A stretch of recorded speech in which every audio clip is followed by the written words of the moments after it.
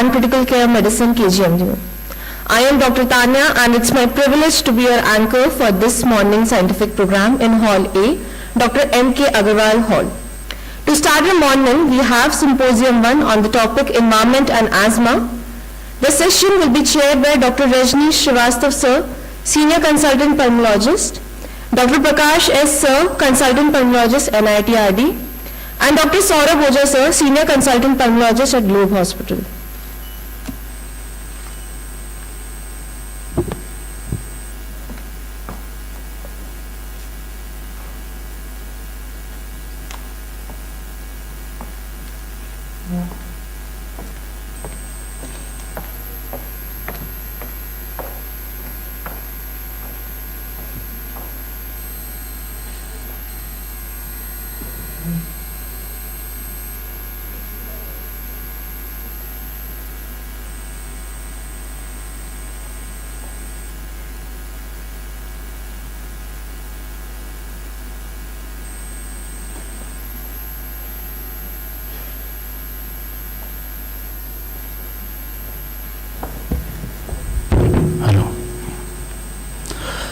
Good morning to everyone. At the onset, I would like to thank our professor and head of department, Dr. Prakash Sir, for giving us this opportunity. So, without any delay, I would like to welcome Professor Dr. Umesh Chandra Oja, UC Oja Sir, Director, Institute of Occupational Health and Environmental Research and Consultant Pulmonary Medicine, ESIC Hospital, Basaidarpur, if I am not wrong, sir, New Delhi. Please welcome, sir. Thank you, sir.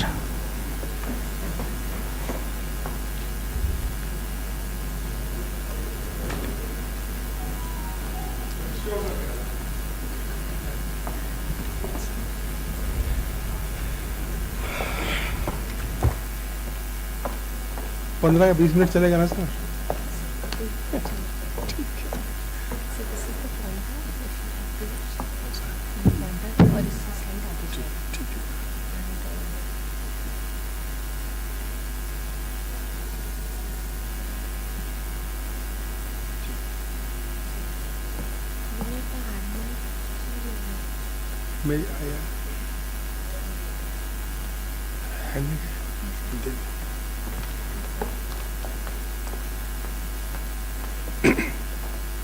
Respected Chairperson, sir,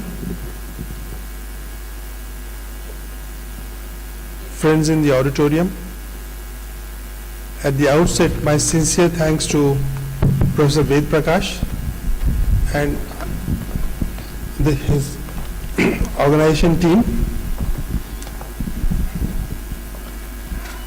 Professor Sonam, my dear colleague and friend, who is part of ICAAICON,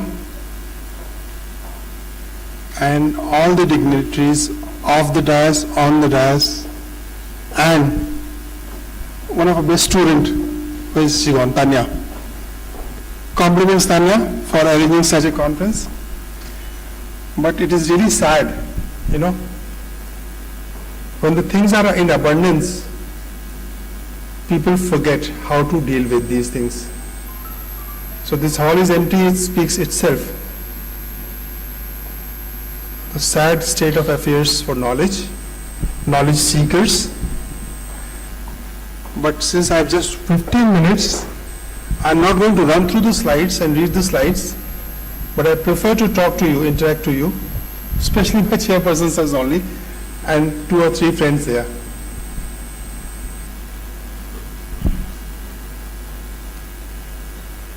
Can anybody guess what is this? Keep on thinking and you can speak, interact.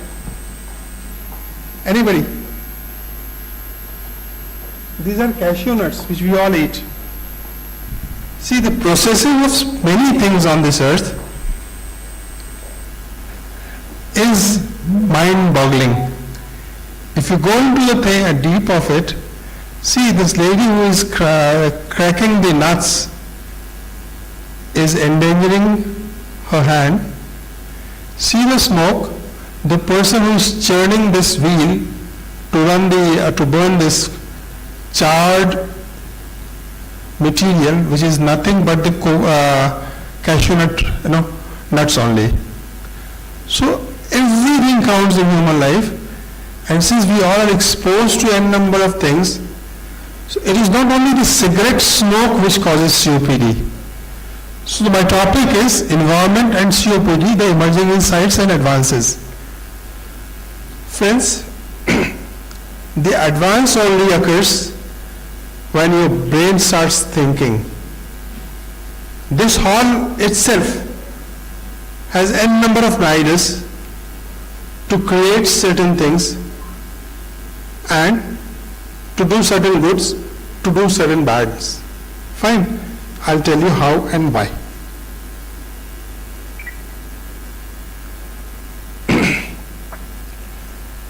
So, a disease which started by Linnaeus in 1821 as a recognized disease, now has opened the windows to virtually all these domains. Like it has a pathogenesis, it has certain agents which causes it, it has its expression and it has its treatment. So friends, a healthy aging with the interaction of environment, which we call as risk factors, results into PCOPD, which itself has few symptoms, which can lead to COPD, or it can reverse here. But once it is here, in this area, things are bad to worse. Now see, in 2025 report of this goal, there are few things which they have mentioned categorically, and they are those which are colored. They are the phases in which you can act, and everything counts. Everything counts. Dyspnea has its own significance. Cough has its own significance. Chronicity has its own significance. Heterogeneity has its own significance. Sputum production has its own significance. Exacerbation has its own significance. Involvement of airways, alveoli, they all are different domains of a disease, which if one wants to strike, one wants to do research, one wants to interact, one wants to help the society, one can do.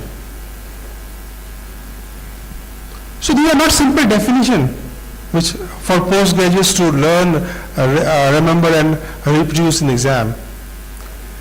They are clear-cut domains which has been offered by the luminaries in the field to help our patients.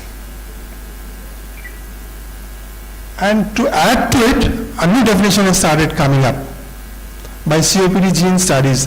What they said, these domains, like it should have an exposure, do CT, they have certain symptoms, do spirometry. If all the four domains are satisfied, then is a definite COPD. If 3 is satisfied, they say it is probable COPD. If just 2 domains are satisfied, they say it is possible COPD. Fine. So, but mind you one thing, every domain, every part has one thing which is very common, and that is this part, exposure. So one has to have an exposure. This exposure does not mean exposure of cigarette smoke or household smoke or second-hand smoke or third-hand smoke. Fine. So exposure has to be elucidated in every single case. And this is where we all miss. In the third year's class, we say write a detailed history. And we have to ask ourselves, how many times our graduates ask the history of occupation or environment, which includes micro and macro environment, which includes environment where the person lives and what kind of nature of job. because that itself has a bearing, and as per as COPD gene study, this is the domain which is to be there in every this thing definition part. Okay. Now one thing extra, you all have seen this kind of graph, expiratory limb, inspiratory limb. What they say now, before reporting the PFT, this criteria is to be fulfilled to say it's a normal graph. FIVC, that is forced inspiratory vital capacity minus forced vital capacity, it must be 100 ml, less than 100. Then only you will say your graph is okay. And friends, while patient is performing this inspiration, ask your technician, see the flow rate. What is the flow rate? Because this is going to give you a hint when you are prescribing DPIs. None of us document it whether when the patient is taking DPIs, their flow rates. Because high registered flow DPIs needs at least 30 liters per minute flow rate, and low resistant DPIs needs 60 liters per minute flow rate. And if the patient is not doing this at this flow rate, then he or she may not be able to take those DPIs, and you have to tell your technician whenever he is performing this job, make the patient realize that this is the force you need when your doctor is prescribing you the DPIs. Just writing DPIs and patient को बताना, okay, लंबी सांस खींच लीजिएगा, like this, is not going to serve the purpose. And for that there is an instrument or a gadget which is known as peak inspiratory flow meter, which used to be there in India, but now I searched India Mart, is not available. So what the tool which we all are performing before diagnosing a COPD is this tool.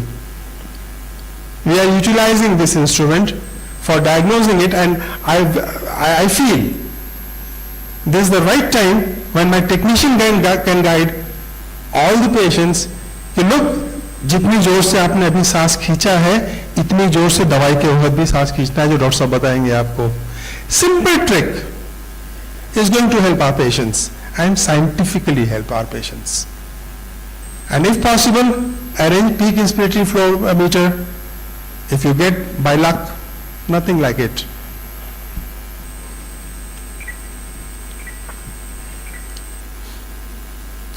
These all everybody knows. I'll not go into that. I just have 6 minutes left. So I'll try to cover major things, which is more important. Pre-COPD we all have discussed, because this is the area where if we don't deal with these things, it will ultimately lead to COPD of young or COPD of late people, this thing, and leads to myriad of symptoms, not a disease of lungs only.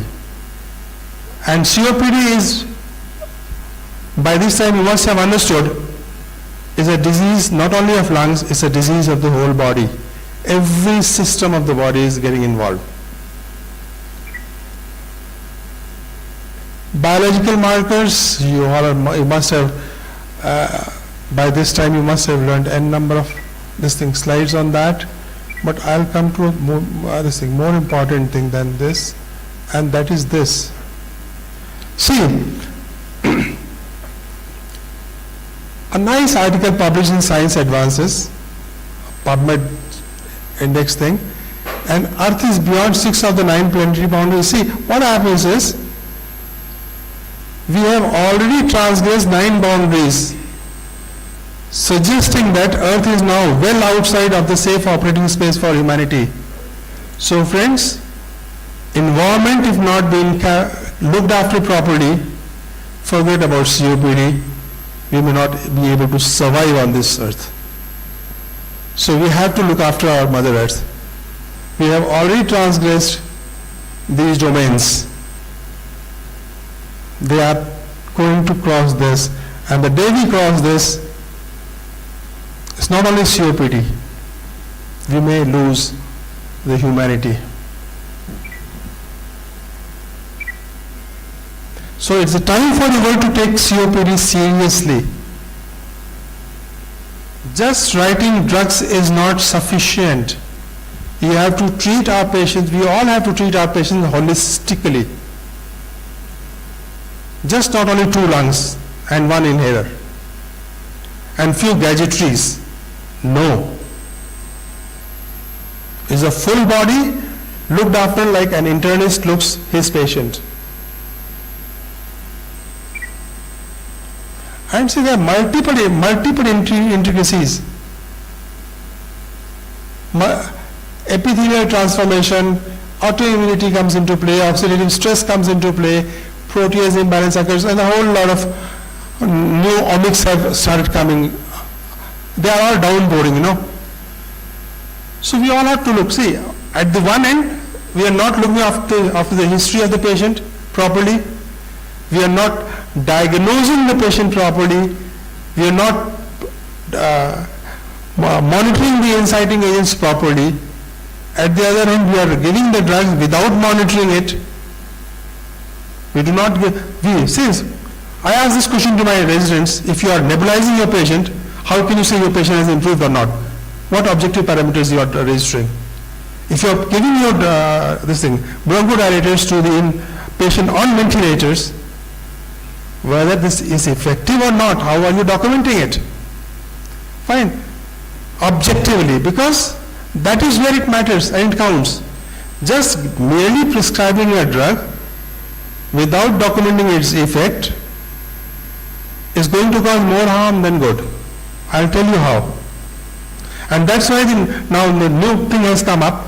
What they say, start withdrawing steroids from COPD group, which is eosinophilic. Start withdrawing it because you are causing more harm than good. You are destroying, you are causing dysbiosis of the airways. Certain amount of bacteria is present in the body is going to help us.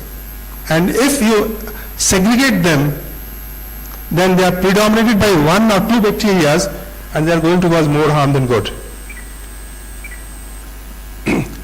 Now comes, I'll change the gear again. Lung diseases, as exemplified by COPD, can also be usefully be represented as something that has been done to the people. And this is published in our own journal, as latest as 2024. What the author says is, we say patient have a disease. Patient don't have a disease. We have given the disease. Society has given the disease. He was not born with COPD. Barring for genetic disorders, majority of it is being given by society to the patient. So the treatment lies in the society per se. This fellow doing the welding job, exposed to good number of things. Who is responsible for his job? His own requirement and society. And so, what is the patient's current job? Exposure at home, any temporal relationship, any sentinel events. Everything has to be documented. So these exposures has to be looked into, and there are no exposure, again, zone. There are new omics have started coming up. They are biological markers.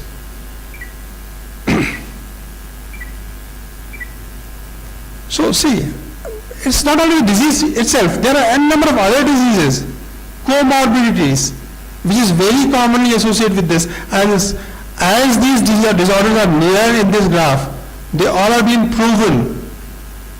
They all causes this star. So friends, we all have to look into these aspects as well simultaneously while we are treating the COPD.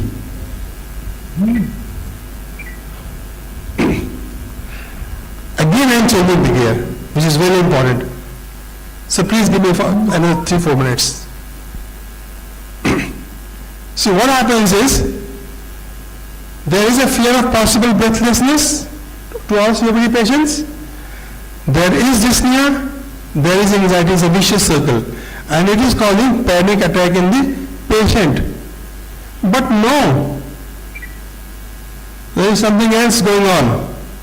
We have to be very watchful and careful. And that is vicarious dyspnea, the brain effect. What happens is, observing dyspnea in others elicits a mild to moderate dyspnea. It affects negatively and increases brain response in the absence of respiratory changes in the observer and causing increasing suffering in the family and medical caregiver. So not only the patient, here the responsible person who is giving the care is developing dyspnea, and is proven, it's recently been published in our own journal. What they say is, observing dyspnea in other person induces dyspnea. A negative effect increases brain effect in the observers. So not only the person who is suffering, his family is suffering, a doctor is suffering if he is involved. You all must have seen movie Anand. Amitabh was more suffering than the laughing the fellow who has cancer. So vicarious problems is occurring now. Our doctors who are working in ICUs, they become depressed, seeing so many deaths. Our nurses, they become depressed, seeing so many deaths. So these vicarious disorders are things to be addressed simultaneously. So COPD is not only just airway obstruction permanent after less than 0.5, less than 0.7, FVC less than this and that.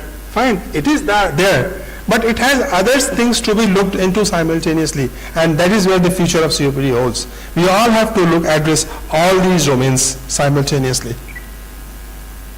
So what they say is, treat the lungs, fool the brain, and appease the mind. Mindfulness.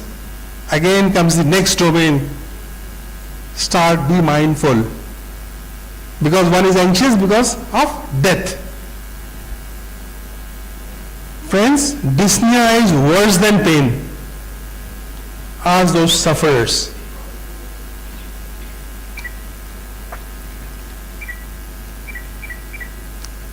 Heat, everybody knows, novel pollutants, everybody knows, but what I want to talk about is hitchhikers. What happens is, they are the heavy metals which are present on the earth's surface. They are very small, they cannot go straight away to the lungs, but yes, in the ultrafine particles, they attach hitchhikes and they go in the body and causes damage to the other organs. Fine, so the environment and these particles, they work in coherence and causes the damage. Microplastics, again same phenomena.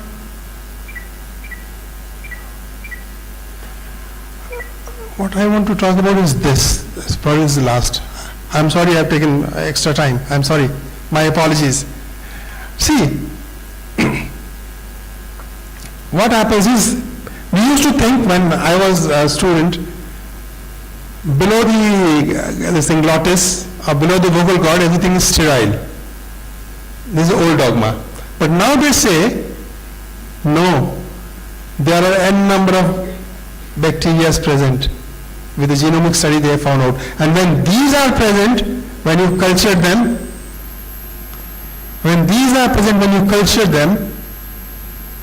they are rapid decliners. So one has to be very careful while giving antibiotics, while giving steroids. Fine. So I think I'm finished. I have overstepped the time of my friend. Pig inspiratory fluid I've talked about. Thank you very much for your time. Thank you very much. Thank you, sir, for this wonderful presentation covering the novel aspects of environment and COPD. It has really been an enlightening session. Sir, as a physicians, most often with worsening air quality, we face questions about air purifiers. So is there any evidence that they delay the development of lung disease like COPD? What I can think of is, Absence of evidence does not mean no evidence. Be careful about this word. Absence of evidence, it does not mean there is no evidence. Yes. Fine. So we have to create a hypothesis. It works, it doesn't work. Use it and see the response. I have used it, I found the response. My father was unwell 3 Diwalis ago. He was cancer patient. The room was full of this thing, fumes in Delhi. And you know what Delhi is worse, it's a gas chamber. I used that and the room was comfortable. He never coughed with that. So I see, eating a pudding can tell you how pudding tastes. Fine. So use it. My friend, I always say, no evidence does not mean it will not work for anything. Then it is our role to create our evidence against or for as a scientist. Thank you, sir. Thank you, sir. If any questions from the audience? So, thank you, sir. We'll be closing this session. Thank you, sir. And we'll be moving on to next session on managing indoor allergens, practical control strategies. The session will be taken by Dr. Prashant Prakash, sir. Sir is Professor and Head, Department of Pulmonary and Critical Care Medicine at SN Medical College, Agra. Over to you, sir. Thank you, respected chairpersons, and thank you for the introduction. I'd like to go on to my lecture without much ado. And my topic is indoor allergens, which is now a very important topic. So, managing indoor allergens, practical control strategies. Now, most of the people, they spend more than 90% of the time indoors, and time indoors does not mean just only home, it means office and school also. Indoor environment contains many allergens, and they are influenced by geographic, climatic, and cultural factors. The major places where indoor allergens are hosted are carpeting, upholstered furnishing, and clothing. These are the list of indoor allergens: house dust, dust mite, cockroaches, cat dander, dog dander, pet rodents, mold spores, and these are the main 7 categories of indoor allergens. Indoor allergens, where do you suspect allergy due to an indoor allergen? Well, first of all, we have perennial symptoms, as we all know, especially in house dust mite and cockroaches. Early morning and nocturnal symptom pattern, history of aggravation of symptoms while being indoors, and doing household work like dusting, blooming, and opening old dusty books. Exposure to indoor allergens is not only common in schools, even in daycare centers, and exposure to allergens can occur directly or indirectly. For example, clothing itself is a primary transfer mechanism and source of exposure for pet allergens particularly. And many studies have been carried out. For example, a study is carried out in US homes. Nearly 51.5% had at least 6 detectable allergens, and 45.8% had at least 3 allergens exceeding elevated levels. Now, we saw that there were 7 basic category of indoor allergens, so let's come to the most important one, and that is house dust mite. This is a list of the classification of allergic dust mites. Nearly 1 to 2% of the world's population is affected with house dust mite allergy, equivalent to almost 65 to 130 million. And the mean prevalence of sensitization to HDM in a European health survey was 21.7%. The prevalence of sensitization to Dermatophagoides terrorissus was 37%, and D. farinae was 34%. This is a list of house dust mites, 4 main, and storage mites, another 4. What does house dust mite allergy cause? Practically every form of allergy: asthma, rhinitis, atopic dermatitis, and anaphylaxis. What is the magnitude of the problem? 100 mites per gram of house dust causes sensitization. 500 mites per gram of house dust increases the risk of asthma, and higher the number of mites in dust, earlier episode of first wheezing. These are the basic 4 lists of big hosts of house dust mite: carpets, stuffed toys, pillows, mattresses. Very important thing is that house dust mite is a master mimicker. You really have to identify this thing, because there is a particular protein in it which causes severe cross-reactivity between mites, cockroaches, shellfish, and helminths, and that's tropomycin, as most people are aware. So, the major 2 species, D. terronescens and D. farinae, are the major culprits in house dust mite allergy, and in this, the major allergens are 2, Dept1 and Dept2. Now, coming to my core topic, how do we control house dust mites? Acaricides, they are cumbersome and ineffective. Humidity control, difficult to achieve. Air filters, not effective. Removal of carpets and soft toys, unclear benefit. Only one thing, allergen impermeable encasings, their first line approaches, but exorbitantly costly. Risk factors for house dust mite is bed mattress is the major habitat, pre-monsoon associated with high HDM count, winter associated with less count, increased temperature, more HDM concentration, 50% relative humidity is needed for HDM survival, high altitude, less humidity, less count of HDM. Air pollution increases HDM. Increased helminth infestation is associated with decreased HDM-related airway allergy symptoms. Tropomycin is a master mimicker which is present in seafood, cockroaches, house dust mite, etc.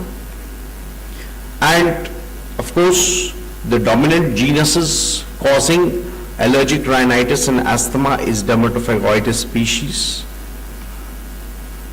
One important thing when it comes to control is that the ambient temperature and relative humidity required for HDM to thrive is 25 to 30 degrees Celsius and 55 to 75%.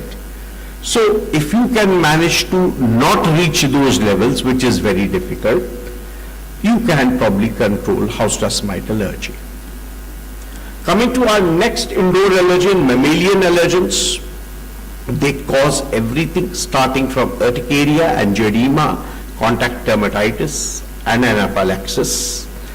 And what is important is animal allergens can be domestic or stray animals, lab animals, animals in slaughterhouses, dairy farms, and stables. Animal allergens are basically produced on the liver or secretory glands, but they are spread through urine, saliva, and blood. And with the exception of the main cat allergen, FeLD1, most major animal allergens belong to the lipocalin family. And from the urine, saliva, and blood, they accumulate on fabrics, carpets, upholstery, and mattresses, causing a havoc. For cat, the most important allergen is FeLD1.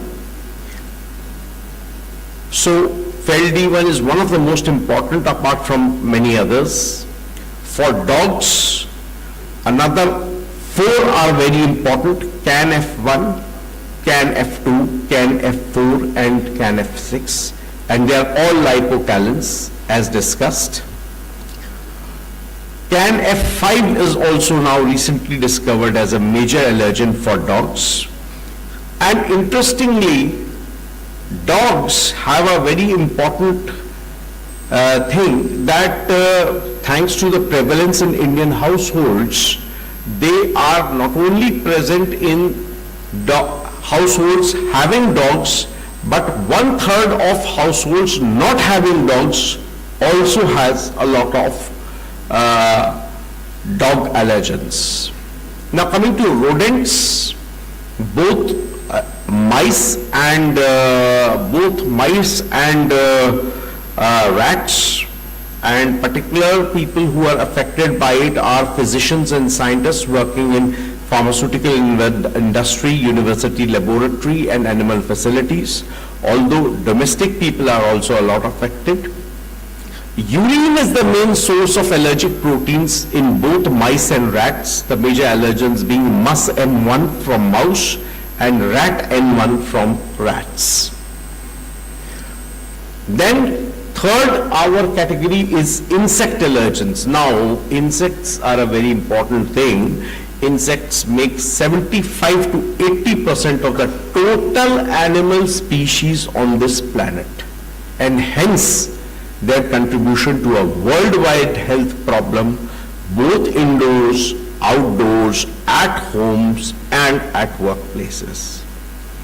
What are insects which have allergic potential?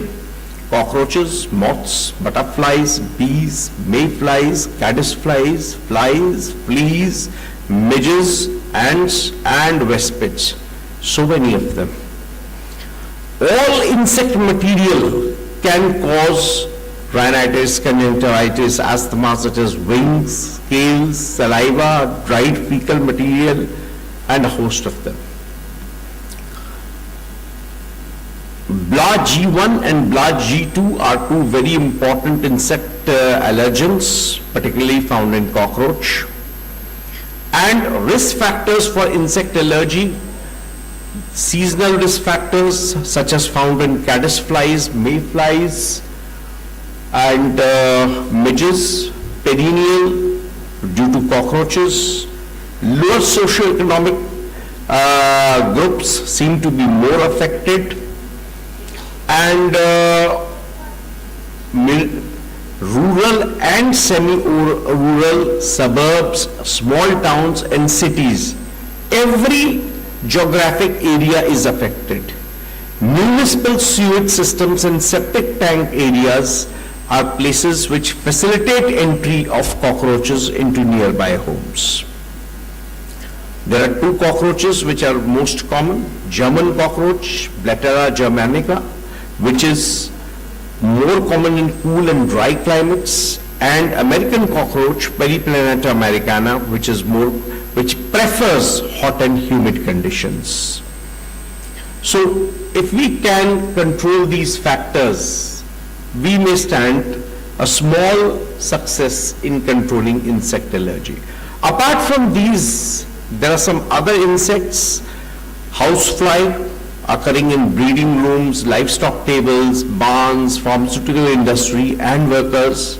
For bees, honeybees are an important insect allergen. For people working in the silk industry, silkworm is also an important allergen. How common and which are the most common insect allergens? Well, moth leads, followed closely by mosquito. The prevalence of cockroach varies between 19 to 25%, housefly between 26 to 29%, rice weevil between 12 to 16%. The studies in North India also give the same broad spectrum of insects which are having allergic potential. Now coming to the last or the fourth category of allergens, as far as indoor allergens are concerned, fungal allergens, and that too mainly 4 species: Cladosporium, Penicillium, Aspergillus and Alternaria. Alternaria and Cladosporium are both indoor and outdoor allergens carrying considerable morbidity. Various fungal genera induce type 1 allergies. Fungal allergy is estimated at 20 to 30 6% amongst atopic individuals and up to 6% in general population. Alternaria alternata, I told you, that is an important both indoor and outdoor allergen. Alt-A1 is one of the most important Alternaria allergen. Other allergens in this category also include Alt-A2, Alt-A5. Cladosporium, another important indoor and outdoor allergen, and it's a major source of fungal inhalant allergens. Alternaria is a major allergen in humid climates, while Cladosporium is a leading allergenic mold in cooler climates. ClaH8 is an important allergen in this category. ClaH6 is another important allergen in this category. Aspergillus fumigatus, we all know that, causes ABPA, is also associated with asthma. It's an important fungal allergen, particularly indoors. Major allergens in Aspergillus include ASP-F1 and a host of others also, without discussing and going into that detail. Penicillium is an important indoor fungi, two species, Penicillium citrinum and Penicillium chrysogenum. Generally, IgE reactivity to allergens from Penicillium citrinum was lower, and highest reactivity of 46% amongst Penicillium sensitized asthmatic patients was reported for an allergen called PenC3. Now, coming to my last point in this, cross-reactive indoor allergens, we have already discussed. Two categories of proteins cause a havoc amongst cross-reactivity, tropomycin and serum albumin. We already saw the cross-reactivity of tropomycins. They cross-react amongst crustaceans, arachnids, which are house dust mites, insects, that is cockroach, and mollusks. Immunological cross-reactivity has been demonstrated between crustaceans, cockroach, house dust mite, all due to one protein, that is tropomycin. And allergic sensitization to serum albumin can also occur as well as by inhalation as well as by ingestion.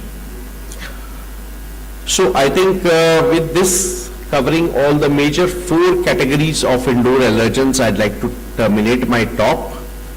Thank you for your patient hearing.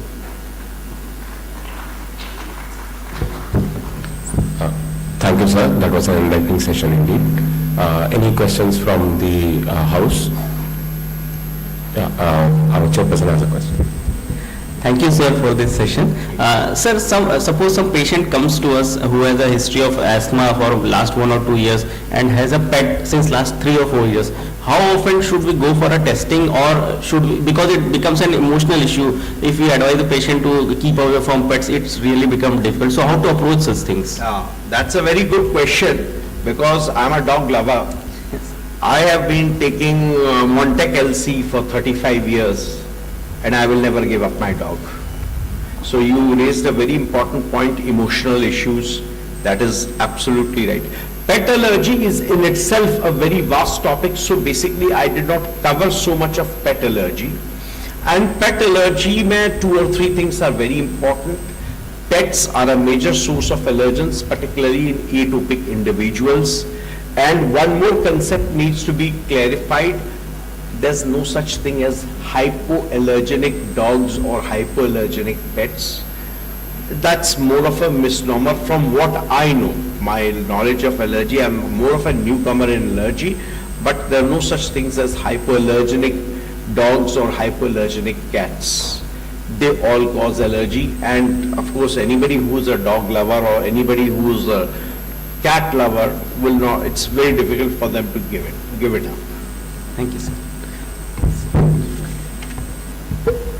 So if there are no more questions, then we can bring the session to a close. Thank you, sir. Thank you very much for this lecture. We take this moment to also invite Dr. Rohit Pathak, sir, Associate Professor, Department of Respiratory Medicine, Hind Institute of Medical Sciences, Sitapur, on the dais as a chairperson, sir. Welcome, sir.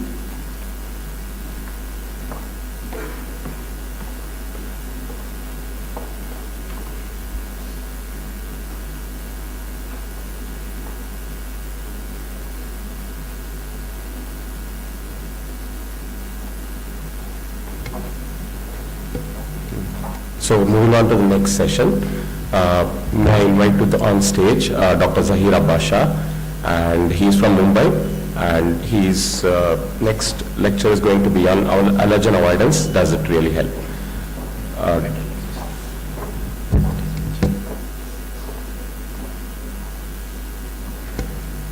So Dr. Zahir Basha is going to talk to us on pet allergy. So I welcome sir.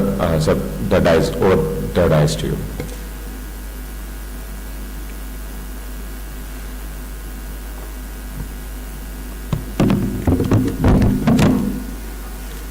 So at the outset, I am very much thankful to the organizer, Dr. Ved Prakash sir, and the whole young team, Dr. Charu, Dr. Tania, and I'm again thankful to the stalwarts of the Indian College of Allergy, Dr. Sonam, dignitaries sitting on the dais and off the dais. The topic which we are going to discuss today is pet allergy. So definitely we are known to these allergic diseases since ages together.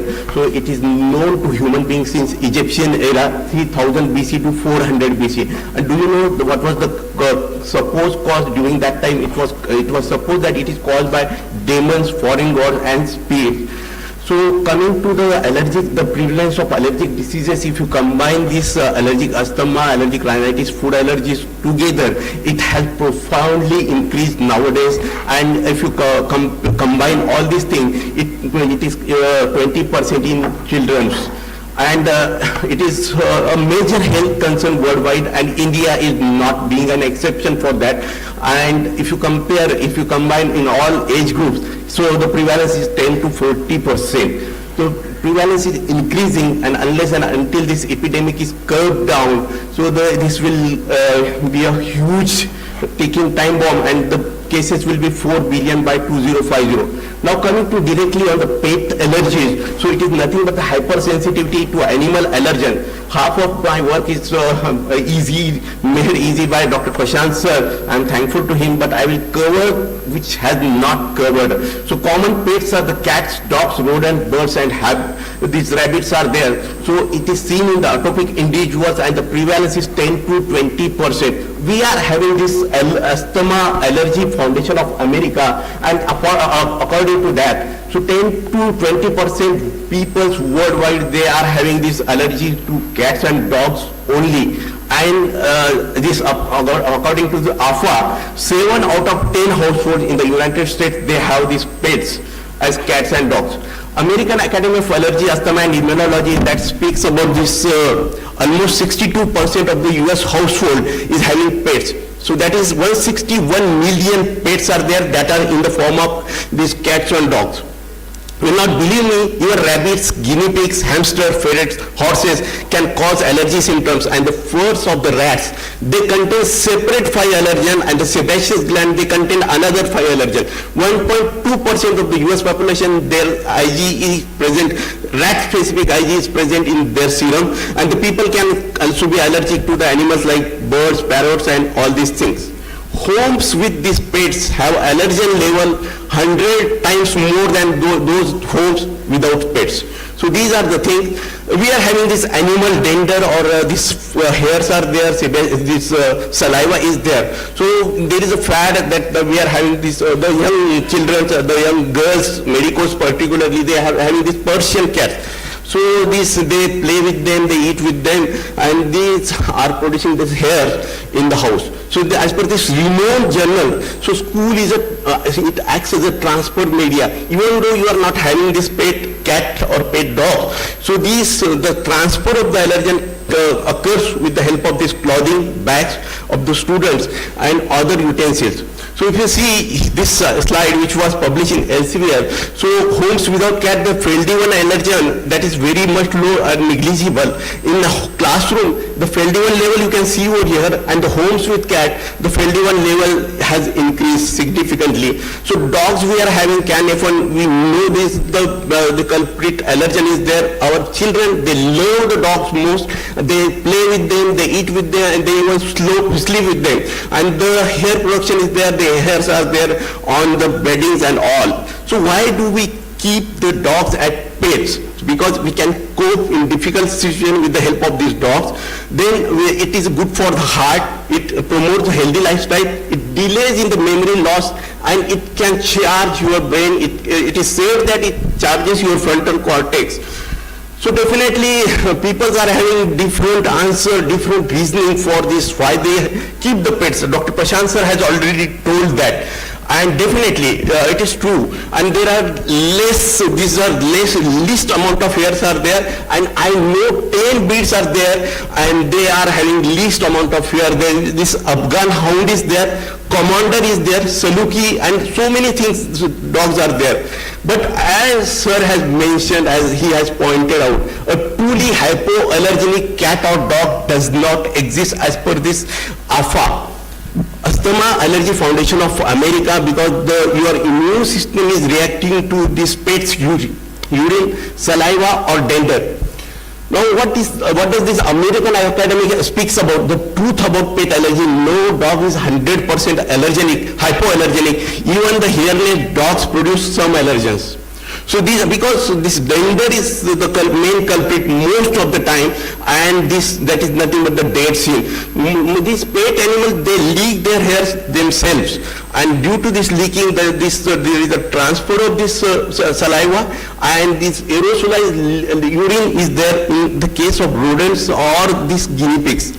So disease quality in non-pet owners. So most of the time at this particularly public building, public places, so the transfer again occurs, even though you are not having this cat, so this can happen at these public places. So prevalence of asthma and allergic rhinitis, these are the two sides of one coin. So one statement or one study says that exposure to pet cats is more prone to illness and younger children, and they are more susceptible. And one study says that if you are having the cats and these pet animals at the early exposure is early at the age, so then it can be protective.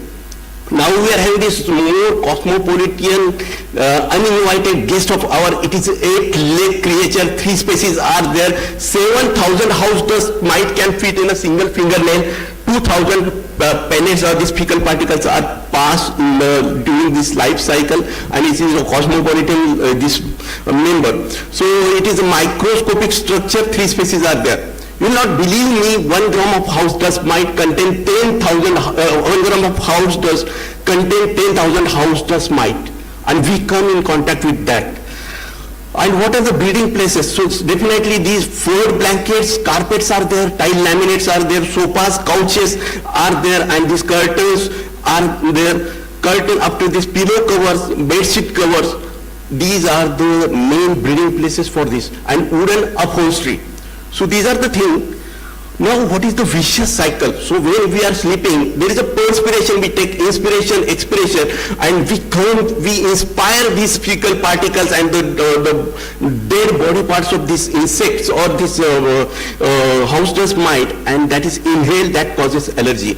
Our bed particularly looks very clean externally, but what is inside our bed is cat hair, dog hair, allergen, urine stain, dirt, dust and viruses. So many things are there, and house dust mite is there. I will give you one example of a pillow. A 2-year-old pillow constitute 10% of the weight of that pillow is only house dust mite. This is the thing, and this is the agony. So we are sleeping very silently, and what is going on in our bed is this thing. So why I have quoted over here house dust mite? Because domestic allergen in public places, dog can F1, cockroach, allergen in dust mite, and these are having this cross reactivity, and they go hand in hand. So definitely there are 10 species are there. Derpy 1, Derpy, this P2 is there. Derpy P10 is having cross reactivity with shellfish, as sir has said, and with cockroach allergen as well. So this is the thing, that's why I have put this. So in cats, we are having this friendly one. 90% of the cat, they are having this major allergen as a culprit. So dogs can F1 and can F5. So can F5 is particularly seen in adult dog male. Cockroach is there, Blagi 1, Blagi 2 and all these things. So horse and rats, I will not go into the detail. Now very interesting thing about this cockroach. So cockroach, we are having again a 8-leg creature, uninvited guest of ours. It grows, it comes whenever there is a found humid atmosphere. So Blathodia is there, and cock and roach, these are the two different things. So cock means it runs whenever light is there, it runs away, and it lives with us. And there is in India, it is uninvited race, but in Madagascar, it is a pet animal. So it is this Madagascar hissing cockroach. You will not believe me, cockroach milk nowadays it has been considered as a superhuman food. So why? I will tell you, because it has gained buzz nowadays. Why this is called as a superhuman food? Because it produces this cockroach milk due to its rich protein, carbohydrate and fat properties. So it is a crystallized milk. So if you want to get it, you have to kill the pregnant cockroach female and you will get it. So it is the only offspring, Diploptera punctata. So it gives birth to this live offspring. So this is the peculiarity of this Diploptera punctata. You will not believe me, the energy or the property of this energy of cockroach milk is 3 times more than this buffalo milk. So these are the things, and this has been proved. The Diploptera punctata is there. And in our setting, so we kill the cockroach. It was killed in this Dubai-bound Indian flight. So and they mentioned it. So now coming to the cockroach allergen. So perinatal exposure to the cockroach allergen increases the risk of childhood allergies. And you will see, so many places the allergen level is very high, kitchen, bedroom, and all these things. So pet mania is there. So you will not believe me, Prashant Prakash sir has told his own experience. So this is the young couple. One young couple came to me immediately after the marriage, only 3 days after marriage. And the female was not tolerating the cat. You can see the one, the arm was amputated. So he told that I have rescued her. But I told him, who will rescue your wife? So she is getting allergic symptoms. You have to just keep the cat away from the bedroom. So he was not ready. This is the mania. So missing pet in our locality, this pamphlet, I got this pamphlet. So जो कोई ढूंढ के देगा उसे इनाम दूंगा. So he will get definitely prize. In Amroha, UP, I don't know which is this district, one 32-year-old female, she committed as her pet cat died, and this is the pet mania. So days are not long, you may have to carry this dog license or cat license along with you. So these are, otherwise you will be fined for 5,000. So this is the recent news in some paper. So coming to this horse allergen, so this is serum albumin is there, so it is in the this blood of this horse, and that produces this allergic symptoms. So rat, sir has already covered. Now coming to the parrot. So how parrot learn to talk and understand the words? So it is having unique syrinx anatomy. So it is a clever creature, specialized brain circuit is there, and it is a social communicator. So it does mimicry very nicely, and a tongue mastery is there, because there is no lips are not there, teeth are not there in the bird. So it moves the tongue forward and backward, and larynx is not there. The vocal box is not there. That is called as syrinx. So that is the peculiarity, and it mimics, and it is our good friend. Now what is the clinical manifestation of this pet allergy? Definitely allergic rhinitis, conjunctivitis, asthma, and this urticaria. Allergic rhinitis, it affects 600 million people across the globe, and 1 in 6 American is affected with allergic rhinitis. And pet allergen along with the endotoxin home could make this wheezing and asthma very worse.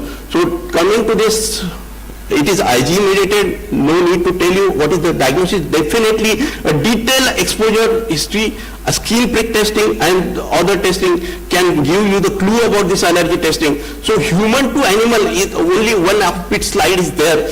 Animal viral transmission is also possible. Sometimes these animals are also allergic to we humans. So allergen avoidance measure. So what we can do, we can wash our linen and you can expose it to this sunlight.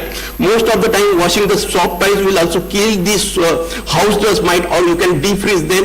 Covering, sir has covered this World Allergy Organization mentioned about this house dust mite pillow covers.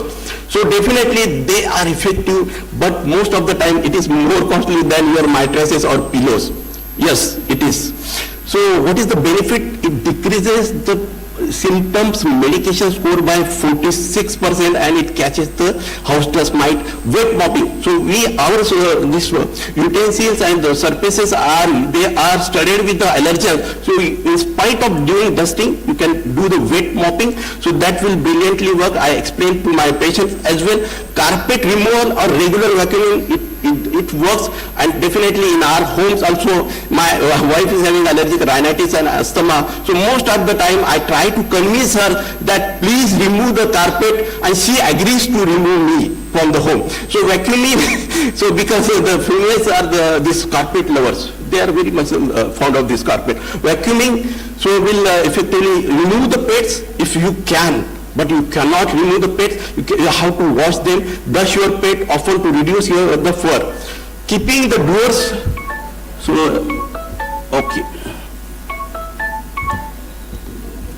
So keeping the doors and windows closed because this allergen levels are very high during this morning hour. And coming to the HEPA filter, so 99.97 efficacy is there, and it catches the particulate matter up to the size of 0.3 micron. So what we want, so that is the thing. So last few slides are remaining only. So whenever you are having this pets, you can either remove the carpets or upholstered furniture. But these pet animals, after playing with pet animals, you have to wash your hand, and the soil litter cages are there, you have to take care of them. So management strategy is there, general measures are there, and Gina and Arya also mentioned this point. Keep the pets out of bedroom, use HEPA filter, frequently cleaning of the pets, wash the pets weekly, avoid carpets and upholstered furniture.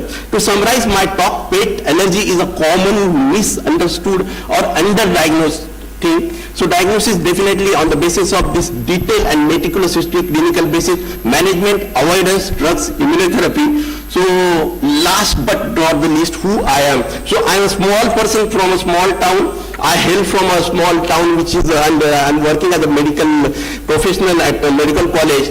And I came across these lines. So those who are youngsters can have a look at this slide. So these are the famous lines of this Sir Robert Frost. I came during my 10th standard. So I wandered across the country with the zeal to teach, learn, motivate and educate the youngsters about the academics. And I have this line close to my heart. Woods are lovely, dark and deep. I have some promises to keep and miles to go before I sleep, before I sleep, before I sleep. A small written thank you from my side as a token of affection. Thank you very much for it. Thank you, sir, for this wonderful presentation on pet allergy.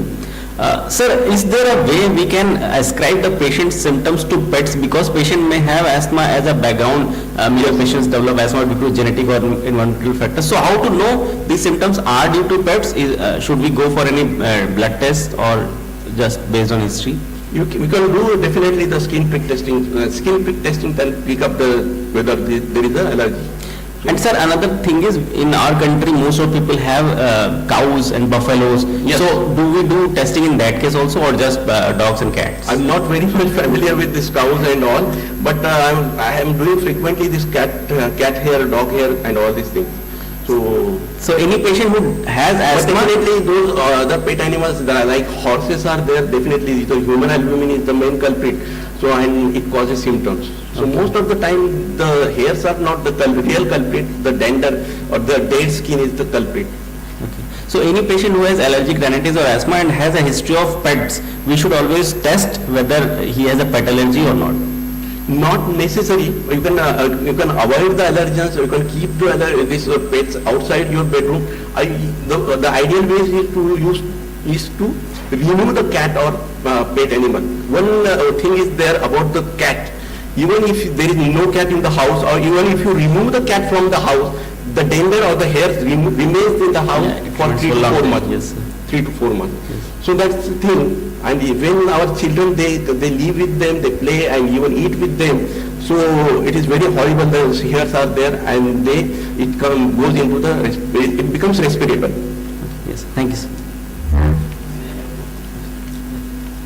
Yeah, one question. Sir, thank you, sir. Yes. I am doing quite a lot of skin prick tests as far as PAT is concerned, and I find quite a lot of new cases with these Persian cats and all. So it was not there earlier, though, whatever the new patients are coming. So something in the genetics must be there at the olden time where we were not having when the cats were there in the house. This was one observation that I found of recent time. Whatever cat allergy I'm getting, almost it's a foreign bred. Same thing with the dogs. Dr. Jay, sir, I have one thing that it's a allergy is one thing, but many times allergy doesn't come. SPD negative, serum specific IgE negative, but asthma, allergic rhinitis is there. There must be some association with just as an irritant, fur and all. Yes. So how is this? So then they wanted to know whether to remove the pet or something to be done for the pet. Yes. So the only thing for the pet, you can keep the pet outside your bedroom, or the major contact area is out bedroom, or you can make some space. But the people don't agree. I have quoted one example of newly married couple.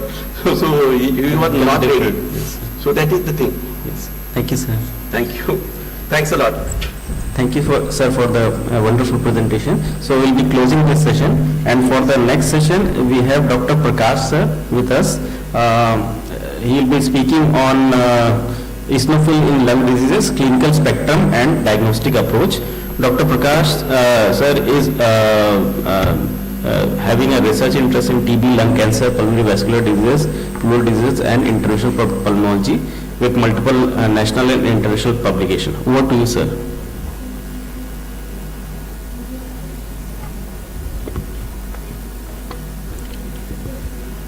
Good morning to everyone in this hall. At the outset, I thank the organizers of ICAAICON for giving me an opportunity to chair this session.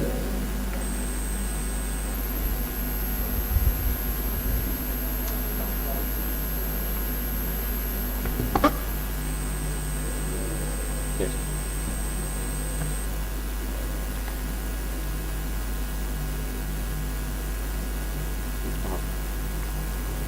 Just a second, my slides are auto moving.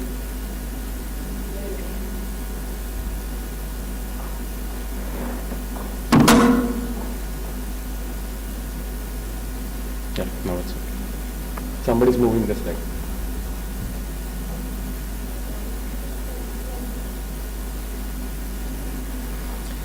So I'll try to keep the presentation as less boring as possible, and that's why I've added a few cases, and I'll not delve into the etiology, pathogenesis, pathophysiology, because that's all given in the book, and it is very simple to understand.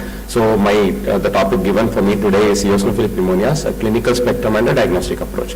So I bring warm greetings from the National Institute of Tuberculosis and Respiratory Disease at New Delhi, where I'm currently working as a consultant.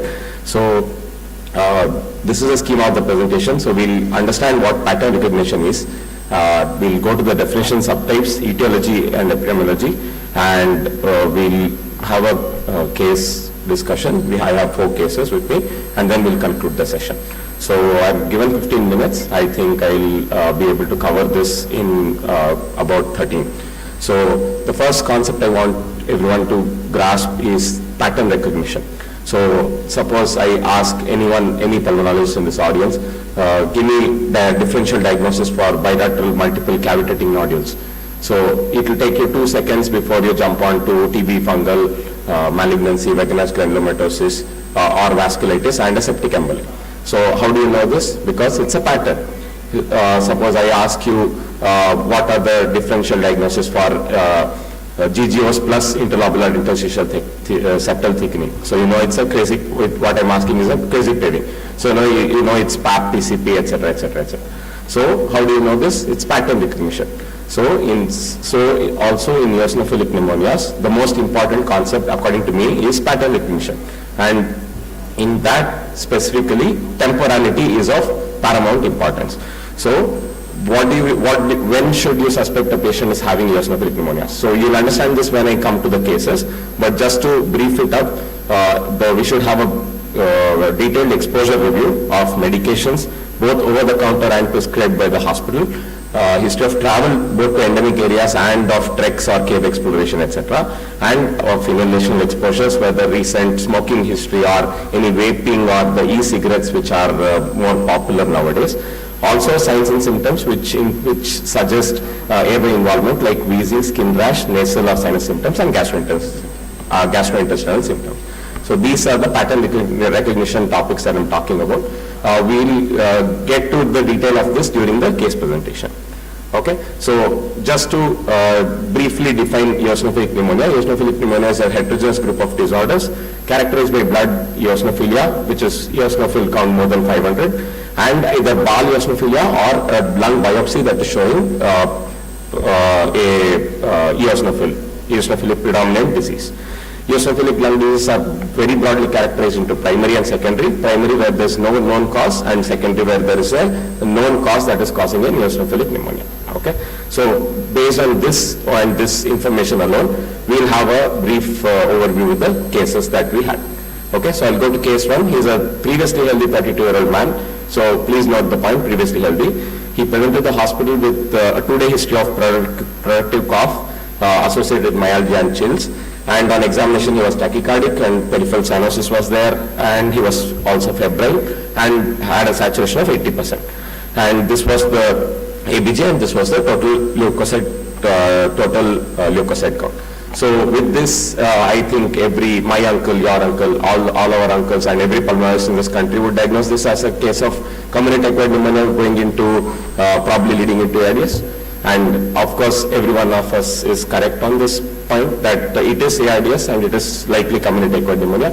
Patient has fever, he is acute onset presentation, and he is hypoxemic and tachycardic and having type 1 respiratory failure at room end. So there is no question that this is a acute event, likely CAP. But somebody remembered that there is something called pattern recognition. Why should a person who was previously healthy without any prodromal illness develop such a severe disease so early? Of course, it's possible that viral pneumonia can have precipitate with secondary infection, but somebody remembered pattern recognition and went into a detailed history and clinical examination.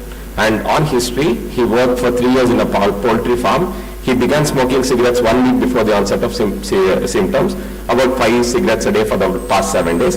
He denied any recent history of travel and exposure.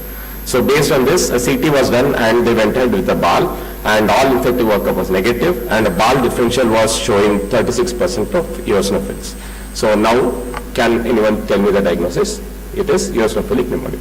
So what it is will come after all the 4 cases are finished. Okay, so now that is case 1.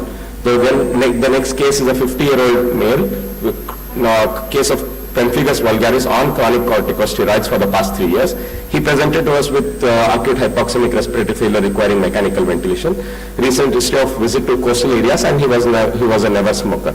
And on examination, his lungs showed crackles and wheezing, and he had a fairly decent labs of 12,000 total count, but it had a differential of 28% eosinophils.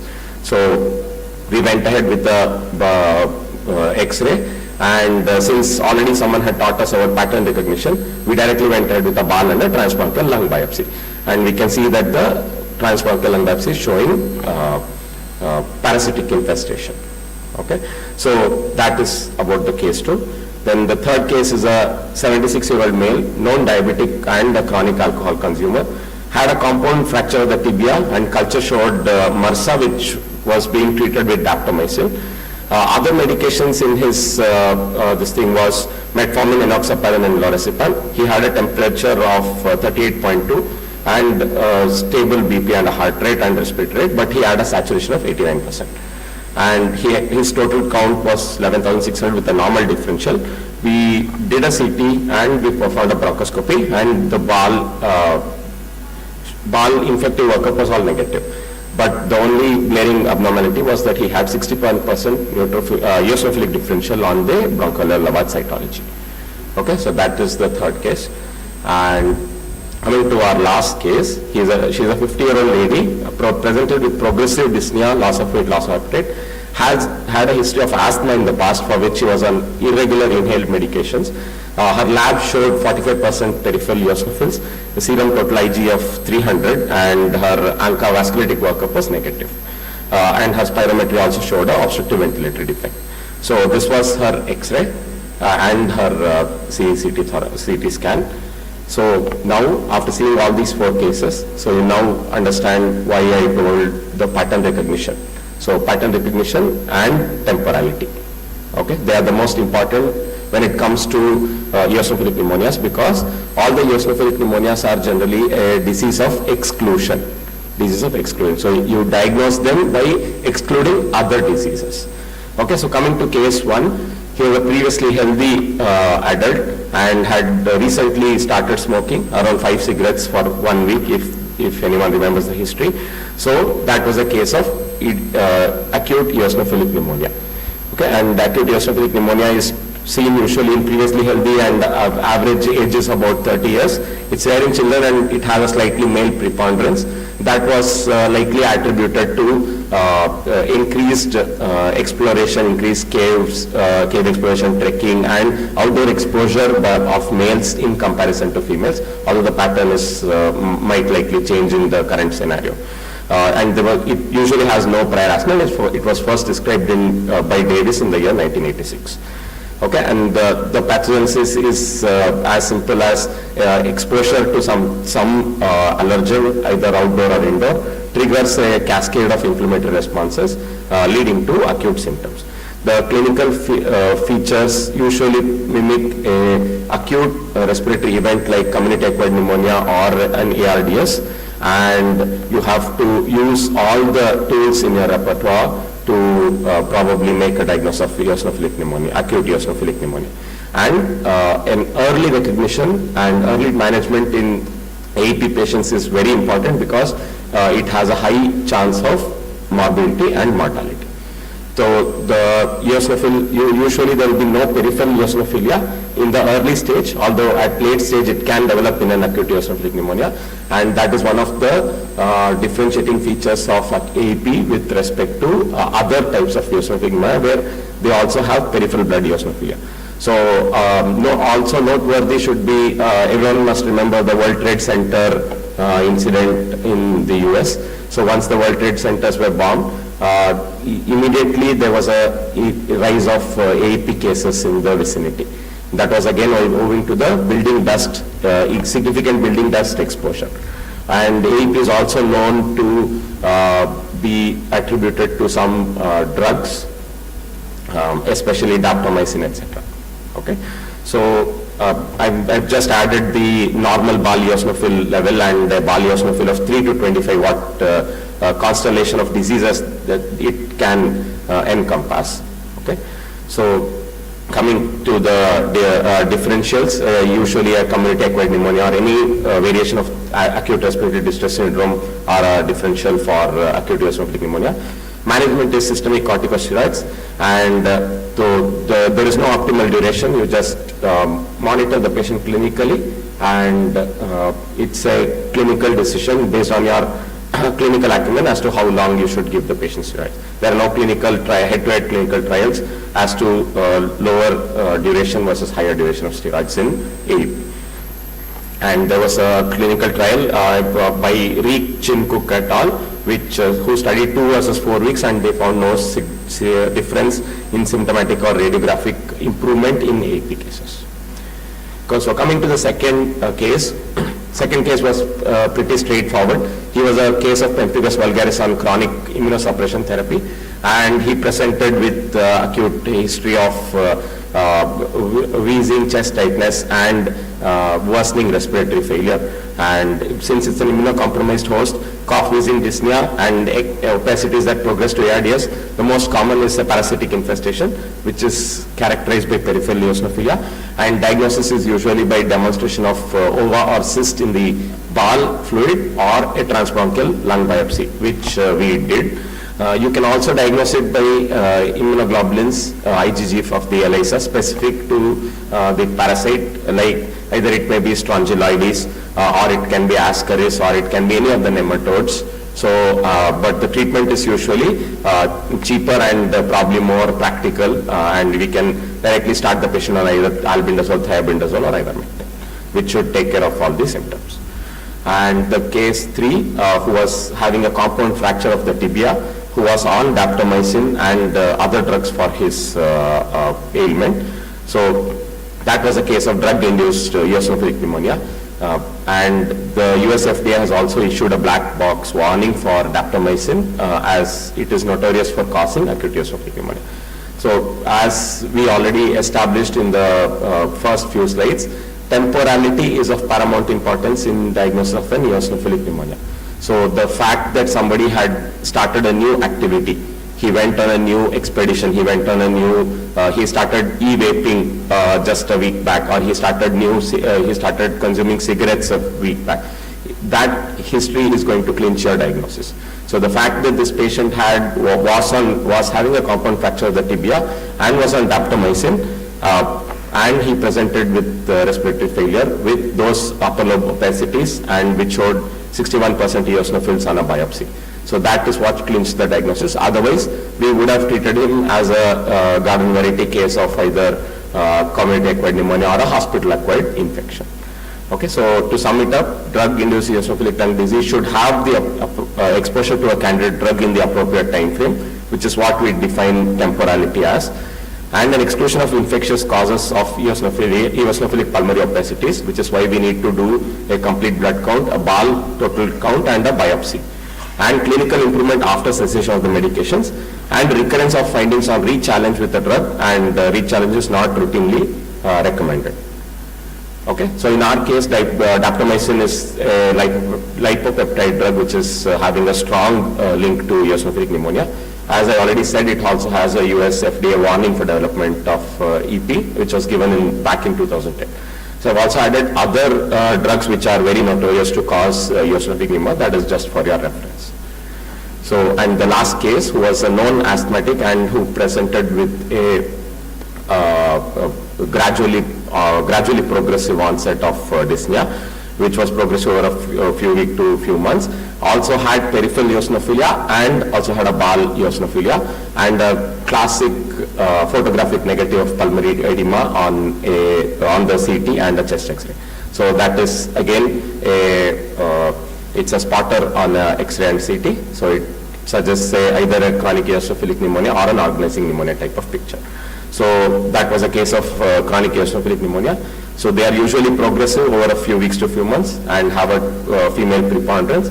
Highest incidence is in the 4th decade, rare after, before 20 and after 60. It was initially described by Carrington et al. In 1969.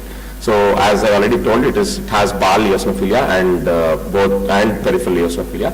Treatment is usually glucocorticoids and they show rapid recovery. The one point you should always remember for a chronic eosinophilic pneumonia is that they have very high relapse rates, and that is why tapering of the corticosteroid should be done very slowly. So guidelines recommend that you should not taper by more than 20% every time. So if a patient is on 40 mg, so and 20% is 10, so you will not bring it directly to 20. As in a case of allergic bronchopulmonary aspergillosis, we know we give it 0.5, then we give it 0.25, then we give it 0.125. That type should not be done in a case of CEP because it has a higher tendency to relapse. And once it relapses, we may need to increase the amount of steroid back to the original dose and then start a slow tapering again. Okay, so that is one point that should be remembered. Again, the diagnostic criteria, if you see the diagnostic criteria of all the eosinophilic pneumonias, it will all be same. It's a diffuse alveolar consolidation or a pattern of consolidation pattern in the CT. Respiratory symptoms should be present, eosinophilia should be present, and other causes of eosinophilic lung disease should be present, should be absent. So that is to sum up all the temporality issues. Okay, so and just to cover up the theory part of it. So there are many other types of eosinophilic pneumonias. So as it is said, anything above the sun, below the sun, and including the sun can cause eosinophilic pneumonia. So it's that common and it is that varied. So if there is eosinophilia and there can be either problem inside the eosinophils or outside the eosinophils. If it's inside, then it's called intrinsic eosinophilic disorders. If it's outside, it's called extrinsic. Intrinsic can be due to mutations of pluripotent and multipotent stem cells. Extrinsic can be due to cytokines of T cells or B cells. And all the leukemias, all the lymphomas, all the clonal diseases can all cause eosinophilic pneumonia, including drugs, including exposures. So you know that the extent of eosinophilic pneumonia is unlimited. Okay, so and just to approach a patient with pulmonary infiltrates with eosinophilia, because that is our domain. So is there an extrapulmonary manifestation? If it's yes, it's either DRESS parasitic infestations, EGPA, eosinophilic vasculitis, or a HES. And if there's no pulmonary, extrapulmonary, it's an isolated pulmonary involvement. If it's acute onset, it's either low flux, acute eosinophilic pneumonia, drugs or infections. And if it's gradual, it can be ABPA, CEP, drugs, infections, parasites, and radiation induced. Okay, so this just to sum it up. To conclude, out of mind is out of sight. So think of eosinophilic pneumonia in a patient who has temporality and who has, in whom you are not able to pinpoint a particular pathogenic organism. So someone comes to you without a prodromal illness, has a symptom for a week only, and has come to you with acute respiratory failure without a coryza-like symptoms or upper respiratory symptoms, then and you have a BAL or a blood differential of eosinophilia, then you should probably think of an eosinophilic pneumonia. Follow basic principles. History, clinical examination are the key. History of drugs, history of exposures, history of recent travel, recent habits, recent addictions. They are all clinical key and very important in identifying and management of eosinophilic pneumonia. Pattern recognition, as I already told, temporality is of paramount importance. Do not forget that pattern recognition is important. Identify early, treat early to reduce the morbidity and mortality of the patient. Okay. So, thank you.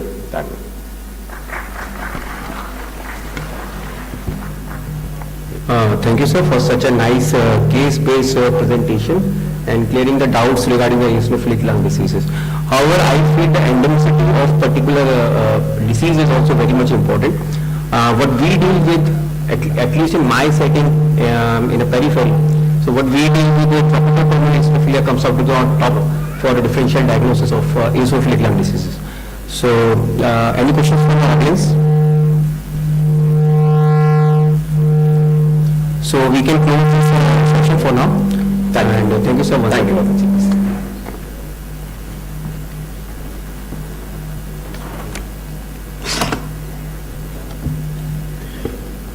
Thank you, respected speakers and distinguished chairpersons. We now begin with the next session. Following this symposium, we move into our plenary session titled The Microbiome, Environment and Allergic Diseases, Impacts of Climate on Immune Health, by an internationally renowned expert whom we had the pleasure to listen to yesterday as well. I would like to invite the chairpersons for this session.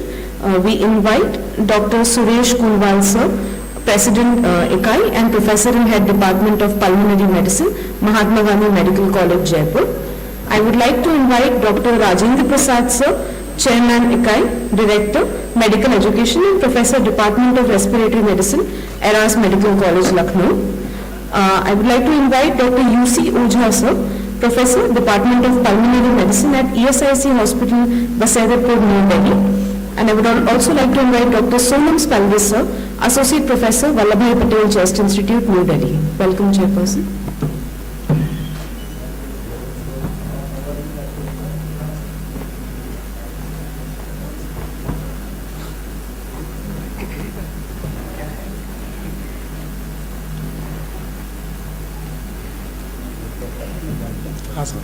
Please. Okay. Microbiome. So, good morning.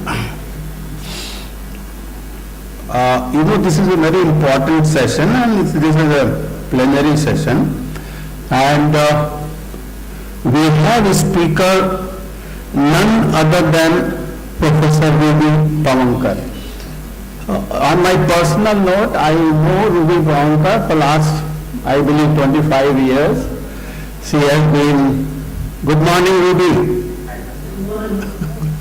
So, and she also took a lecture yesterday also, and she has already been introduced, but I must say in one line, she is a big gun in the field of allergy. She has been the president of WOW, president of Apache, and her whole career has been towards alleviating the allergy from the world. So you have got a speaker of this stature, and before I invite, I would like to ask Dr. Kulwal to say a few words, who is currently the president of Indian College of Allergy, Asthma and Applied Immunology. So Kulwal, please.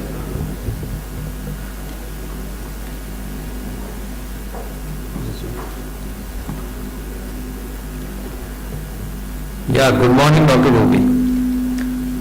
How is your health now?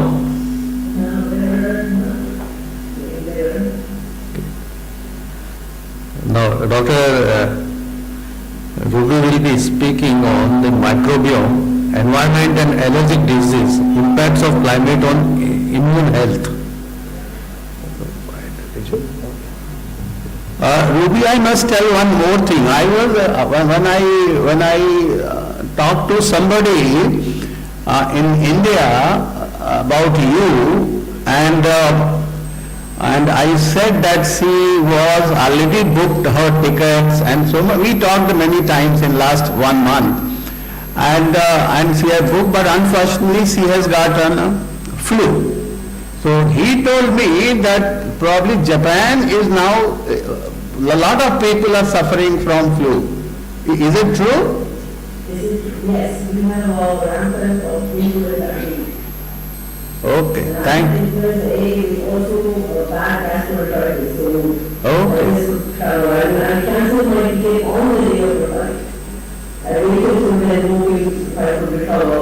I had flights, I couldn't come directly to Delhi, Lucknow or Delhi, so I had to fly Bangalore, Delhi, Lucknow. And I had all flights also to the US, everything was cancelled. Thank you, Ruby, for your pains you took, but we are, at least we are going to listen you online. And you know, Ruby, I had a very special affection for the Japan because I have, in my initial career, as many of you might be knowing, I was for 3 months in 6 weeks in Tokyo. That is, hospital was Kyosei place. That was a big hospital for tuberculosis. And then another 6 months I spent in Osaka, in Habikino Chest Hospital. That is supposed to be the best chest hospital, which I also learned that it was the best. For your information, since many of you are sitting here, if I am talking of Osaka, and many of you are my student and chest physician, you have heard me many times. In that, when I worked in 89, believe me, Ruby, I worked in 89 under WHO fellowship for about 3 months, and for the chest physician to surprise that in that Habikino Chest Hospital, they used to see it is better than Brampton, and I agree with them, that they have 2 departments of lung cancer. One was small cell lung cancer and another was non-small cell lung cancer. There were 2 heads of department. Luckily, I am not able to prevent myself. When I came back to India after 3 months of WHO, I was working in KGMC, which is one of the pioneer medical colleges. Our Madam Saroj Chudamani is also sitting, who has been Vice Chancellor of this university. So what I am trying to say, I sent my senior resident, I don't remember who was the senior resident at that time, it was year 89, I was not head at that time. So I sent him to go to the various departments, find out if there is any lecture on lung cancer by any department to the MBBS student. To my utter surprise, an institute and medical institute like KGMC, which has always been, you know, Ruby, in the top 5 to 6 institution of this country, none of the department used to talk about lung cancer. So only department of pathology has some reference of small and non-small cell. I'm talking of 89. So what I did, I took permission from my head of department. I must pay regard to him. He was Professor B.K. Khanna. Sir, I have come from Japan and I have learned lung cancer a lot. So he allowed me out of my whatever 4 or 5 lectures I was allotted at that time for MBBS student. I said to him, sir, if you allow, I can take 1 lecture on lung cancer. What I am trying to say, we are unnecessarily blaming the doctors. Ruby आप भी तो थोड़ी बहुत हिंदी समझ लेती हैं? हाँ जरूर, very good, because I know you. तो मैं ये कहना चाहता हूँ हिंदी में, हम डॉक्टर को हम कहते हैं यार वो टीबी को लंग कैंसर बनाता है, लंग कैंसर को टीबी डायग्नोज करता है. सवाल ये है, व्हाट आई फेल्ट इन 89, जब हम पढ़ाएंगे नहीं अपने डॉक्टरों को तो वो कहाँ से सीख के आएगा. That is why I started a lecture in 89, cutting my one of the lectures of TB. Usually those days the lectures were on tuberculosis. I cut my lecture and I took till I was there in KGMC till 2011. So 12 years. We have also started, so some of the PG can vouch with me, we have also started thoracic oncology in our department, which is rare entity at that time. So that's those memories. I'm sorry I took little more time, I could not stop myself. So now with these words, Ruby, now time is yours. Please go ahead, you take a lecture. Thank you very much, and thank you very much, Professor Rajendra Prasad, Professor Suresh Kumar, and Professor Oya also, I know, for many years, for sharing this session and for the warm words towards me. I really appreciate it. Professor Rajendra Prasad for actually making it very personal also. But I have to say, this is what the essence of our talk was yesterday, was we need to educate, but we also need to educate the patient. Because knowledge is the best way that they can also comply and help us achieve our goals. So absolutely we need education is key to everything, I would say. Yes, sorry to be not be there personally. I always recall live presentation. Also thank Professor Ved Prakash and his very young team really who have prepared this congress. I run out always most with young people, so I have had a big wish of this opportunity, and I promise to come to Lucknow to meet them and do whatever I can to support whatever they wish. So please reach out to me anytime before I start my talk. So I will start my talk today on an important topic which is covered across disciplines, of course. Just to share. Yesterday I forgot to share.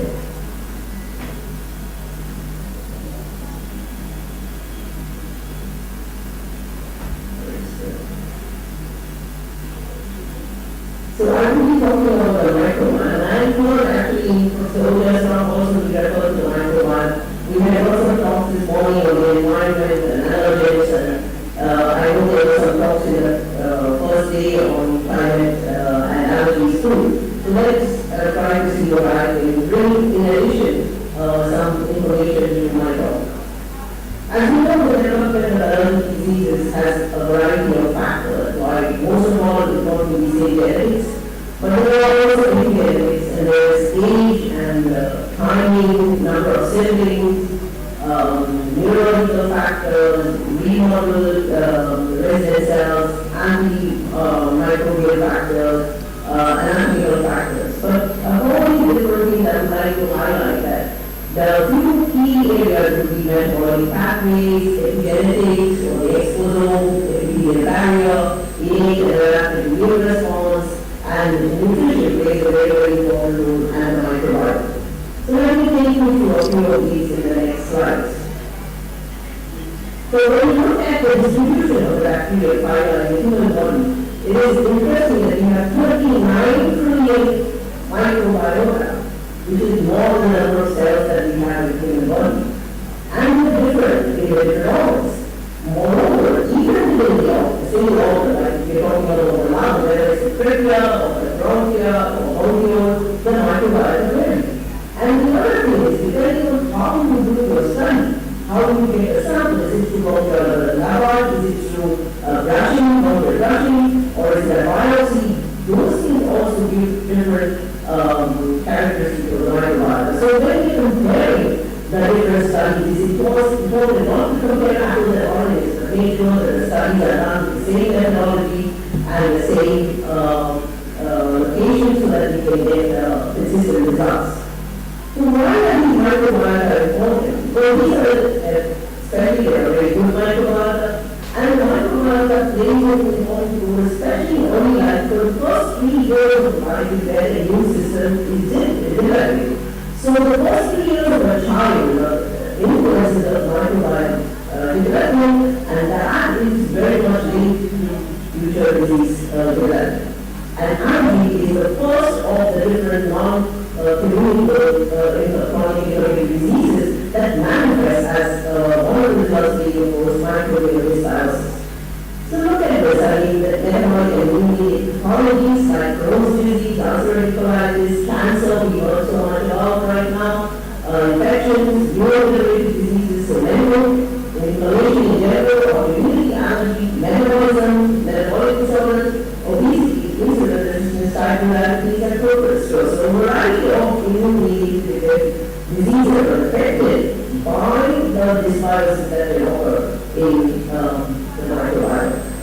And here again, this figurative scene showing how the microbial regulation, aeroalveolar epithelium, macrophages, effector cells, and we have the microbiome, and then viruses and microbacterial fungi, how they interact. We learned a lot about these in the last talks, and I'm sure to the course you must have heard. And then we have the gut-stream microbiome, because again it is different. And we have gut lung microbiome, also the internet. So these different factors interplay to result in disease. We have a similar old study, both Pacifier and Dept, showing how there is an inverse relationship between the microbial diversity and asthma, so that the diversity is also related to the development of lower diversity, poorer diversity is also, so not just the type of microbiome, but also the diversity, and leads to asthma and allergic disease. Possible protective mechanisms that they occur when early exposure to rural or farm life is when you have this kind of a traditional farm environment. You get a downregulation of the TH2 cells, which are responsible for the development of IgE, as we all know. It's not new. And then you have, of course, the upregulation of Treg cells, and we know that Professor Sakaguchi just won the Nobel Prize for his work on Treg and immune tolerance. My mentor, Professor Tala, was one who discovered suppressor T cell. It was a long time back, we were studying suppressor T cell, which we don't talk about now. He was nominated for Nobel Prize too at that time, but the Nobel Prize takes almost 10 to 11 years before you actually you can get it, even if you're nominated repeatedly. But he died before he received the Nobel Prize. So the Treg cell is very important, and of course the cytokines like IL-10 and so on are crucial in this protective defense. So microbiome and allergic asthma, what do we need to know? There is this viruses for qualitative and quantitative diversity precedes clinical onset, indirect and direct evidence for cause-effective relationship. Inconsistent findings are there regarding microbial species. Method of post-micro induction is not very well known. And is there a good opportunity for prevention? And we got to talk yesterday about probiotics, prebiotics, postbiotics, symbiotics, and so on, and people transfer FMD. So I mean, there is a lot of opportunities being discussed, but we have to see what the evidence is and how we bring that into actual practice, clinical practice. If we need microbiology and increased chronic inflammation, this is what exactly happens. In a generation previously, there was a vertical transmission of microbiota, horizontal transmission, and then you can see a repeat ancestor microbiota, a very, very robust adaptive and immune system, mature adaptive. So now the diseases that we see today. But what we see now in the future is decreased vertical transmission, decreased horizontal transmission, decreased maintenance. So there is a decrease in microbiota. And that's the result in progress. As a result of this, all the maturation of adaptive immunity and increased incidence of autoimmune disease. Now, what are the factors that actually cause this kind of dysbiosis that you can see in real life? One of the things are C-sections. So you can see in this graph that C-sections cause a relative impact on the wellness or diversity of the bacterial taxa over time, especially in the first year of life. So as compared to the normal delivery, the C-section had an impact on the microbiome early life. And then this will happen. So it just means that it's not doesn't mean that you don't do C-section, but if you avoid, you should try to avoid that, because this is one of the factors we should actually contribute to dysbiosis of the microbiome early life. And then we have antibiotics. We know that antibiotics are not only given in case of fever and there is viral, this is often given, and that kind of overuse of antibiotics can also cause, especially in early life. So early antibiotic exposure leads to significant microbial dysbiosis. You can see here exposed as compared to the unexposed. So we need to be careful about these things when we try to see our patients and treat our patients. This is our own data. I'm keeping the slide short because of all the time, but I just want to say that the summary of our data. We looked at these 3 terms that microbiome, they work on this, and we compared 3 terms, and we compared 3 terms with 2 terms. And the number of OTU, the more OTU is more diversity. The number of OTU was much more at 1 month of age for the 2 term, and it was complicated 3 terms. Also, there was a relative lack of bacteroids was not detected.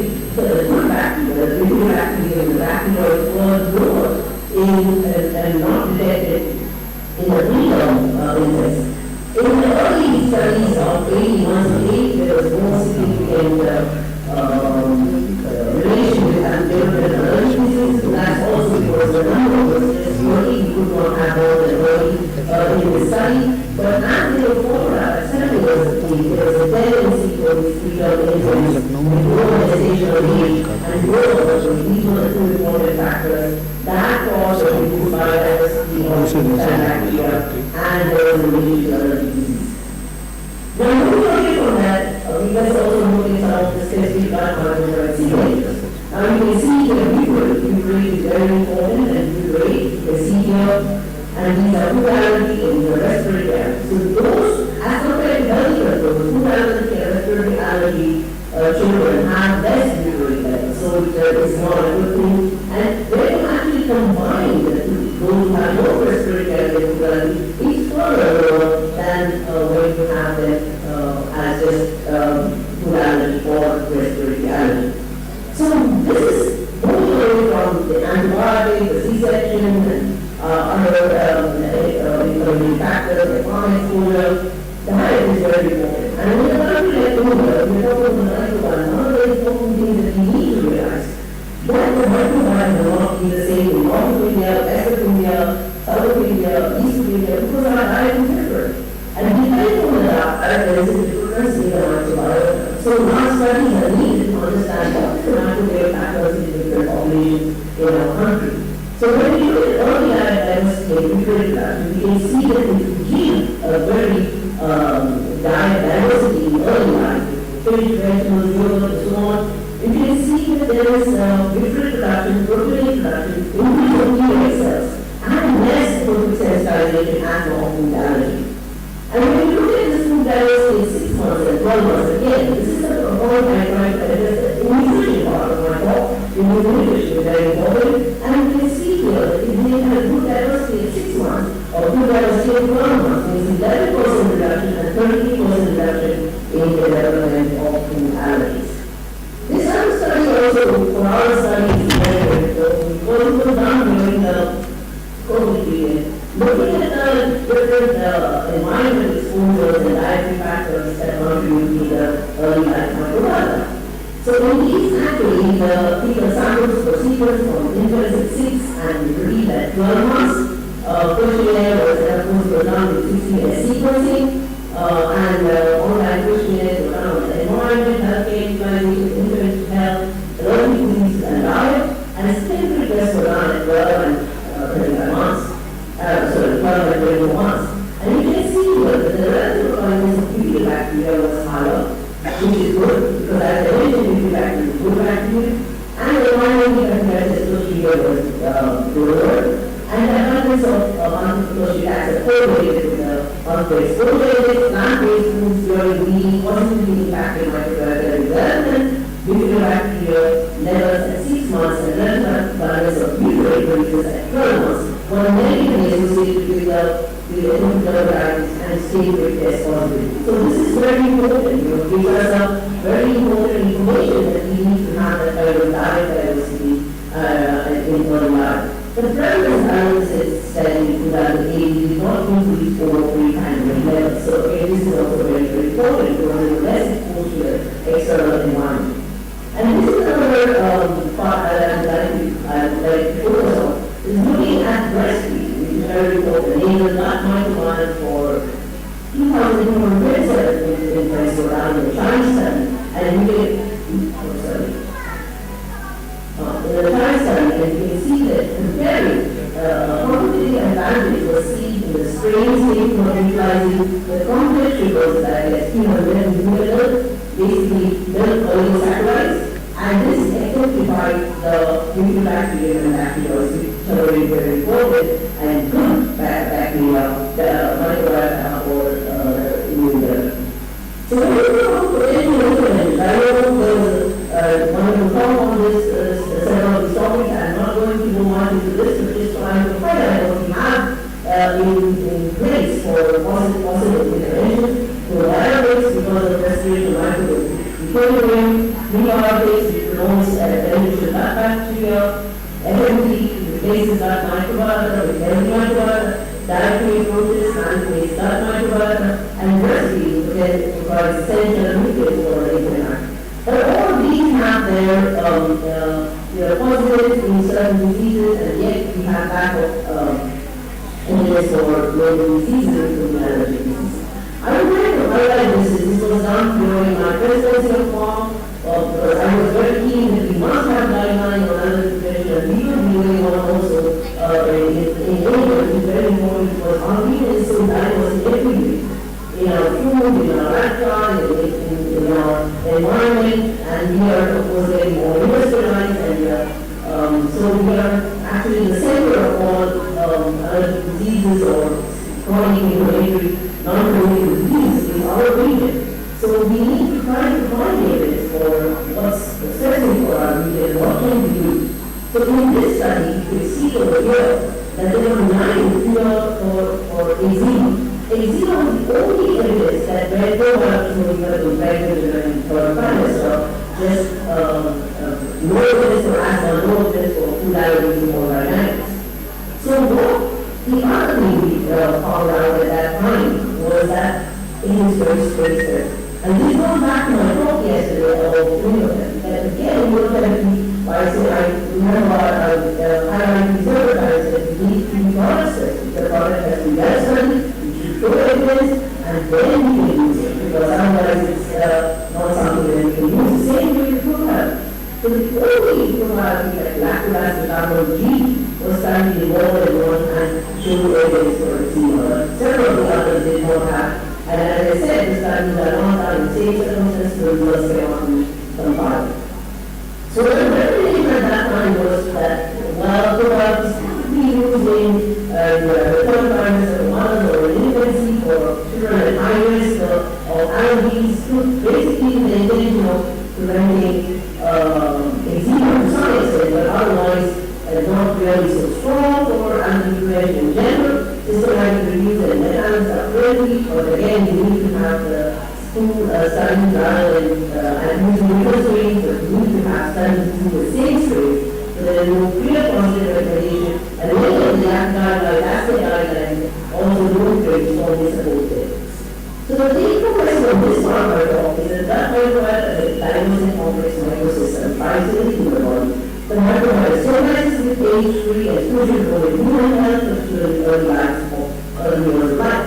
This process is linked to the development of various diseases, especially allergic diseases at the first manifestation. Next generation sequencing methods are established that allergic diseases are associated with this process. These methods can help improve our understanding. Potential interventions need to be further researched and diet diversity and inclusion of healthy diet, especially avoidance of ultra-processed food, which I have not discussed today, is crucial in general for human health. So moving away from the microbiome, just quickly to go ahead, there are a lot of thoughts on air pollution, so I'm not going to really go into the details of the pollutants, but you know there are 80 standards to examine and other factors to examine. This is what we published in years back, looking at the data internationally during when we published an online book in 2013, 2008, 9 was, 2011 was, and updated in 2013. And you will see that the main respiratory health effects of audio pollution are so many: mortality, hospital admission, emergencies, incident asthma, and so on. Another thing I have is respiratory health is lost, and we all know that. We published a white paper in 2020 in Asia Pacific looking at all the countries and seeing what's the burden of pollution and what's the evidence for climate change impact on health, especially allergy diseases and respiratory diseases, and the impact of biodiversity also. Because we know that growing of the biodiversity plays an important role in not just allergy, but IBD, diabetes, cancer, and so on. So it's a huge killer for growing the biodiversity, and that's all on the how we need to have the concept that human health is not isolated. Human health is dependent on animal and plant health. And how we need to really take care of that in order to work. Whatever best medications we have to do also go back and understand that we need to have that kind of aspect to plant health and plant health. And I'm from the balance. So everything about pollution, I just want to go over something which I don't know if it's in detail, but I know we have lots of formulas there. But this is a phenomenon that has occurred in many places in our region. It's happened in Australia, that's happened in the UK and many other countries. And basically what happens is when there is a thunderstorm during the season, the pollen season, high amount of pollen in the atmosphere, and the thunderstorm occurs, so the pollen grains are swept up into the cloud, and the moisture in the cloud fragments into smaller pieces. Normally, you cannot eliminate pollen. So normal pollen part doesn't go to the nose or enter the respiratory, it doesn't enter. The pollen that you react to, but it does not enter as a particle. But when they are broken down into smaller pieces, they actually become like the PM2.5. They are so small and they can be easily breathed into the cloud. And this is what has happened. For example, in that Netherlands incident of thunderstorm asthma, when you can see that there is an increased hospital admissions, emergency call, and this was interestingly seen when you look at different ethnicity that the only the Asians were more affected. And this is, we know that migrant populations generally tend to have more instances of allergy disease also, so probably that's the reason. So it's very important that yesterday when doctor had related on pollen, and I told a guideline for anyone that respiratory guideline talked about pollen, and I'm just saying it's so important to have pollen station, and in order to the government should know that if there is something like this, we should inform people in advance to stay home, to have their asthma well under control, their allergy well under control, to provide, to prevent deaths and emergency. थोड़ा सा comment करके आप करिए, फिर हम लोग थोड़ा थोड़ा So, when you look at those hormones that are hormones that are affected by the thyroid itself, so warming of the temperatures, you can see the movement versus southern, you can see in the other area that the total production is much more. So we know that warming of the climate, and this is again American data showing that there's also migration to areas where there is no pollen previously, no pollen, consumer there is birds or ragweed. Secondly, the pollen seasons are increased, the intensity of the pollen allergens is also increased due to lower temperatures. And we have seen this even in our region, that increased sensitivity to these three pollens in early children and adolescents as a result of the change in the temperature. So we know that what actually happens is there are allergens and then climate change, lower biodiversity, air pollution, human immune system, human microbiome, oxidative stress, inflammation, everything that happens functions which are not addressed so much with this word that all these things together play an important role to finally worsen our allergies and reduce allergies. Now, what is actually climate change in our health? It doesn't just cause allergies or this or impact on immune autoimmunity, but also respiratory health in general. We know that we know that also the COPD. We know that for air pollution can cause. We know what warm temperatures can or forest fires and heat extreme heat can cause. So the respiratory system, there's of course the pathogens, the viruses become more virulent. We have the best example of the COVID-19. Again, usually because of certain vector-borne diseases are also increased. Mental health is often forgettable. Mental health is closely affected by climate change. Cardiovascular disease also induced by or worsened like stroke and high blood pressure due to climate change. And what are the mediators? And I said this diet, epithelial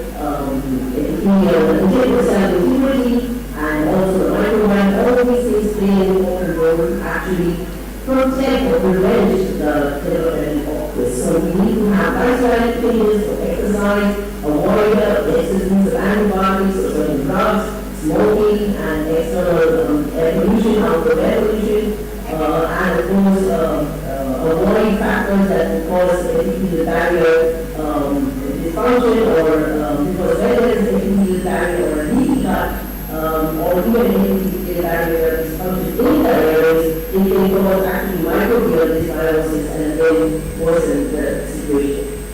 So what is important is the One Health. One Health, one planet, as I said, is basically how human health and animal health and environment are all together. So we need to take care of animal health and environment together while taking care. So planting trees, avoiding trying to reduce the loss of diversity in the animal population that we have. All these things together play an important role. And I'm not going to go into details of this for one more time. But another important point I'd like to say is that this is a way we published some time back and shows how even other planets, and this is very important. So things like climate change these days, they cannot be done just by politicians or economists or public health experts, but it's an individual other planets, architects, so many people together have to work together. So for example, in this one, planet cities, for example, choose insect-dominated plants over wind pollen. Secondly, having multi-species plants rather than same species. Thirdly, also having balancing the plant gender ratios in urban areas. So there are different methodologies like this that we can actually do to try to reduce the impact of climate change and climate situation. And this was a G20. I'm very fortunate to be part of it as part of the co-chair of the G20 and very clearly India is a fantastic effort and this movie and we highlighted the strengthening of rural health and community with One Health approach and also talking about life or maintenance of lifestyles for sustainable environment. And it was very nice going after the G20, it was the first time COP28, it was held in July at that time, had a health day on food health day, and I hope that we can all make this move forward and doesn't become just in policies. I hope that Brazilian G20 and the South African G20 have also taken over these recommendations that G20 India when declaration is happening. This is our publication that is part of the G20 publication which is being sent to governments and local bodies for implementation. There are several chapters written by the chairs and co-chairs of G20 and colleagues that we have invited to co-author the meeting. So the key messages for the second part of my talk is climate change and health is that climate change, plastic pollution, that we talked about today, is crucial and no guidelines we always have to bring the health harm and the various diseases. Clean water and sanitation are important, food security and nutrition are important, biodiversity, disease prevention are important, sustainable urban development, healthy beauty is important. How can you do it without having healthy beauty? We can manage everything the therapy. Integrated policies needed and governance, public awareness and education, innovative solutions and technologies, global collaboration needed to multi-sector role. And this is very, very critical. I'm very fortunate at that time because the public health expo was the first time that we had in G20, some of the public health, one of the teams in driving the policy of climate change there. And finally, I would like to end my talk by inviting you to, of course, the Art Congress in Japan, also the Art Congress in December. We'll be probably the first thing for several facilities in the day. It will be in Ho Chi Minh City, it's very close to you, and we hope a lot of people from the Indian College of Arabic and from India will come and be part of this. We would love to have you, and we would love to have you be part of our initiative. Thank you very much, everyone, and over for any questions. Thank you, Professor Ruby. I'm privileged to listen to your talk. It's really a privilege because it's a holistic talk. One earth, one life, how it affects each other, from microbiome, from my small bacteria, from small virus to the global perspective, to the humanity. It was really nice to hear you. My compliments again to you. Thank you very much. Thank you, Professor Ruby. Excellent lecture. And you have clearly explained the role of climate change and one effect of the climate change on the allergy disease, respiratory allergy especially. So very nice lecture. Thank you, Ruby, once again, and really your lecture has been, I must say, fantastic because it has, allergy now you must understand is a very complex process. It is interaction of microbiota, pollution, thunder. You put so many things together and then you combine them. Luckily, I delivered a lecture I was told by some organization to talk about diet and health. So in that I could, so I have to read so much because that is not my area in fact. So I have to read, and what I found that the vegetarian diet and everything has a lot of contribution on our health, even to allergy. And Ruby, before I thank you, since audience, half of the audience I believe are my students, so I'm not able to prevent myself that I know that you belong to this country, but you basically has worked in Japan and you live in Japan. But Japan, I was telling in the initial introduction that I worked there for my initial career, and Japan has a very special, contribution on my life. What I was before '89 when I went there and what I am today, there is a great change, and Japan is one of the thing which has changed me. And let me say, Ruby here and all of you, not change me, but I was talking about lung cancer and other issues during the introduction, but change whole of the country. You know, Ruby, I started from Department of Tuberculosis way back in 1976, about 50 years back. Then when we went to the Japan, and in '89, early part of my career, so I found the world is something else. So that was what was the contribution, and I'm trying to say that had changed not me. First it changed me, and then many of the students are sitting and smiling. That probably changed the face of tuberculosis, chest, pulmonary medicine, and critical care and interventional pulmonology. Because unless I always say to my students, unless you travel, you listen, you read, you see, you are not able to change.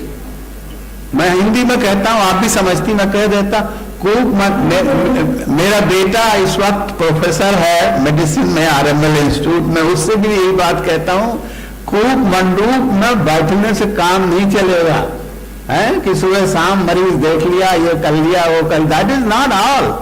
Now you have to be in a way that you can change the face of the country. You can change the face of the... So I was very happy that while I was in Japan and I was at the early age, so I have been able to change, and not me, but I think whole of the country. ये doctor Ved Prakash जो बैठे हैं, what you are saying about Ved Prakash, he is one of my fantastic student, I must say. He is the one in India. He is one in India who developed Department of Pulmonary and Critical Care Medicine in this country. And I saw a dream way back in 2005-06. I became head in 97, but saw this dream that if we can do MD-TB chest, why we can't do DM Pulmonary and Critical Care Medicine? So that was my dream. So I am very happy now Ved is sitting here, and so I must be very happy that in 2005 we have been able to change the name of the department, and ultimately we have been able to develop another department here in KGMC, one of the premier institute. I already said, Vice Chancellor, Madam is also sitting, previous Vice Chancellor. So he is the person who has changed the face now. Whatever I dreamt long back, probably he is the person who has done all these things. So I must, that's why I thought I must say a few words about Dr. Ved also, and that gives an idea that everybody should work like this. So that can ultimately, as you say, one health, one word, that's really a great thing. Everyone, if you will go ahead and everything will progress, and so thank you, Ruby. Really it was very exciting to listen to you. Always it has been very exciting for me to listen to you. Not that I have listened to you for the first time. I am listening to you for last 20-25 years. So once again, thank you. Then in spite of your ill health, little ill health problem, you still choose to present this on online. On the behalf of whole of the organizing team, I thank you very much. Thank you. This is a plenary session. Probably questions are not allowed in the plenary session. So I think you can ask, I mean, it's okay, I'm happy to take it. So if she has allowed, so if very pressing anything you can put to her, she will be happy to answer. So I think your lecture was so great, everything was so clearly explained. Nobody, I am not seeing any raised hand. So thank you Ruby for these lectures. Yesterday you took, I was there, and today you took, I was there. And on the behalf of all of us, I thank the organizers, especially Dr. Ved Prakash, though I am also organizing chairman. But it is my duty to thank Dr. Ved Prakash, and also to thank Dr. Kulwal and entire ICAI team for allowing us to do this conference in Lucknow. And I said during inauguration, this is probably the 5th allergy conference which has happened in Lucknow. So thank you very much. Thank you very much. I'm looking forward to coming to be there in person. I'm always happy to interact with the young people and let me know that anything I can do is my pleasure. So people can ask me afterwards also any questions or anything. I'm happy. Thank you. Now I think, thank you, and we close this session. But like you said, I live in Japan and my career is in Japan, and I ought to thank my mentors who have shown me this path and given me the strength to go despite personal therapies that I had losing my husband at a very young age. But I have to say that life for me now is to see the next generation come up, and I will do everything for that, and bring me out into the family. Thank you.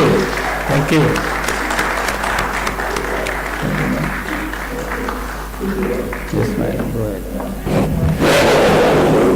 Thank you, ma'am, and thank you to the chairperson.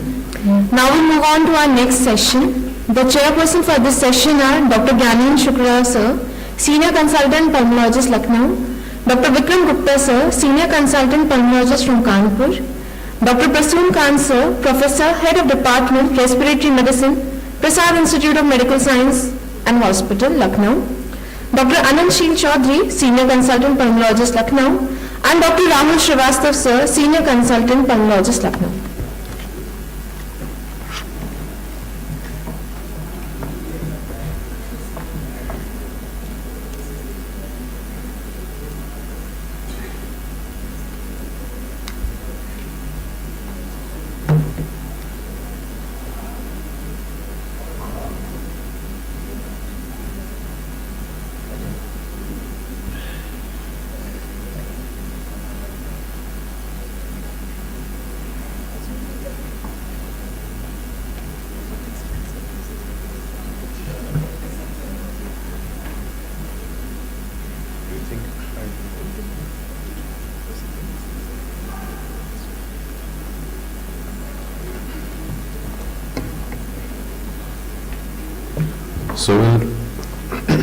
So we'll start with the session, and the speaker for this session is Dr. A.K. Singh, sir, who is the chairperson and head of Department Pulmonary Medicine, Chandan Hospital, Lucknow, and director of New Life Chest and Family Clinic, Lucknow. He has been my senior SR in National Institute of TB Respiratory Disease, and he is a very dynamic, and I have learned so much from him.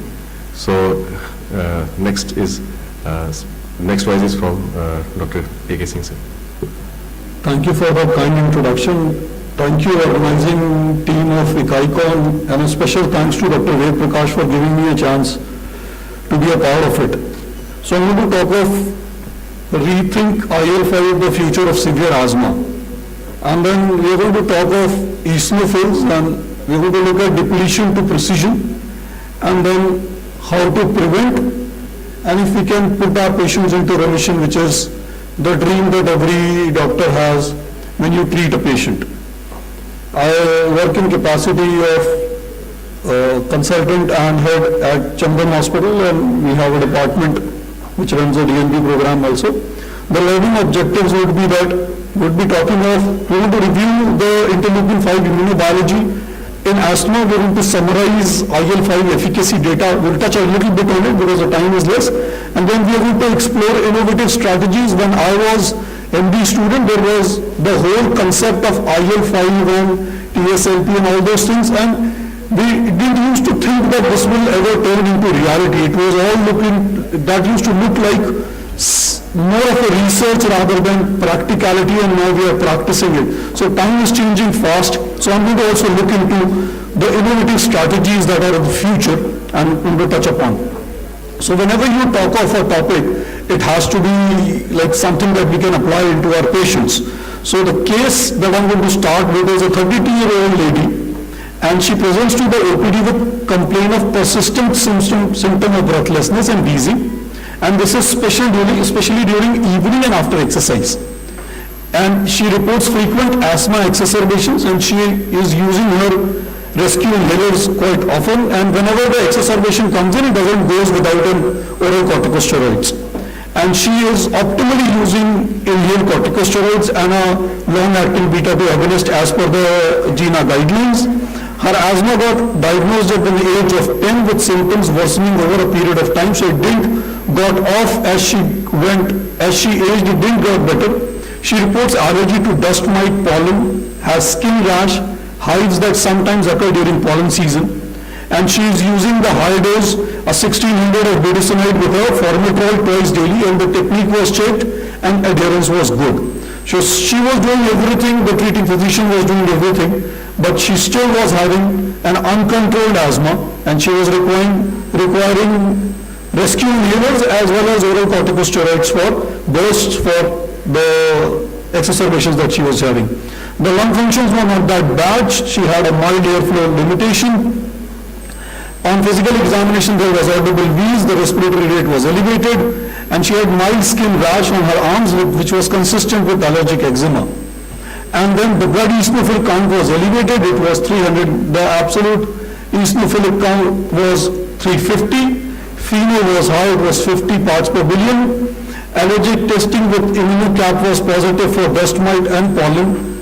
IgE antibodies. And spirometry was, the ratio was less than 70%, I'm sorry, it's like written wrong here, and then FEV1 was 78%, and HRCT thorax was normal. So what is it? It's an asthma, no doubt about it. It has allergic component into it, and it is uncontrolled. And it has more exacerbations, so it is a severe asthma. So this is a T2 high atopic eosinophilic severe asthma, that is the diagnosis. So what should we do next? So now we need to get into a practice of phenotyping our patients. Now we have phenotyped it, what next? So if you look at it, this is the T2 high asthma that is seen. So it could be allergic asthma or it could be eosinophilic asthma, which is a type 2 or a T2 high asthma. And why do we talk of interleukin 5? So interleukin 5 is the cytokine which sends the signals to the eosinophils for various things, like it upregulates eosinophil differentiation, activation and survival. It drives airway inflammation and remodeling, and it has been seen that if we block interleukin 5, we can actually make life of asthmatic patients better. So if you look at it, there is a very interesting interaction between interleukin 5 and eosinophils, and it has a receptor, and interleukin binds to it, and when interleukin binds to it, it does a lot of things.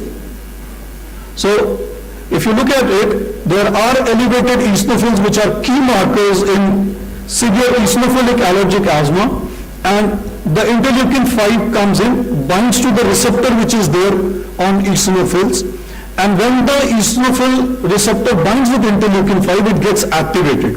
And the moment it gets activated, it migrates to the lung and produces allergy into the lung. And there are various kinds of cytokines which are released, and because a Pandora box of cytokine is opened because of the eosinophils, that the inflammation does happen. So if you look at it, the biological actions, interleukin helps in eosinophiliposis, in activation of it, and in survival. So it increases eosinophil numbers, it does cause the activation of interleukin 5 is not there, and eosinophil is still there, it doesn't get activated. And then it increases the survival. So because of it, the apoptosis of eosinophils get less and the numbers are maintained. So it acts in the bone marrow, it leads to migration from peripheral blood into the lung, and there is a lot of recruitment which starts happening after the initial inflammation has started. So there is an eosinophilic spotlight which is there, and it has a very important role in both allergic eosinophilic inflammation as well as non-allergic eosinophilic inflammation. And these sort of patients can really be helped if we understand this interaction and the signal that is sent by interleukin 5 to the eosinophils to do certain things.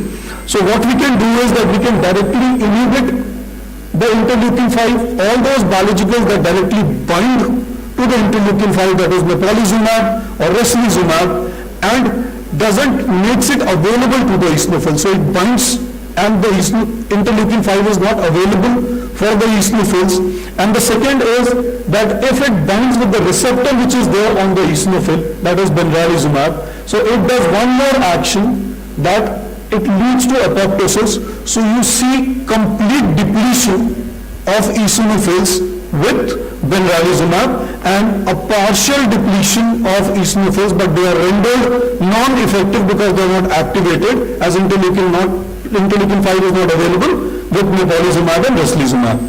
So how does they work? I've taken these videos from the makers of it, so the name is there. So benralizumab is directed towards the receptor, that is interleukin 5 alpha, and it binds to it.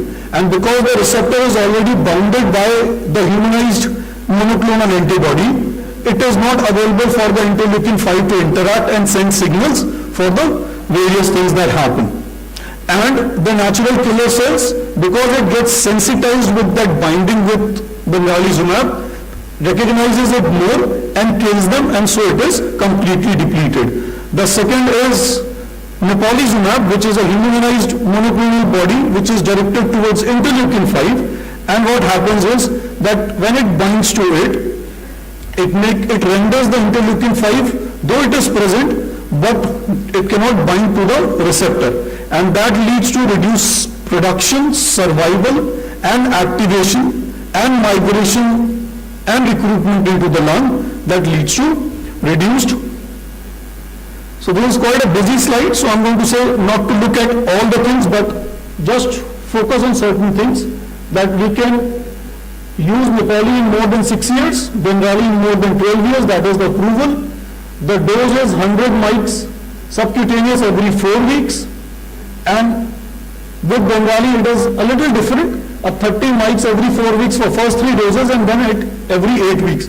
So the injection load is less with Bengali as compared to Nepali. The price comes out to be the same with the patient assistance program, and you get a complete depletion of eosinophil with benralizumab, but then it also depletes basophils. And it will be interesting to understand over a period of time that if basophils are depleted, how will that affect our patients in long run. The exacerbation reduction, oral corticosteroid sparing effect, and asthma control has been seen much parallel in both the groups, and there has been no head-on-head trial comparing two molecules, so it is difficult. It is always indirect comparison. One is compared to placebo and the other is compared to placebo, and both those trials are compared with a statistical tool which is called as network trial, and then they compare it, so it is like that there is no head-on-head comparison. So, is there any indication, will you like to give an immunotherapy in our patient or a biological in our patient? So the answer is that we will go for a biological, because immunotherapy is contraindicated in patients who are severe asthma. So the patient is severe asthma, that is one indication. The patient has frequent exacerbations requiring oral corticosteroid bursts. It is eosinophilic phenotype. The eosinophil was more than 350, so it qualifies for all the 3 anti-eosinophil that are present. The patient doesn't have steroid dependence, but those patients who are steroid dependent also are indication for it, and those patients who are refractory to standard treatment that we give for asthma, these are all core indications, and out of those 5, 3 were there present in our patient. So we started the patient on benralizumab. If you look at the trials on benralizumab, there is a state-of-art review article that has come in 2025 on biologicals in severe asthma. It's a must read for those people who want to give biologicals in their severe asthmatic patients, and that makes a job really easy. And if you look at it, all those trials, Sirocco trial, Kalima trial, Zonda trial, they all had a 51% reduction, consistent, robust reduction in exacerbation rate, improvement in lung function, reduction in OCS. Zonda showed dramatic effect, the others were not that dramatic. These randomized control trials have to be read with a lot of intent to understand the design, because patient selection can affect the outcomes, and those outcomes might not be replicated in real world. And Bengali has a good safety profile. Remission goes up to 20%. So it might seem to be a very less number, that only a 20% is getting remission, but these are those patients who are doing really bad with inhaled corticosteroids and lung. So they were the worst patients of asthma, and if you get 1/5 of them into remission is a great number. Coming to mepolizumab, there are certain trials which is DREAM trial, MENSA, Sirius, Mosca and Colombo trial, and you look at it, there are similar findings in it, that their exacerbations reduction is there, OCS reduction is there, and lung function improvements are there. So it is like, though the remission at 12 months was not shown by the studies, as the randomized control trials were all done by the makers of it, and they didn't look into it, so that will be interesting, so that which molecule gives better remission at end of 1 year. So if you look at the timeline that you have started these patients on and IL-5, what you expect? So when you have started it, the patients have high eosinophils and frequent exacerbations. By week 1 or 2, the eosinophil reduction have started to happen, and they reduced by 50 to 75%. By week 4 to week 8, there are fewer exacerbations and reduced by around 50%. By month 3, the OCS tapering has started happening in those patients who are already on OCS. And by month 6 to 12, the asthma control has happened. So the whole story is that if you give it for a week, 2, if you give it for a month, 2 or 3, and start evaluating, that is not the right approach. You need to evaluate them after 6 months, so at least for 4 doses or something, 3 doses, which is something which is required. So in our patient, what happened after 1 year?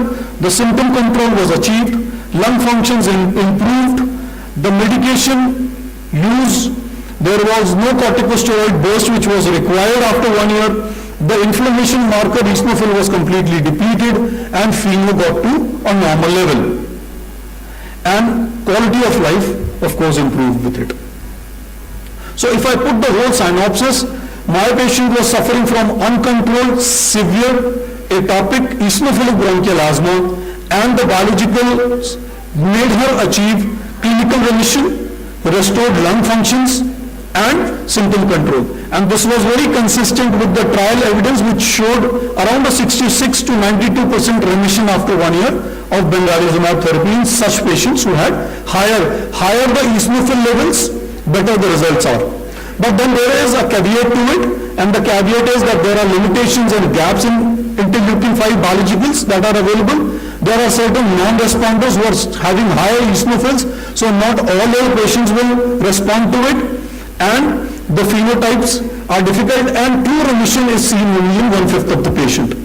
And this is the pie which reflects that only 20%, about 20% are non-responders which will not respond, so you need to give that with that thought in mind.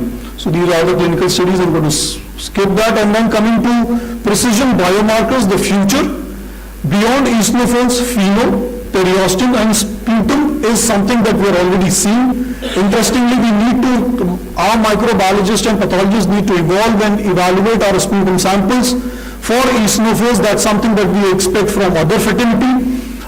And there are transcriptomics, and these are all those rare kind of things that we read today, which is going to be future tomorrow. And when we are going to incorporate eosinophils, phenotypes, these future biomarkers, and make distinct treatable traits that we are going to give asthmatics a better life, specifically those 10% of severe asthma patients who go from one place to another and are the patients who get admitted very frequently and have bad quality of life. Probably this is a pyramid, probably we need to ride upon and go higher, and the moment we get to the point where we get those treatable traits based on all these things like composite panels, advanced molecular markers, conventional biomarkers that we have, and the blood eosinophilia that we understand that plays a role with the cytokine interleukin-5, that we can actually achieve remission in all our patients,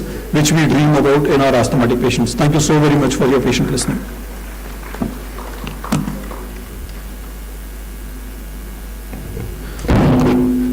Thank you, sir, for giving so much insight. Now the questions open for the audience. If they have any doubt, they can clear the doubts with the sir. Sir, till when we have to wait to give biologicals? If patient is not responding to steroid, at what dose we can we can give biologicals? So you have to categorize them, whether the asthma is controlled, uncontrolled, as per the China guidelines which are specifically there. And then because we cannot, if it would have been a cheaper option, I would have said that probably we need to evaluate it very early. But then it's a very costly option. And because our patients bore the price from their own pockets, right? So it is advisable to give them a fair trial of at least a year of inhaled corticosteroids, when they come back, check their adherence, check their inhaler technique. Though these things seems to be repeated by every speaker in every conference we talk of inhaler technique, but then it is way more important than talking about it. And specifically those patients who get admitted with asthma, they require more time to sit back, evaluate, and we should not leave that job. In the OPD practice, I understand that we come from a country where there is a lot of patient load, and there is a lot of disparity in the number of doctors and the number of patients, and we cannot give time to the OPD patients, and our technicians can teach them the inhaler technique and review that. But those patients who are getting exacerbations again and again, those patients who are getting OCS burst requirement, and those patients who are getting admissions because of those exacerbations or ER visits, these are those patients who we need to sit back, look at the techniques, evaluate every step, and then only we need to categorize these patients for the biologicals. So those patients who have high eosinophil levels, have frequent exacerbations, and now that it is not only OCS dependence which guides it, it is OCS bursts that are given. So it is cumulative corticosteroid dose that we are given. The burden is it could be both because of intermittent and continuous corticosteroid use.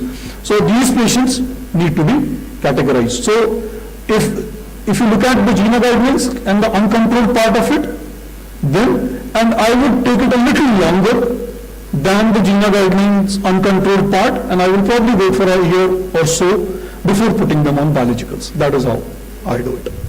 Thank you, sir. So, very informative session was. I want to ask one more question. How much time should we wait if you're saying that we start with Benarjumab, and how much time we should wait to label it as a failure of treating with anti-IL-5? So the biggest fear in our mind is because the patient bears the price, and it is like around there is a program by both Mepolizumab and Benralizumab guys that they give around, if you buy one injection, they give you 3 injections, right? So it's like, and then every 8 weeks, every 4 weeks is the first 3 doses. And then the 4th dose is going to come after 8 weeks. So if you look at it, 6 months में 4 dose लग जाएगा. Means the patient has to actually pocket out of 4 lakh rupees. The first 3 doses will come in for 2 lakh rupees, and then the next dose is going to come. So the patient is already paying for 6 doses, right? So looking at 6 months will not be right. Practically, as per the literature, the responders should be evaluated at 6 months. But you give them 6 doses and then evaluate it, if it is Nepali or Bengali, because you're going to get, by paying 2 times, you're going to get 6 doses, right? So after 6 doses, you can categorize them. And when you're starting patients on biologicals, don't start them the way you start inhalers. Never ever do that, because then you won't be able to understand they are responders or not. Because a person who has severe asthma and is having exacerbations might again have an exacerbation. But a gentleman who had 5 exacerbations leading to 2 admissions and now has 2 exacerbations leading to oral corticosteroid burst in 1 year, no admission, is still better than the previous year. So you need to actually make a file of them, do all those things which are required in asthma as mentioned by GINA guideline, like ACQ scoring, like a questionnaire scoring for their symptom, use a Borg scale or a MMRC scale, and then put forth every parameter in writing. And when you evaluate those patients, you cannot evaluate those patients on only subjective feeling, that the patients are feeling all right or not. It has to be both based on numbers and subjective feelings. And of course, exacerbation reduction is something which is very meaningful for a patient. And one exacerbation in a government hospital will cost around 5 to 20,000 rupees. In a small hospital, 50,000 rupees, and a corporate hospital like mine will cost 1.5 lakhs to 2 lakh rupees. So if a patient gets 2 exacerbations in a year, it's like fair price spent. Very well said. So, any question from the audience? If anybody want to ask a question? Okay, ma'am. Yes, the expense, a wonderful presentation, by the way, very lucid and very clear cut. Thank you, ma'am. Just a concept. Obviously, we cannot use it earlier to induce remission, but when there is an indication and you're using it, what is the kind of the duration, you said, okay, 6 months, that we can think of that it kind of induces a remission for some time, and for how long? So the literature which is there, the randomized control trials and the real world studies, they have evaluated remission at 1 year, so not 6 months, and then the makers said that evaluate it after 1.5 years, 18 months, that what is they say. So it is like that if you look at remissions, partial remission and complete remission is something which we dream of and would be achieved only in 20% of patients at the end of 1 year to 1.5 years. Complete remission may not be seen in 80% of patients.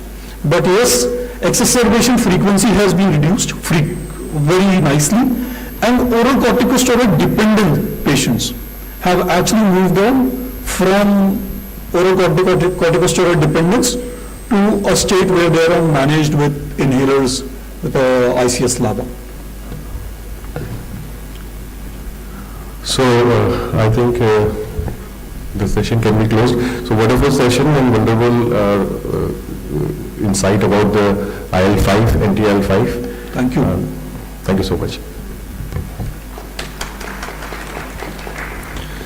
Now we have heard a lot about biologicals, step 5 therapy. Now the next topic, now we are going to look at bronchoscopic interventions in bronchial asthma by Dr. B.N. Prasad sir. Sir, I would like to invite you. Sir is Lieutenant retired Dr. Sir has done his he has been former DGHS and Chief Consultant Medicine and President Honorary Surgeon, former Professor at Amrita Institute of Medical Sciences, and former Professor at KGMU Lucknow PCCM Department. Thank you, sir.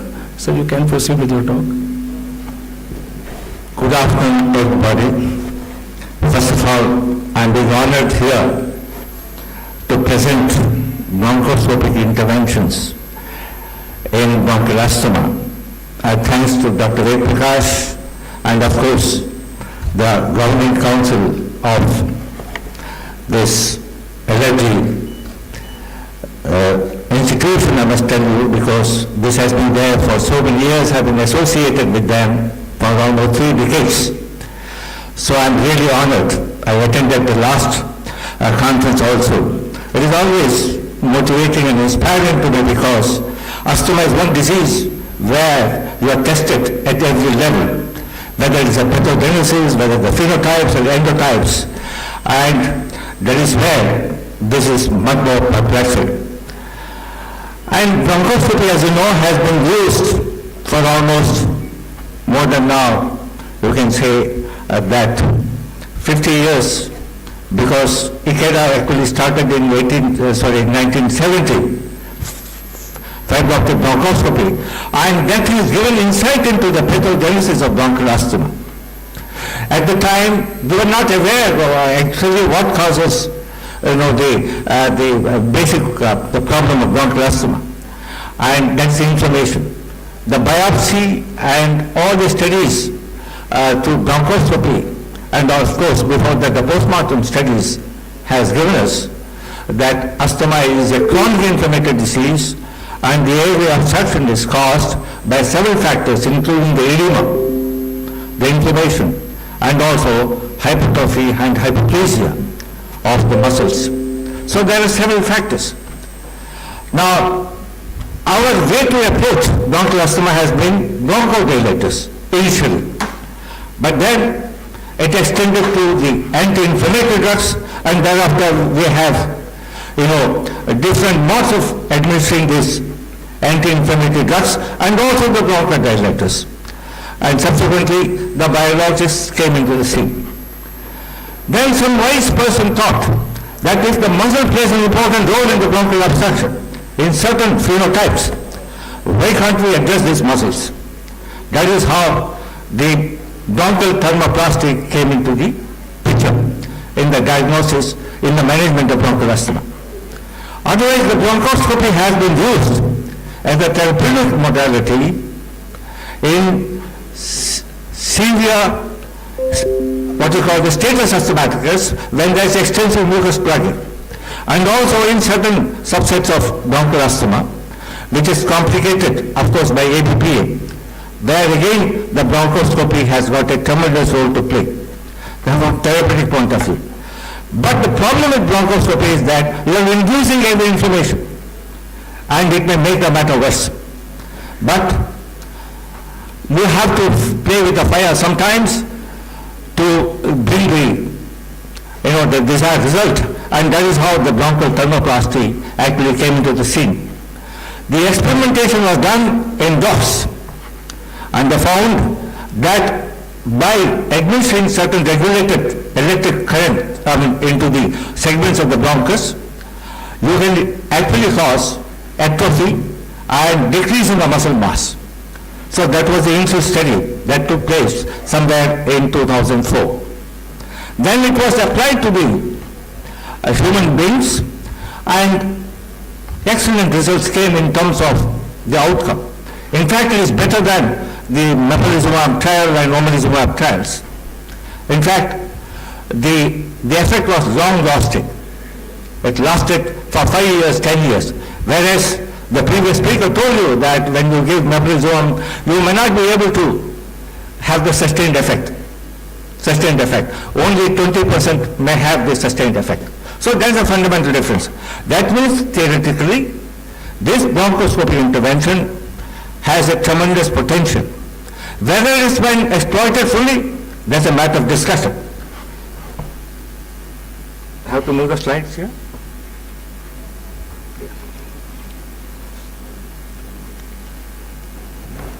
Any IT people? Okay. No. You all know that bronchial asthma is a heterogeneous condition. We have different phenotypes and endotypes, and then it is a major problem.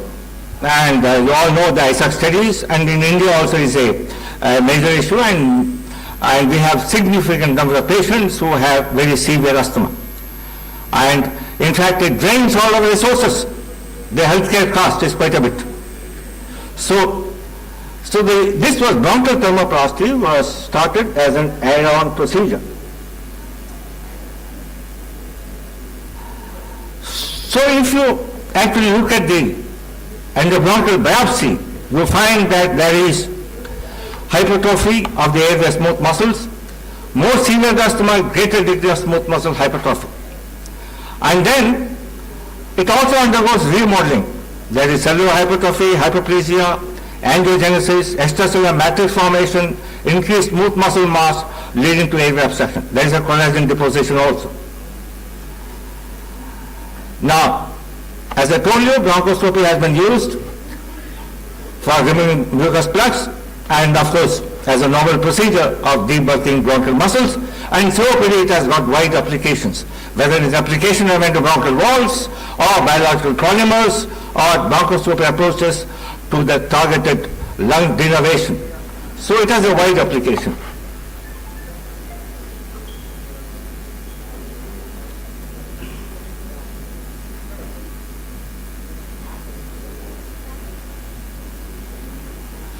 So the bronchial thermoplasty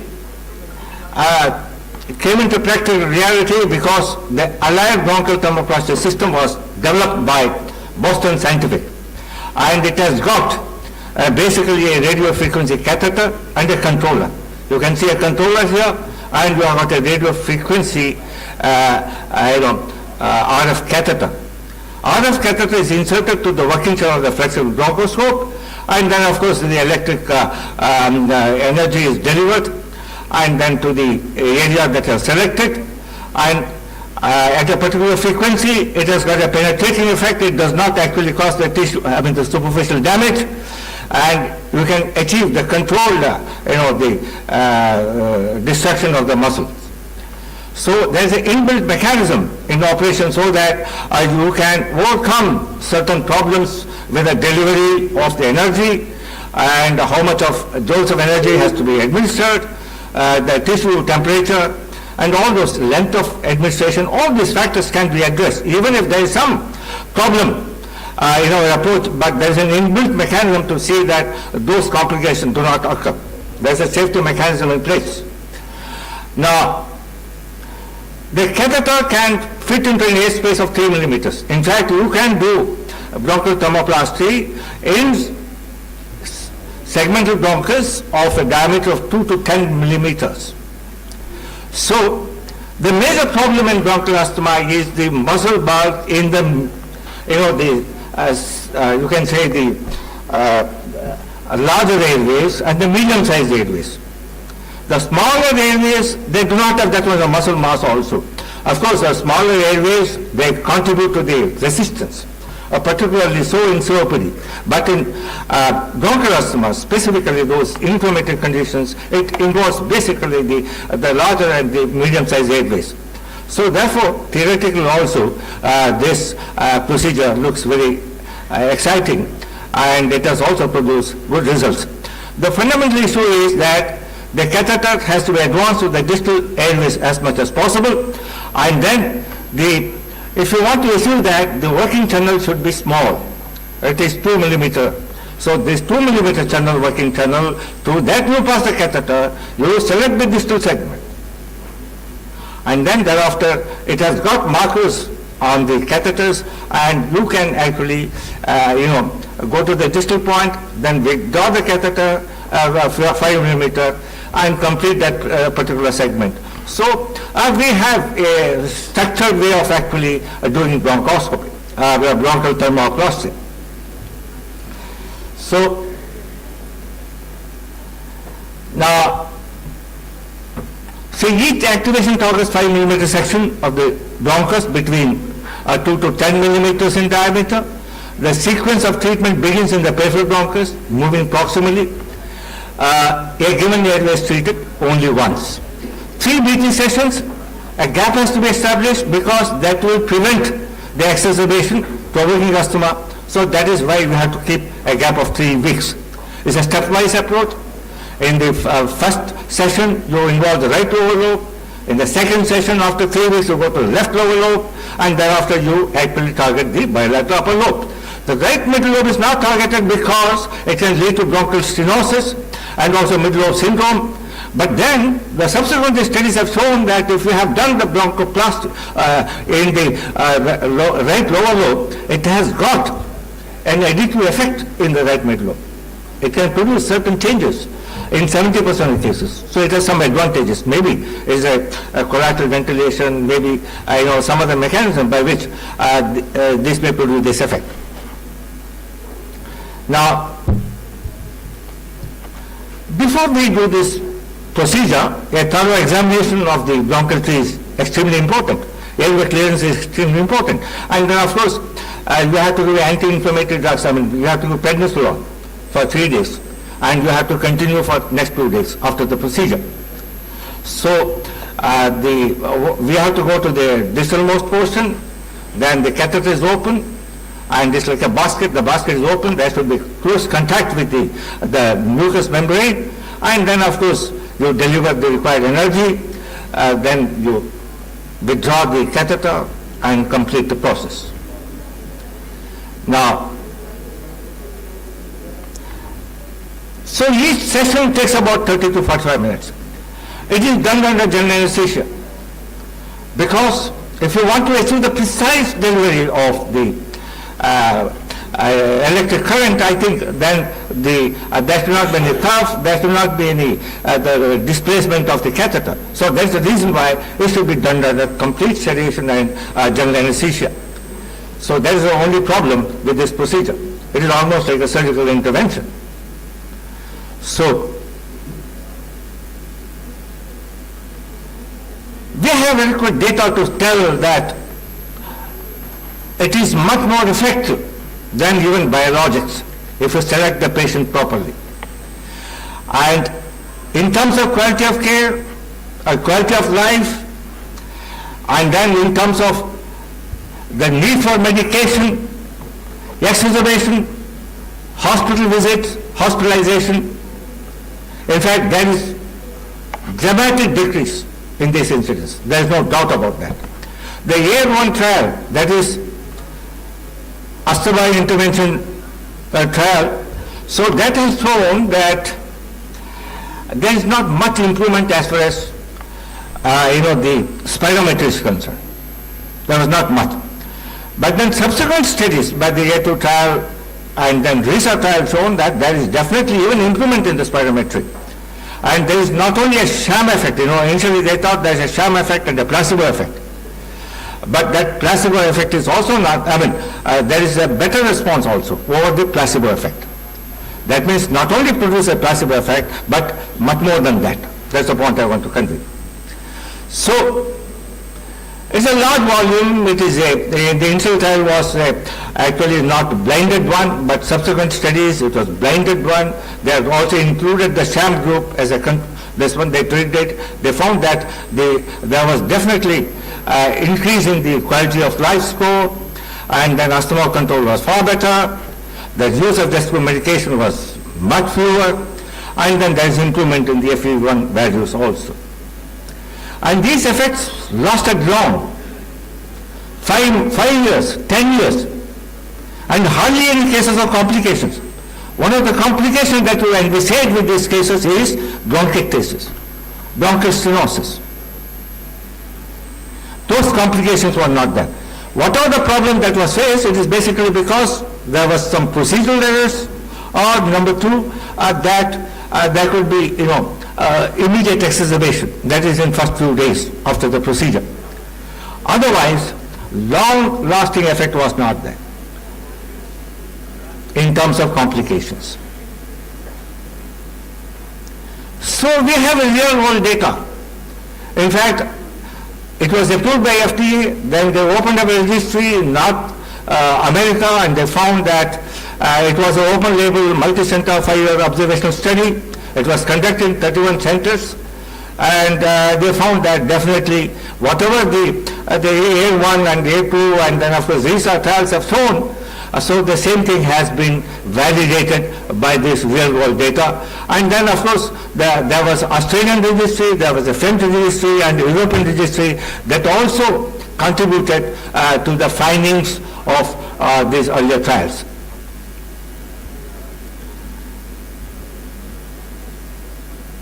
So there is a reassuring concurrence in the results of these 3 registries. It is now clear that BT is effective in reducing symptoms, improving the quality of life, reducing the exacerbations of frequency, reducing the dependency and maintenance of oral corticosteroids. The multivariable analysis suggests that the more severe the affected patients, better the gain. But the problem is that can we select a patient who has got a very severe obstruction? Because when the obstruction is, FEV1 is between 50 to 30, you have to be extremely cautious because post-procedure complications can be there. So it has to be done in those centers where there is high volume work. There is a lot of experience. And when you have a multi-dimensional approach to the management of asthma. So therefore, it is only recommended in those centers, although the Australian experience has shown that it is quite safe when the FEV1 is between 50 to 30%. So one has to be cautious.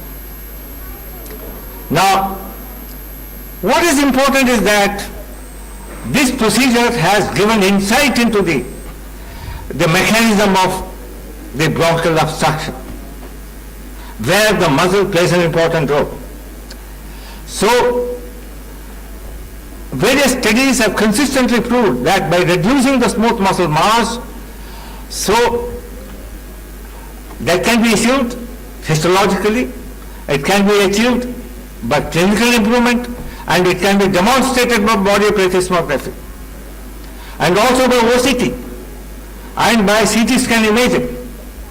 The volume of the airways has increased following the procedure. So there is definite, you can say objectively, by various, and not only that, physiologically it has improved the ventilation. It has decreased the air traffic.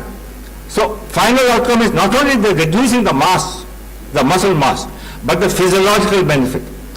And the physiological benefit is much higher. And not only that, it has got an additive benefit on the middle lobe, which we don't touch. because of the problems of complications. So definitely, scientifically, it has proved the point. But then, why it is not included in the present guidelines? That is a question that we have to answer. Now, see, the success has been achieved if we have selected the patient correctly. The safety value has been proved beyond doubt. Now, we have various trials, and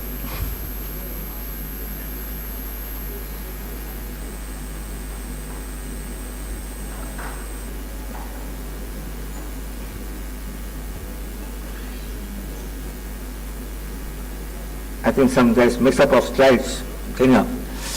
So, what I would like to tell you that it is scientifically proved to be a good procedure. But then it did not get the wide acceptability because there are only few centers which have been practicing bronchial thermoplasty. And between say 2010 and 2019, hardly it was used, 500 odd cases in United States and the rest of the world. So the Boston company, which actually came out with this wonderful machine, so they did not have much commerce. So it is a commerce which ruled over the science, and that led to the retirement of bronchial thermoplasty. That led to the retirement. Now this bronchial thermoplasty is only going to be used in so long as we have the available catheters or somebody comes with a new machine. But what I want to conclude is to say that it is a novel, a safe and cost-effective treatment for patients with severe, poorly controlled asthma. The physician did not accept this procedure because they had the fear that it may have some sham effect, it's a placebo effect, or it's a surgical procedure that you are doing in an inflammatory condition, which may make the matter worse. But then that fear is not really real, because not true. The other factor was the cost. In fact, if you look at the cost benefit in the long term, it is much cheaper than mepolizumab. It is much cheaper than your conventional treatment, because the hospital visits, hospitalization, management of acute exacerbations, then the medicine cost in cumulative effect is much higher than the one-time investment in bronchial thermoplasty. So, therefore, what I want to say that immediate cost is high, but then the overall cost is much less. The benefits are, in fact, quite good in certain subsets of patients. Those who have chronic, persistent asthma, who have not shown response to the mepolizumab, and those asthmatics who have a low TH1 phenotypes, genotypes. They may also. Here, azithromycin has been tried, but azithromycin has used for a year, not beyond that.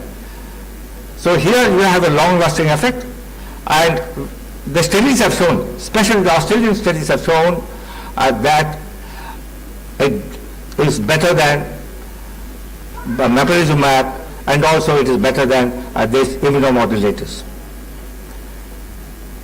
What is important is that it has given us insight to develop a strategy which can address both the smaller airways and the larger airways by some other mechanism or some other drug which is better than bronchial thermoplasty. So the bronchial thermoplasty, in conclusion, I must tell you, is an add-on therapy. It has to be used in only selected cases, and in those cases, definitely, as the literature says, when compared to the what you call the monoclonal antibodies, we have better knowledge and better experience and better data of 15 years, whereas 10 years in compared to the monoclonal antibodies, and it has really stood the test of time. I finished my presentation.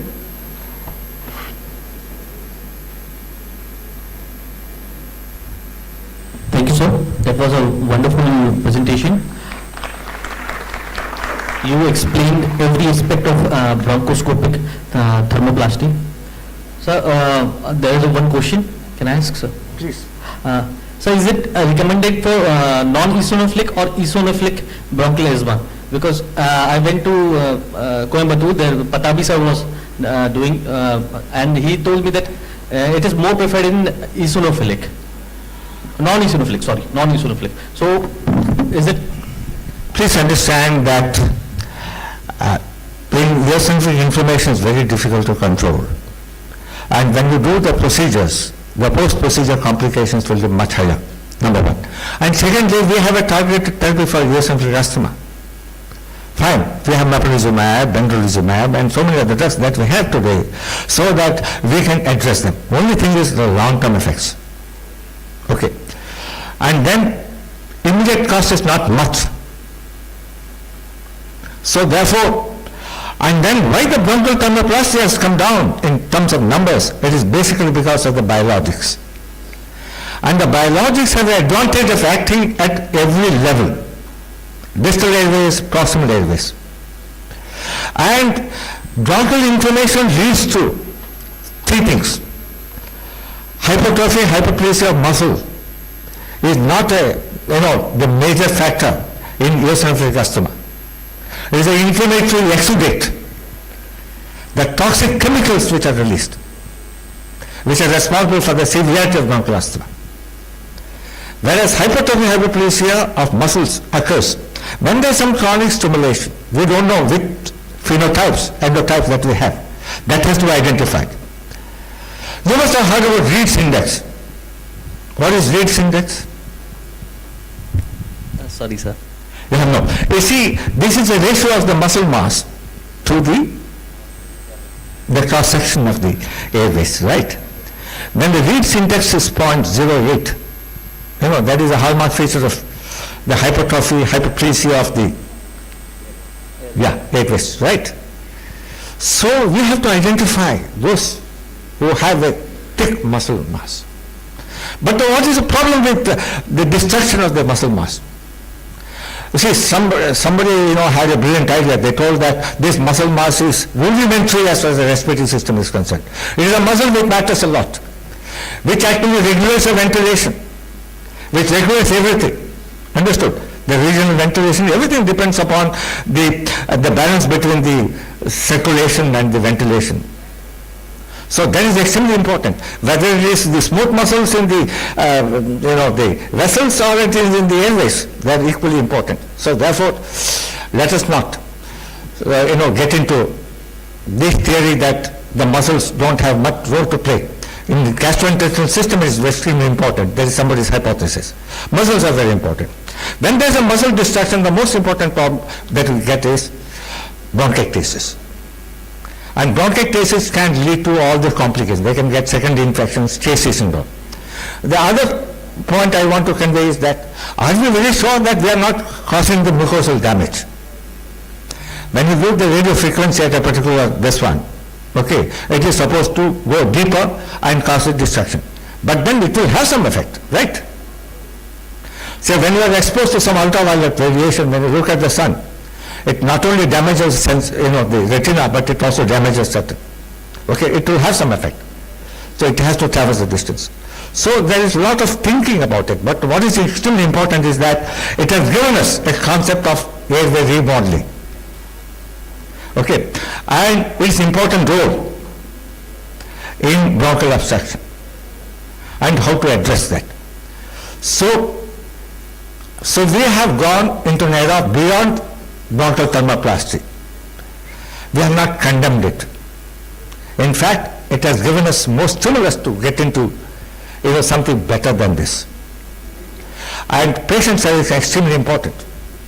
Understood what I said? So therefore, in eosinophilic asthma, the drug of choice is mepolizumab. In Australian study, they found that there are certain subsets They may not respond to even mepolizumab. There it works. And they have done histological studies. In fact, even they found that the basement thickness, membrane thickness is also decreased following this procedure. So, how it does, we don't know, because they see it may produce certain changes at the cellular level. It is not just the destruction of this one. Okay, because asthma is very complex. The muscle, the contraction, the repolarization, the movement of electrons, the sodium, potassium, calcium, all this matters a lot, okay, in determining the airway caliber. Thank you, sir.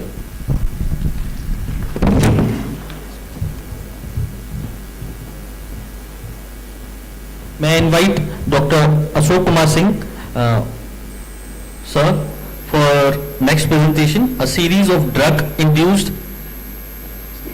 Stevens-Johnson syndrome. Sir, please.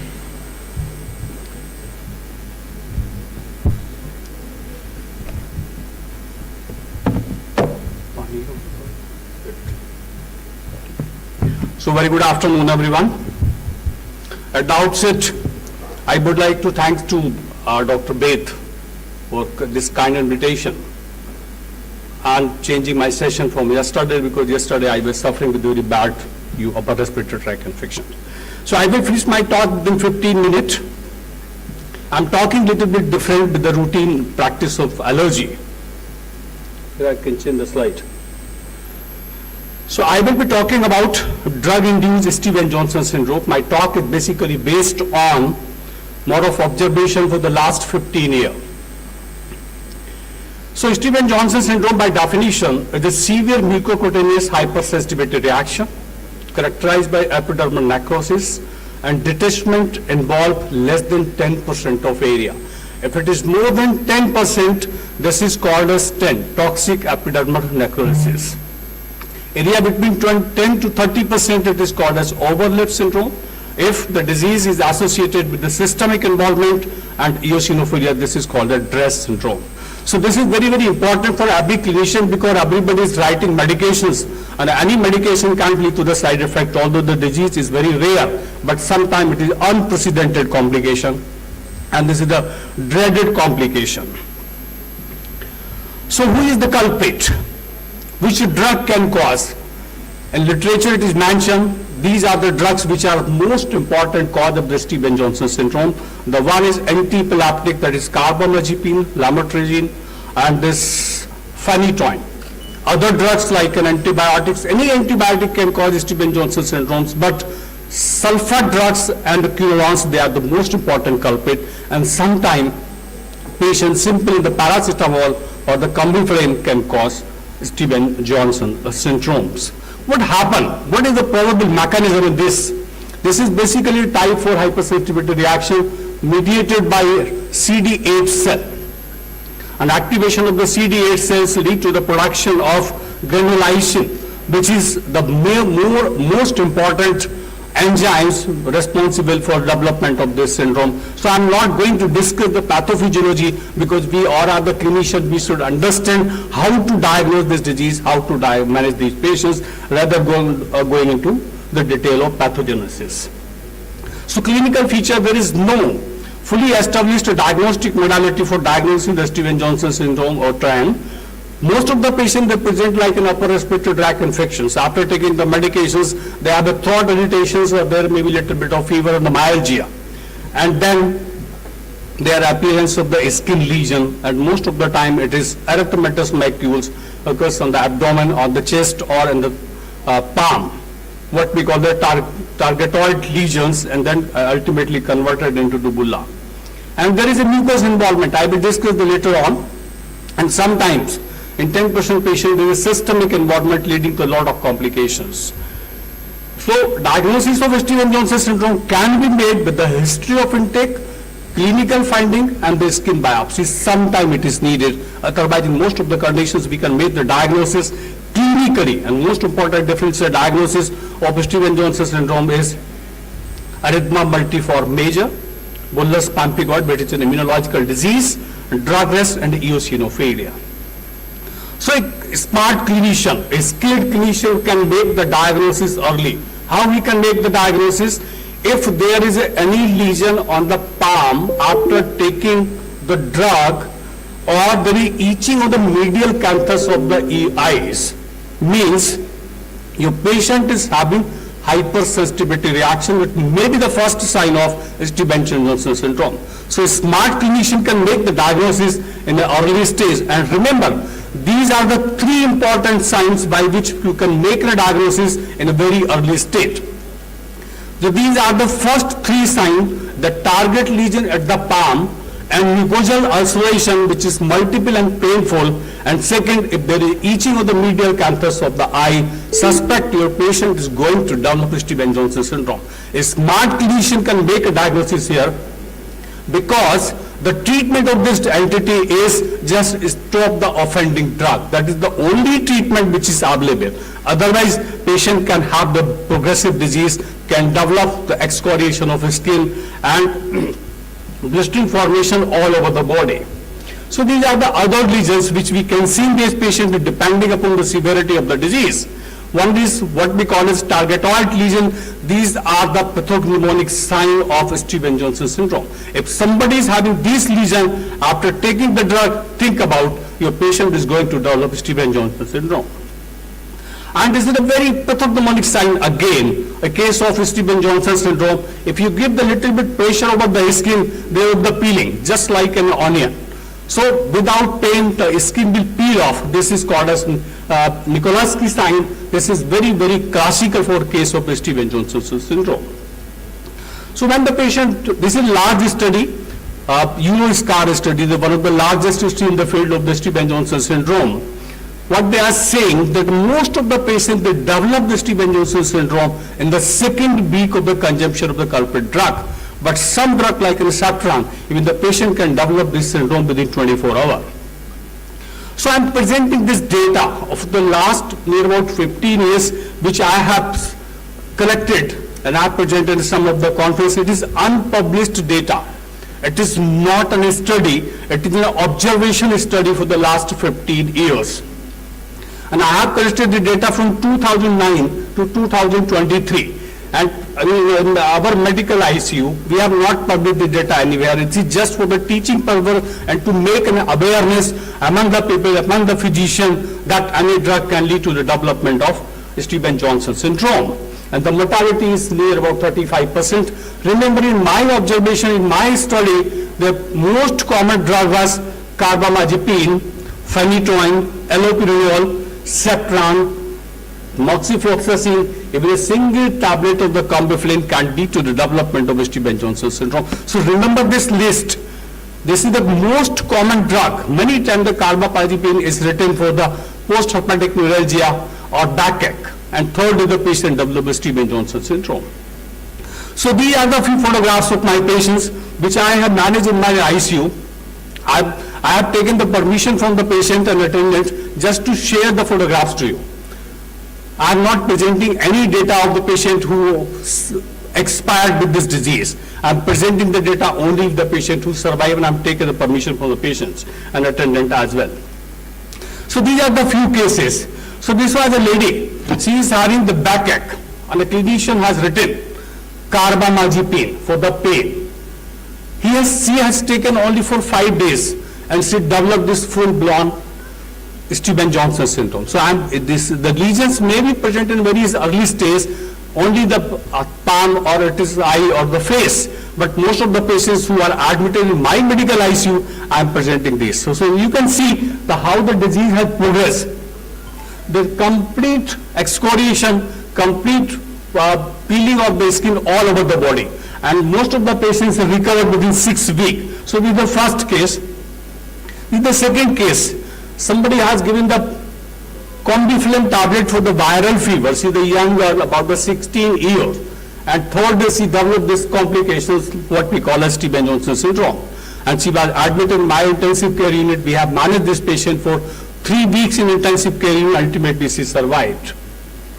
This is the fourth case. This man is a laborer, is having a loose motion. Somebody has given the combination of ciprofloxacin and orladerazole. Please note this point, this combination is irrational and this is very dangerous, very notorious to cause the drug complication, especially like Stevens-Johnson syndromes. What is the learning point? If you are writing this combination, you must explain to your patients that you can develop some complication. So that the patient will report early, you will stop the offending drug, you can treat the patient effectively, you can prevent the progression of the disease, otherwise the patient can develop life-threatening complication. She is a lady, she is having, she's a young girl, about 22 years. She has a conversion reaction, somebody thought it may be a seizure, they are giving the Aptoin. In the second week she started developing rashes, but nobody cared. She was continuing with the medications and physician was writing this medication continuously. In third week, she presented somewhat like this. I managed these patients for near about 15 days in intensive care unit. Then we put in the ward. We managed this patient over the 6 weeks and she recovered like this. You can see here the complete course which I am showing here. And this is the next case, Fabutas, the drug which is given for hyperuricemia. He was suffering with the tubercular lymphadenopathy, taking the pyrazinamide. There was a hyperuricemia. Clinician has not stopped the pyrazinamide. He added this Fabutas. And fifth day the patient developed these complications. You can see here. Lamotrigine, the antipsychotic and antipsychotic drug, most notorious drug today in UK for development of TEN or Stevens-Johnson syndrome, according to the Euroscar study, is the lamotrigine. And this is a dose related. The patient not develop this disease immediately. Most of the patients, they develop this complication after the 6 weeks. So anybody, your family members, if you are writing your patients these drugs, you should be very careful. The black box warning is written on the box on this lamotrigine. Whenever you write this medication, you have to explain to your patient the 20% chances your patient will develop rashes. If you have not stopped this medication, can lead to the development of the multi-organ failure. So it is very bad drug. So this is again a lady who is having the taking carbamazepine for post-herpetic neuralgia. In third week, she started developing itching over the eye and the itching over the hand. But clinician was continuing with the drug with the addition of the low dose of the corticosteroids and some anti-allergics. She ultimately developed severe disease. You can see we managed this patient at this for 2 months in our hospital. So she was having a lot of complication related to this disease. And again, this lady, you can see here, this was the first presentation after taking the carbamazepine. So carbamazepine, Aptoin, Septran, lamotrigine, Combiflame, Tinidazole. You should write in your list, these are the notorious drugs which can lead to these complications. Although it occurs in 5 to 10% cases, but sometimes the complications are very dreaded complication. So management is only the supportive care. You have to stop the medications, manage the patient by giving this antibiotic, all these things. You have to prevent the development of secondary infection. And corticosteroid, IVIG, cyclosporins, they are not recommended, but observational studies, some small studies say that may be effective. Ophthalmic complications are the most common complication, and mortality is near about 30% to 50% if you have not treated the patients. So learning points. So medications are the causative factors in 80% cases of Stevens-Johnson syndromes. Anticonvulsant, remember again, lamotrigine, carbamazepine, phenytoin, and Septran, especially the cotrimoxazole and allopurinols, these are the most important culprit drugs.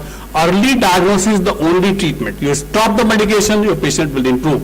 If you are continuing, the disease will progress. The treatment is mainly supportive, and the mortality is about 20 to 45%. Long-term complications are present in 10% cases. Multidisciplinary team is needed to manage these patients. Just like in a worm patient, you have to take in help of the dermatologist as well as a cosmetic surgeon. So thank you very much for listening this my talk. And it just a message, whenever you write the drug, your patient develop complications, please stop the culprit drug. That is the again as a learning point for my presentation. Thank you very much. Thank you, sir. Very enlightening lecture. And we learned that how very commonly used medications can end up these devastating Stevens-Johnson syndrome. Anybody, if anybody want to ask any question, please. Sir, I have so many cases. Thank you, sir. Thank you very much. Thank you very much. Yeah.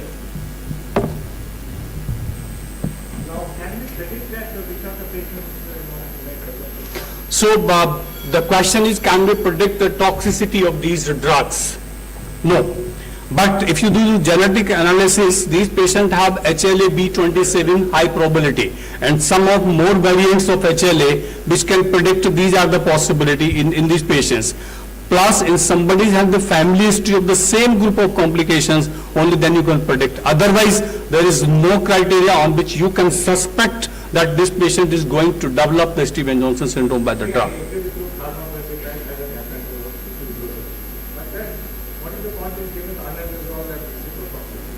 Pardon? What is the point in giving hornetrazole and ciprofloxacin? So it's a very, very common complication in the day-to-day practice. It's a very common complication. It should be banned. That's why I'm saying this is very dreaded complication, and the drugs should not be written. No, I will not write if it is not there.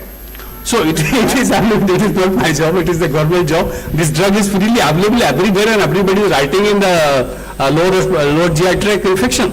And this is very notorious combination. It should not be. Sir, I also didn't know. What I want to tell you, that once you know that these type of drugs are there, yeah. So it is better centrally they should be banned. So that is the aim of my presentation. I am giving this message. You should not write this combination. So because many people may not listen to a lecture. I have heard for the first time, you know.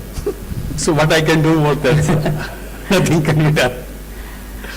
Drugs which are banned, but they are freely available in the market. But because a clinician, this is not in my hand, this is not in your hand, but writing of prescriptions in your hand. The second question is that is it something, autoimmune type of disease? So this is hypersensitivity type 4 disease primarily, and it is mediated by CD8 cells activation. So steroid is not, that's why, that is the reason, the steroid is not very effective in the disease. Only treatment, suspect the patient is having the lesion on the palm or medial canthus of eye, itching, stop the drug. That is the treatment. Thank you, sir. Thank you very much. Now, may I invite Dr. Ruchi Dua for demystifying exercise-induced bronchoconstriction. She is Professor, Department of Pulmonary Medicine, AIIMS, Rishikesh.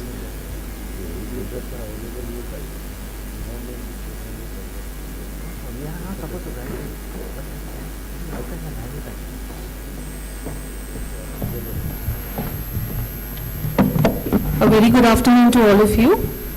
And at the outset, a big thanks to the organizing committee for inviting me today here. And I hope I won't be boring you, and I would be finishing within time rather before time. So over the next 10 minutes, I will be talking about what is exercise-induced bronchoconstriction, how to diagnose it, what are the various modalities we have. So no disclosures to declare, first of all. And I will be beginning with a case scenario. So this is what I've taken from actually one of the articles, and then we would be going to a real life case which presented in our OPD. So this was Mr. X, a 32-year-old married, healthy male, non-smoker, no past significant history, a very physically active male. He gradually complained of feeling winded, having coughing fits, and needing rest while exercising or playing with his kids, and it recovered within 20 to 30 minutes. The episodes on which time they tend to progress, they occur more frequently and took a little bit longer to resolve. So this was a history he presented. So is it a case of exercise-induced bronchoconstriction? Yes. So let's see what are the signs and symptoms, how a patient presents. So the symptoms are quite similar to what we encounter in bronchial asthma. Similar, wheezing, chest tightness, shortness of breath, cough, chest pain even in children, and feeling out of shape even when the patient is very physically active. So what's the difference? The attacks would occur during exercise or may occur immediately after exercise. So, is it asthma? Whatever reasons, is it actually asthma? Or this exercise-induced symptoms can occur even in the absence of asthma. So, EIB can occur even without the presence of asthma. So, we can have EIB occurring in a patient of known asthma or at a risk factor for asthma, or in a patient without any history of atopy or without any history suggestive of asthma. So, as we already know, asthma can have lot many triggers, and exercise can be one of those triggers among many others. So, in an asthmatic patient, if the patient complains of exercise-induced worsening, so there the disease is probably uncontrolled and we need to go through the whole checklist of difficult to treat asthma and manage the patient accordingly. So the first point would be that exercise-induced bronchoconstriction can occur even without a history of asthma, even without asthma. So is it common? Why are we discussing this concept here? So it's quite a common. Even in the general population it can occur in almost 5 to 20% of the people. The prevalence is much higher in asthmatics, with almost 90% experiencing these symptoms. The proportion would be higher in elite athletes for that matter. It also depends upon the type of sports which a person is engaged in. Exposure to chemicals like in swimming pools, it's a bit contradictory. Swimming was considered to be protective initially for asthma. Persons who engage in ice sports for that matter, which may not be that common in our country. People who engage in endurance sports and chemical exposure, which I already mentioned, all can be related to this EIB. So it's quite a common entity and it's much more common in asthmatics for that matter. So just to brief about pathophysiology, not many theories, but the most common theory is an osmotic theory. It says as we tend to exercise, the minute ventilation tends to increase, leads to the cooling and the drying of the mucosa, and that sparks off the mast cells, the eosinophils, and through them the inflammatory mediators, similar to what we usually see in asthma, which leads to the airway inflammation, the edema, and the bronchoconstriction for that matter. And they say that rather than the thermal theory, the cooling effect, it is a drying of the mucosa which plays a predominant role. And as we tend to exercise because of the increased requirements, we tend to shift from the nasal to the oral breathing, which also tends to aggravate the problem. So just a brief about the pathophysiology. Now, how should we investigate the Mr. X we talked about? So what are the tests which are to be performed? So this is a flowchart taken from the guidelines. So if the person has the symptoms suggestive of EIB, just like we do in every individual with dyspnea, the first testing would be the spirometry. If the FEV1 is on the lower side, or if we have a positive bronchodilator reversibility, which we also use for asthma, then the patient has EIB associated with asthma or is to be treated as asthma. If we look at the right hand side of the graph, if the FEV1 is more and the patient also does not show any bronchodilator reversibility, in that case, we have a list of tests which we can do to confirm our diagnosis of EIB. So let's look at what are the tests. In case, if you look at the left side of the graph, if the FEV1 is less than 70% or we have a BDR present, then we can make our diagnosis of asthma for that matter. If the spirometry is, FEV1 is also more, we are unable to document the BDR also, then in that case, let's move on to what are the other tests which are available. This shows in details the various diagnostic modalities which we can use. So up front, we do our spirometry, we look for the BDR. If it's not there, then we have the direct or the indirect challenge test. The indirect are most sensitive and are usually recommended. We can have the exercise testing, we can have the eucapnic voluntary hyperapnea test, or we can have the mannitol testing. So the guidelines say a diagnosis of EIB should be confirmed by further testing, not just by the self-reported symptoms, and it is a strong evidence for that. And indirect challenges compared to the direct challenges are also more sensitive. So we come back to a case. So we had an individual suspected of EIB. We went ahead with a spirometry, not a PFT. Upfront we performed a spirometry with BDR, which showed no obstruction. Then the patient was put for exercise testing. This exercise testing was done by a treadmill test. He exercised for 8 minutes. The target, we will also talk about these targets. When you're looking at demonstrating an EIB, so the important point is the patient should attain a target heart rate and a target ventilation to say that an acceptable test has been performed. So in this case, the usually target heart rate in exercise testing like in CPET is taken to be 220 minus age. So according to his age, he was able to attain more than 80% of his heart rate. So it was a kind of an acceptable testing which was performed. He also began to show the symptoms which he had complained about. He began to cough and wheeze. The symptoms also abated after he took his inhaler, as has been mentioned in the box. Then, post the exercise testing, his spirometry was repeated and a fall in FEV1 was documented, proving and confirming the presence of EIB. And in his case, because he did not have a past significant history, there was no history of atopy, there were no other allergic markers for that matter, it was probably EIB without associated asthma.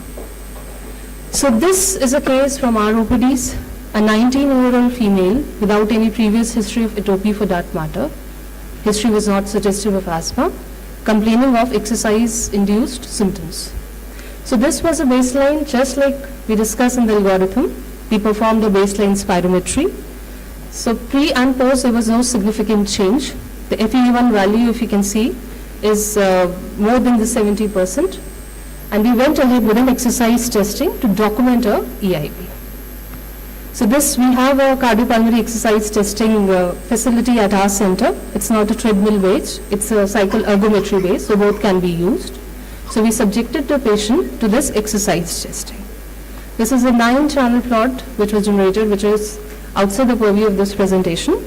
But just to highlight 2 things, as we already discussed, to say a maximal challenge test has been done, the target heart rate has to be attained, which has to be 85% of the patient's heart rate, that is 220 minus age.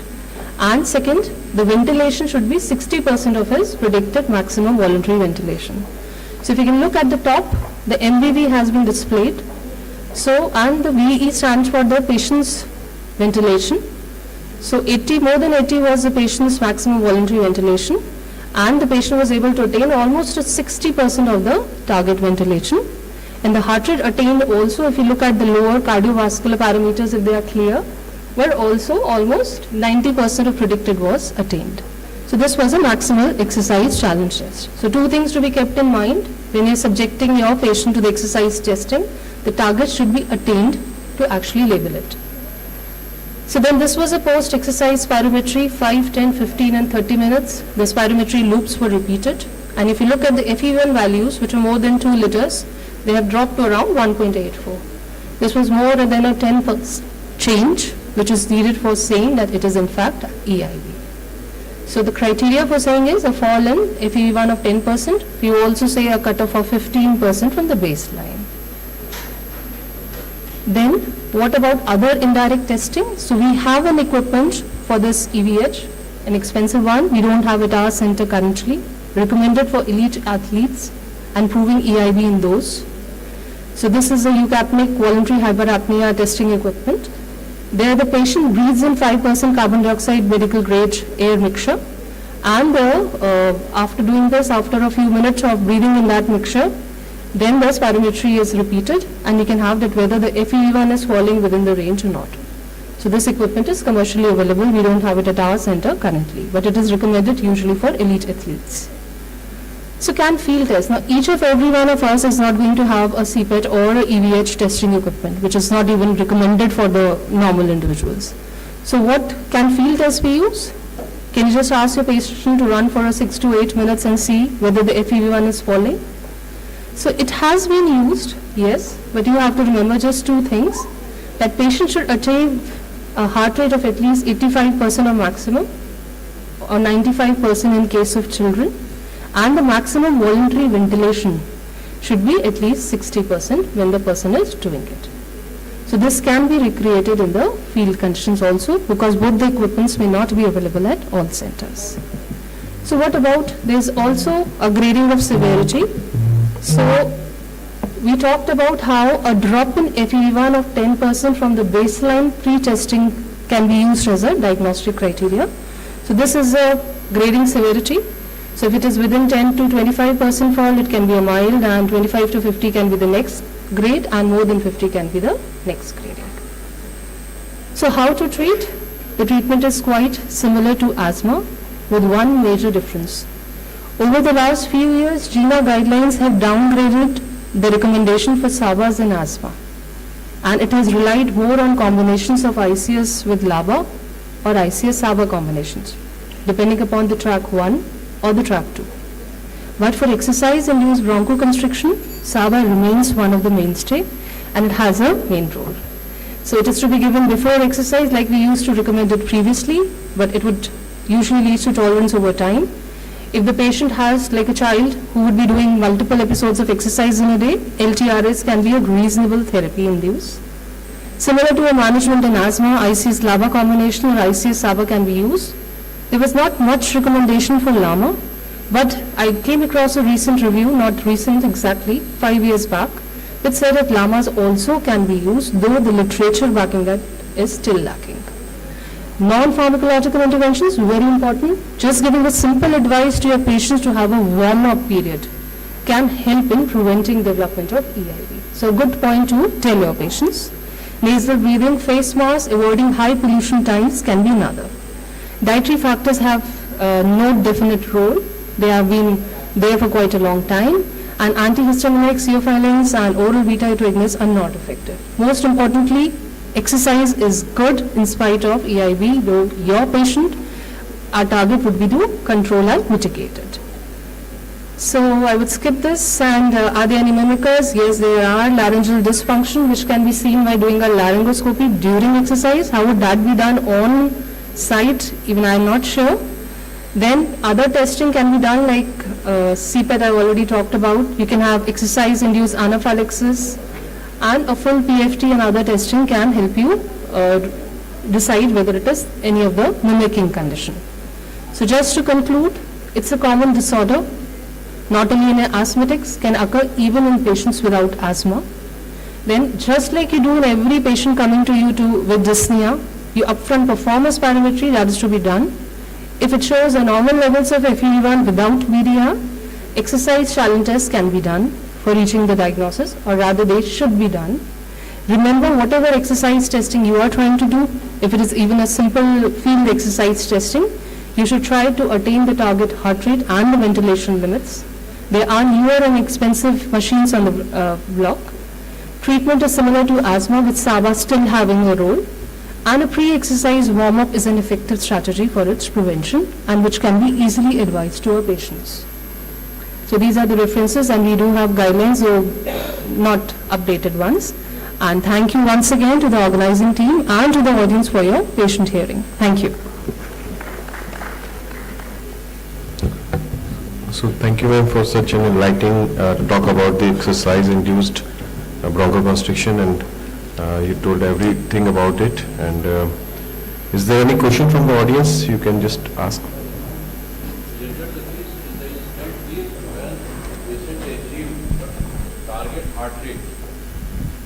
What were the ECG findings? Whether ECG was recorded or not when he developed shortness of breath, cough and dyspnea? Yeah. See, as a part of cardiopulmonary exercise testing, so we have ECG trace continuously running on the screen, and so there were no significant ECG abnormalities.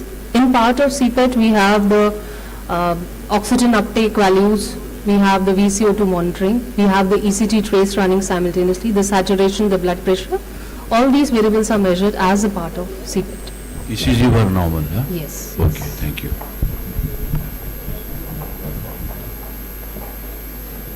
See, the exercise-induced asthma usually occurs in outdoor environment, whereas you are doing CPET in the indoor environment.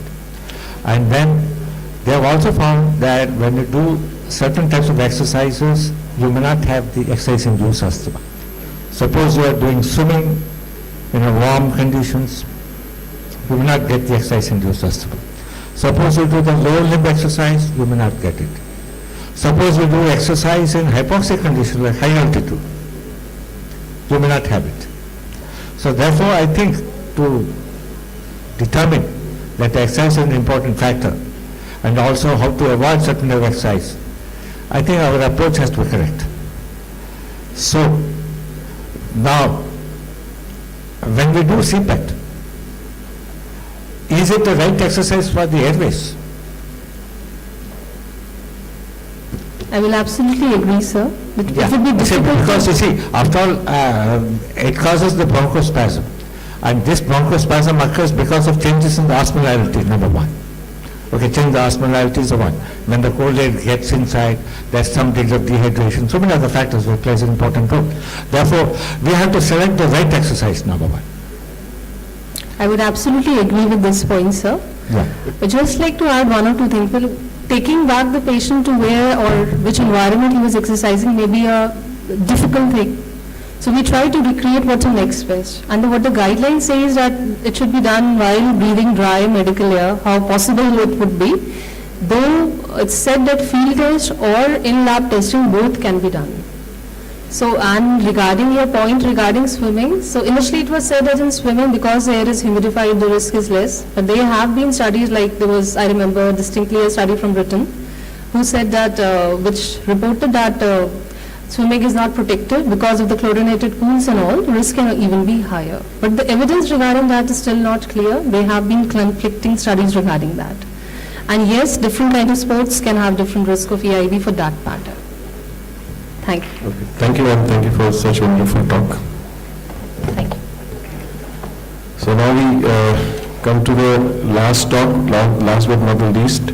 The topic is biologics in asthma, and it will be given by Dr. Ved Prakash, sir. He's the head of the department, Pulmonary and Critical Medicine, KGMU, Lucknow, and he's the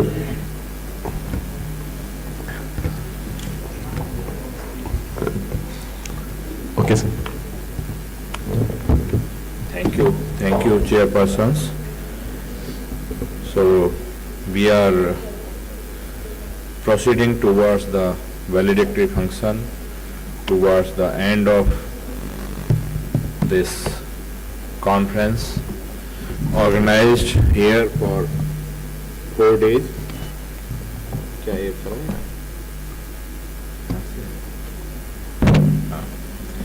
So for 4 days we have hosted more than 250 faculty from all over the globe, and I would like to say a few words for chief guest of our valedictory function, Professor Saroj Chudamani Gopal. She is here. Big round of applause for her, because she was here to save this university, for 3 years, and fortunately I have been selected at that time in the faculty. So she has selected me as assistant professor in the Department of Respiratory Medicine, that time Pulmonary Medicine. So thank you, ma'am. Thank you for always guiding and being with us.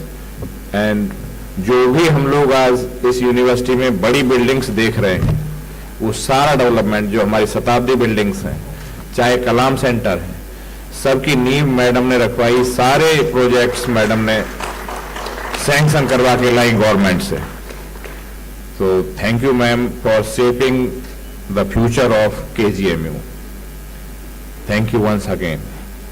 So ma'am will be chief guest, so I thought none other than madam is right person to be in our valedictory function. So she is here from long way from Kanpur.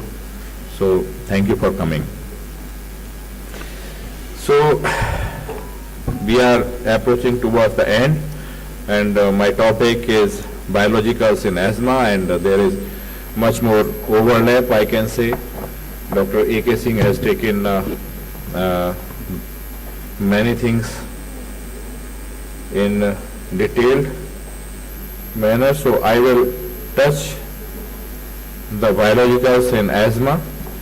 So before we dig into the topic of biologicals in asthma, we should know about difficult to treat asthma or severe asthma or asthma which is uncontrolled despite medium or high dose ICS plus LABA combination or maintenance oral steroids to maintain control or requires high dose treatment to prevent symptoms or exacerbations. So the very difficult to treat asthma, while severe asthma is a subset of difficult to treat asthma that remains uncontrolled despite maximal optimized therapy, high dose ICS LABA, good adherence and comorbidity management, and may worsen when treatment is reduced. So that we can define this asthma. After identifying patient of severe asthma, the next important step is to assess the underlying inflammatory phenotype. Since this guides the choice of biologic therapy, there are 4 main phenotypes. So one is type 2 inflammation. That is the most common one. This is driven by interleukin 4, 5 and 13 and high eosinophilia and high IgE levels associated with allergic nasal polyps, ABPA, also responsible to steroids and biological therapy, anti-IgE, anti-IL-5, anti-IL-4R therapies. And next one is, ये cursor move नहीं कर रहा है, excuse me अनुराग, ये cursor move नहीं कर रहा है, इसका जरा देखो, कर्सर कहाँ से मूव करेगा, यहाँ से आएगा, आ गया, ठीक ठीक, all right, thank you, thank you.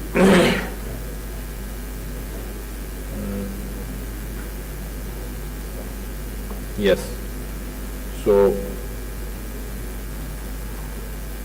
the next is type 2 is neutrophilic asthma that is linked to smoke, pollutants, infections, poor steroid response. This involves TS17 pathway. And the third one is mixed type, that is the combination of eosinophilic and neutrophilic inflammation. Mediated by interleukin 6 and 17 overlap, and the fourth one is paucigranulocytic, that is having few inflammatory cells, often post-steroid use with fixed obstruction, overall determining the T2 high and T2 low phenotype is essential for selecting the appropriate biologic therapy. So to identify type 2, that is TS2 inflammation, we use specific biomarkers that help predict treatment response and guide the biologic selection. Blood eosinophil more than 150 cells per microliter indicates corticosteroid response and predict benefits from anti-IL-5 therapy. Serum IgE levels guides the omalizumab use, omalizumab, and severe allergic asthma. Pheno more than 20 ppb reflects airway eosinophilic inflammation and predicts the response to biologics. The sputum eosinophils more than 2% helps to monitor the response of anti-inflammatory treatment. So severe periostin levels, emerging marker of IL-13 driven inflammations.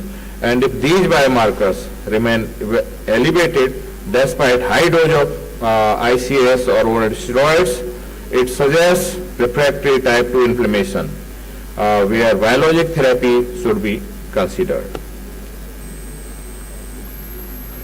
This slide illustrates the immune pathway driven different asthma phenotypes and how biologics target them. On the left side, the allergen exposure activates 2 cells and interleukin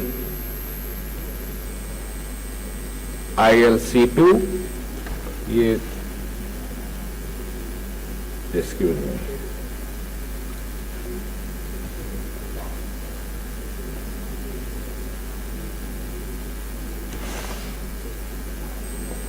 Yeah. So this illustrates the immune pathways. Now okay. Driving differently in asthma phenotypes and how biologics target them. On left side, the allergen exposure activates the Th2 cells and ILC2 cells, releasing interleukin 4, 5 and 13, and these cytokines promote IgE production, eosinophilic activation and airway remodeling. Characteristics of type 2 or eosinophilic asthma. Targeted therapies include IgE, anti-IgE, that is omalizumab, anti-IL-5, that is mepolizumab, benralizumab or reslizumab, anti-IL-4 or alpha, that is dupilumab. And on the right side, this pollutants, infections and smoke stimulate Th17 pathway, releasing IL-17, IL-6 and GM-CSF levels, leading to neutrophilic inflammation. So this represents non-type 2 or neutrophilic asthma, often steroid resistant, and potentially the therapies include the macrolides and anti-IL-17, IL-17R agents like brodalumab. So highlighting that asthma inflammation is heterogeneous type 2 eosinophilic response to biologics when non-type 2 neutrophilic needs the alternative strategies. Omalizumab was the first biologics that approved for asthma in 2003 for patients for more than 12 years and later extended to more than 6 years of age in 2016. It is indicated for moderate to severe persistent allergic asthma with a positive skin test or in vitro reactivity to a perennial allergen and total serum Ig between 30 to 1700 international unit per ml for more than 12 years age and up to 1300 for 6 to 11 years of age. In patients with uncontrolled high dose ICS lava, it also approved for chronic idiopathic urticaria. In 2014, this indication has also been included in that. Dosing is subcutaneous every 2 to 4 weeks based on IgE levels and body weight.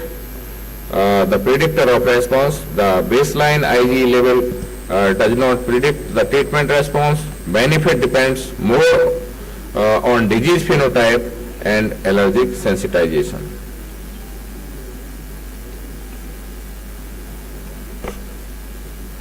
ये वो फिर रुक गया.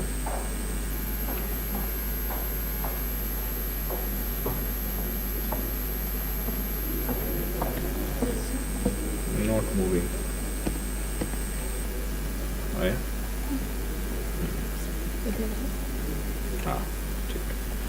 So the mechanism of omalizumab is a recombinant humanized IgG1 monoclonal antibody that targets the free IgE. It binds to the Fc protein and circulating IgE, preventing its attachment to high affinity IgE receptors on mast cells and basophils. This leads to two major effects. That one is rapid reproduction of free IgE within a few days and a gradual effect on the downregulation of FcRI receptors on mast cells and basophils. So about 90% reduction within 7 to 70 days. As a result, mast cell and basophils activation decreases, reducing release of histamine, prostaglandins and leukotrienes, thereby controlling allergic inflammation and asthma symptoms. So two major trials established the efficacy of omalizumab as an add-on or in severe allergic asthma, uncontrolled or high-dose ICS-LAVA combination. The one was Innovate trial that was in 2005. One was Extra trial in 2011. So the both trials demonstrated that omalizumab effectively reduces the exacerbations and improves lung function in severe allergic asthma not controlled with standard therapy or steroids. So I think mepolizumab has been taken by Dr. A.K. Singh, so I can skip that also. Manually he has also taken, gradually also taken. So now dupilumab.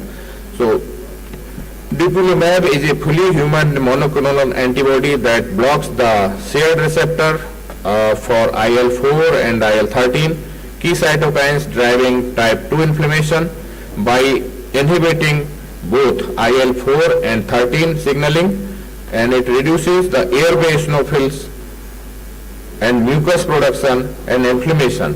So it is approved as add-on maintenance therapy for moderate to severe eosinophilic or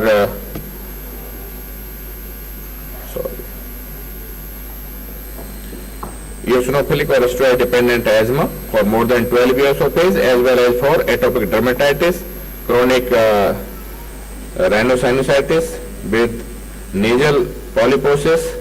So in short, the dupilumab targets the type 2 inflammatory pathway, providing the broad coverage.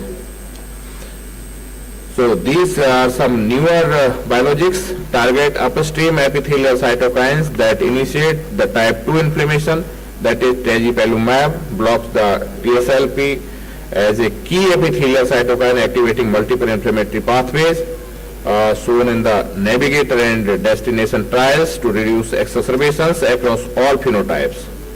One itepekimab that targets the IL-33, while estrigolimab inhibits the IL-33 receptors. Both aims to control the inflammation earlier in the cascade and are under evaluation in phase 2b trials. So these agents work above to the traditional therapies.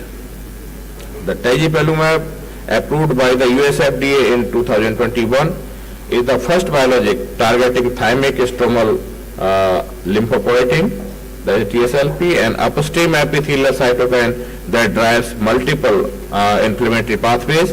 The Navigator trial in the NEJM 2021 published evaluated the tezepelumab in severe uncontrolled asthma. It shows a 56% reduction in annual exacerbation rate compared with placebo. Potentially, this benefit was seen irrespective of baseline eosinophil count, pheno or allergic status of the patients. These biologics targets non-type 2 inflammatory pathways such as IL-23, 17A and TNF-alpha, mainly associated with neutrophilic asthma. However, phase 2 trials with risankizumab anti-IL-23 and brodalumab anti-IL-17A receptor and golimumab anti-TNF-alpha failed to show significant clinical benefit or improvement in asthma control. So in short, the non-type 2 target biologics have not proven effective, highlighting the most severe asthma remains driven by type 2 inflammation. So this one more, the lebrikizumab and tralokinumab are monoclonal antibodies targeting IL-13, a key cytokine in type 2 inflammation responsible for mucus production and airway remodeling. Both agents evaluated in this Levolta and Startos trials showed modest improvements in lung function and exacerbation rates, but didn't achieve consistent efficacy, especially compared to broader agents like dupilumab that blocks both IL-4 and 13 pathways, and anti-IL-13 therapies showed limited standalone benefits, and interest shifts towards dual blockade with dupilumab. So how to choose? This is I think a very interesting question that this slide summarize how to select biologics in severe asthma based on phenotypes and biomarkers. That is, one is anti-IgE, that is omalizumab, best for allergic asthma, requires sensitization to perennial allergens.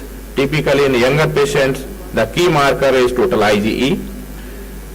Anti-IL-4R, that is dupilumab, used in type 2 inflammation, respective of allergy, works well when FeNO is more than 25 ppb or eosinophils are raised. So anti-IL-5, IL-5R, that is mepolizumab, benralizumab, and regelumab, targets eosinophilic asthma mainly in adults, guided by blood eosinophil counts. This slide summarizes the stepwise approach to selecting biologics in severe asthma based on blood eosinophil count, FeNO, and clinical phenotypes. For non-steroids and dependent severe asthma, low eosinophil less than 150 per microliter. If FeNO is less than 25, and allergic anti-IgE and anti-TSLP is non-allergic anti-TSLP, and moderate eosinophils 150 to 1500 per microliter, choice guided by the clinical features, maybe anti-IgE, anti-IL-4R alpha, anti-IL-5, IL-5R, and anti-TSLP. And high eosinophil more than 1500. Just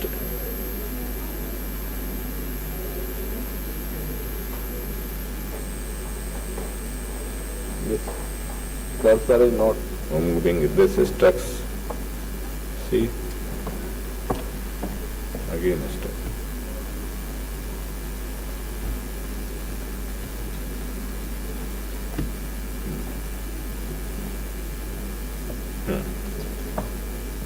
Where is cursor? Okay. Oh, all right. Thank you.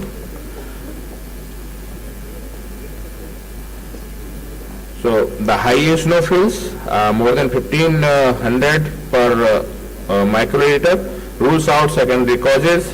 Consider anti-IL-5 or anti-IL-5R. For OC-dependent asthma, if eosinophil, anti-IL-5 or IL-5R or anti-IL-4R alpha is not, if non-eosinophilic, anti-IL-4R alpha preferred, then taper oral steroids and monitor the adrenal suppression or EGPA. Response evaluation in the interval of 4 to 6 months. Good response considered when it is more than 50% reduction in exacerbations or steroid use, continue biologic. Poor response, then reassess, diagnosis and phenotype adherence or switch to the biologic. So there are no head-to-head trials comparing biologics in asthma, but a few studies evaluated switching, like OSMO trial, switching from omalizumab to mepolizumab in uncontrolled severe eosinophilic asthma led to, this is a small study of numbering 145, total number 64% reduction in annual exacerbations and FEV1 improvement by about 120 ml were demonstrated, and fewer emergency visits. Another small study showed that the OCS-dependent patients with persistent sputum eosinophilia on mepolizumab had better asthma control and reduced exacerbations after switching to IV Rajlizumab. Switching biologics, especially from Omalizumab to Mepolizumab or Mepolizumab to Rajlizumab, can improve asthma control in patients with inadequate response to the initial therapy. So thank you for patient listening. Thank you. Thank you, sir, for giving insight on this biological asthma. The question is open to audience. If they have any doubt. Okay. Thank you, sir. Now we are closing. Sir. Thank you, sir.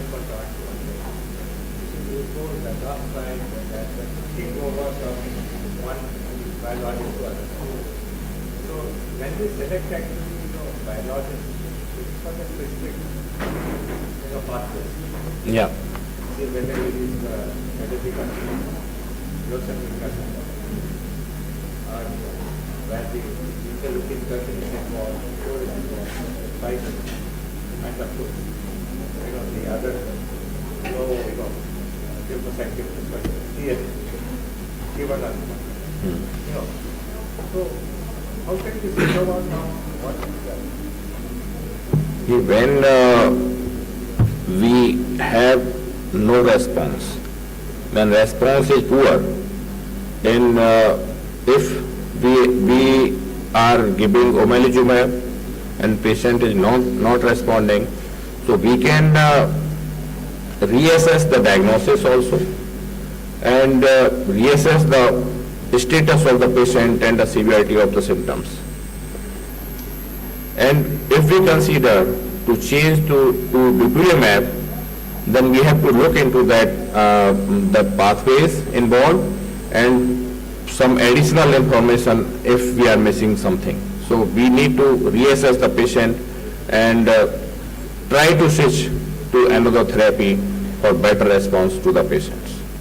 Because it's so complex, because we have so many biologists. Yeah. So what you mentioned more than that, in our scenario, we need to select also. Ask is another factor. Yeah. And we don't have a natural license. Yes. So this is one area because.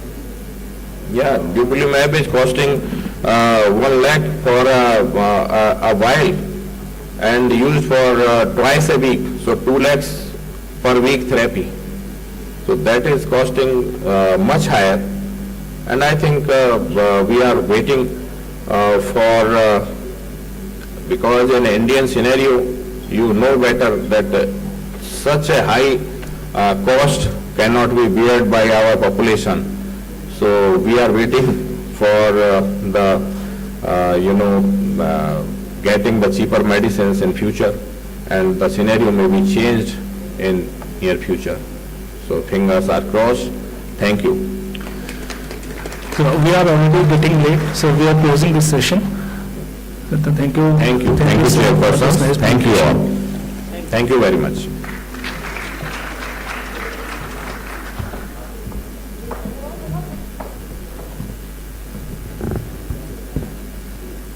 Thank you, respected speakers and distinguished chairperson. As we come to the closing of this remarkable academic journey, it fills our heart with pride and gratitude to look back upon 3 days of enriching sessions, spirited discussions, groundbreaking research presentations, and 1 day of truly enlightening pre-conference workshop. Over these days, ICAAICON 2025 has been much more than a conference. It has been a celebration of ideas, knowledge, and a shared pursuit of excellence in the field of allergy, asthma, and applied immunology. And now, as we conclude this academic fest, I would like to call upon our respected dignitaries on the dais. It is our honor to introduce our chief guest, Padma Shri Professor Dr. Saroj Churamani Gopal, an eminent pediatric surgeon, academic visionary, and the first woman in India to earn an MCH in pediatric surgery from AIIMS, New Delhi. A former Vice Chancellor, in fact the first woman Vice Chancellor of KGMU, and the recipient of the Padma Shri and Dr. B.C. Rai Award, Dr. Gopal has made pioneering contributions to pediatric surgery and medical education. A true trailblazer and inspiration, she continues to be a shining example of dedication, excellence, and leadership in medicine. We welcome you, Professor Chudamani Gopal ma'am. Kindly grace the dais.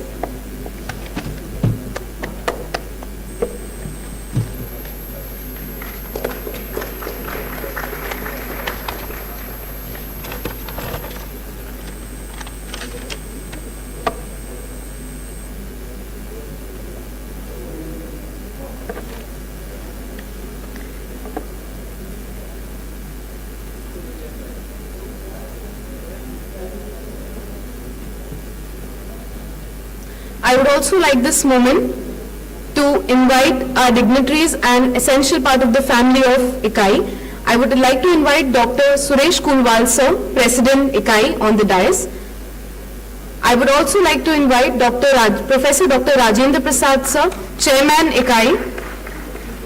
And I would take this moment to invite Professor Dr. Ved Prakash sir, Organizing Secretary ICAI.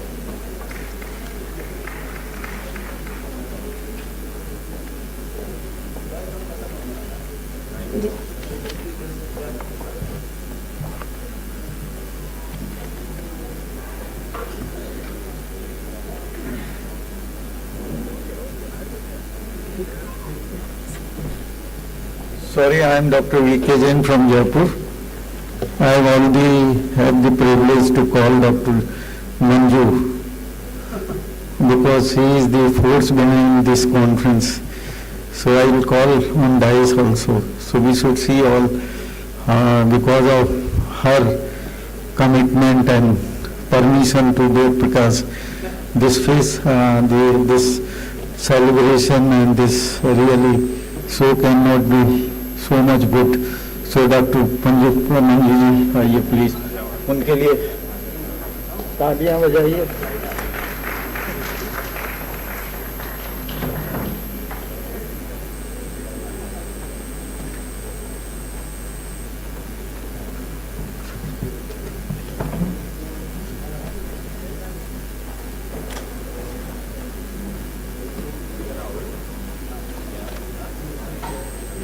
I would like Dr. Ved Prakash sir to kindly honor our respected dignitaries with the eternal symbol of growth and legacy, saplings, and welcome them.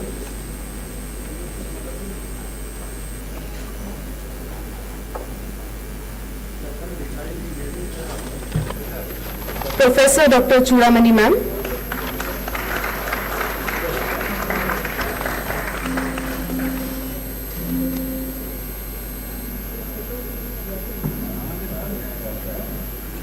Professor Dr. Suresh Kulwal sir.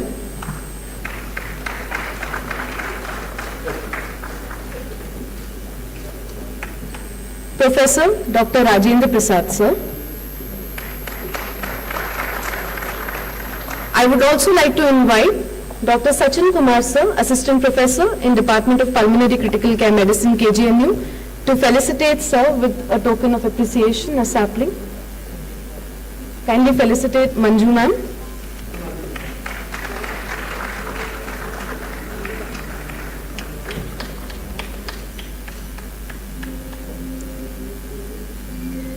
And I would like to ask sir to please welcome Dr. Ved Prakash sir with a token of appreciation.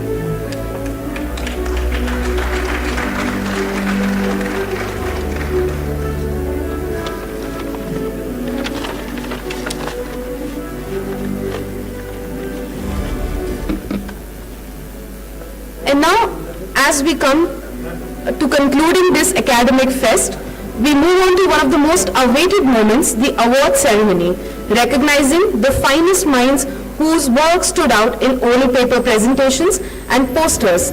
Their dedication embodies the spirit of this conference. Let's begin with the award ceremony. The first award, the V. Raju Paper Award, has been awarded to Dr. Rashmi Ranjan Das from AIIMS Bhubaneswar. Can you please join us on the stage?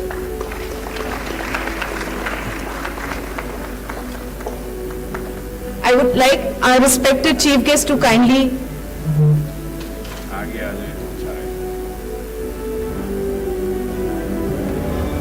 Dr. V. Raju Paper Award, Dr. Rashmi Ranjan Das.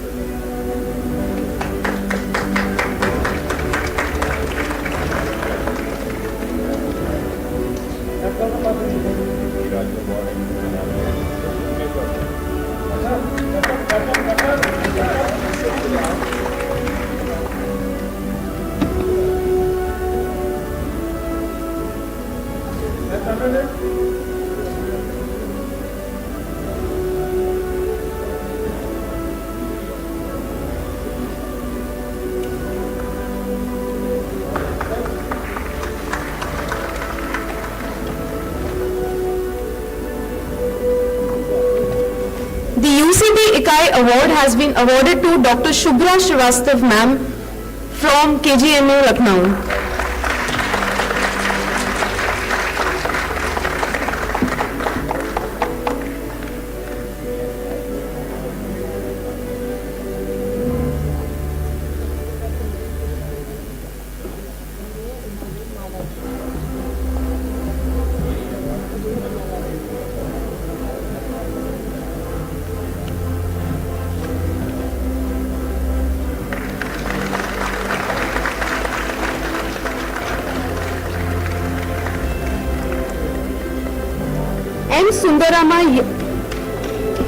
M. Sundarama Young Scientist Award has been awarded to Dr. Shruti from RML Lucknow. Dr. Shruti, can you please join us on the stage?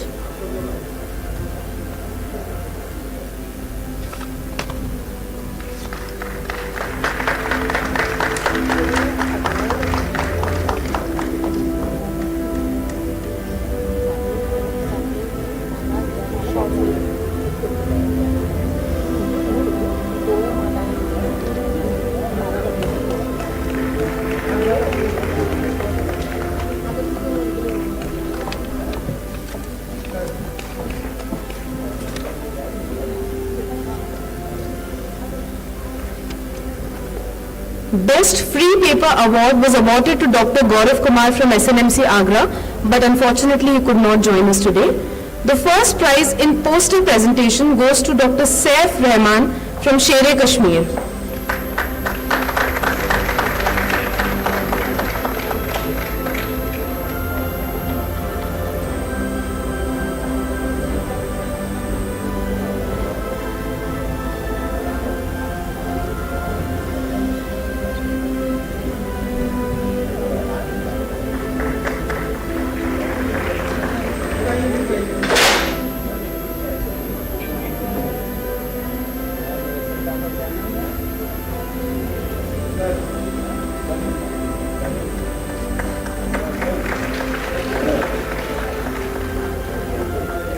Second prize in poster presentation goes to Dr. Sagar Rai from Vallabhbhai Patel Chest Institute, Delhi.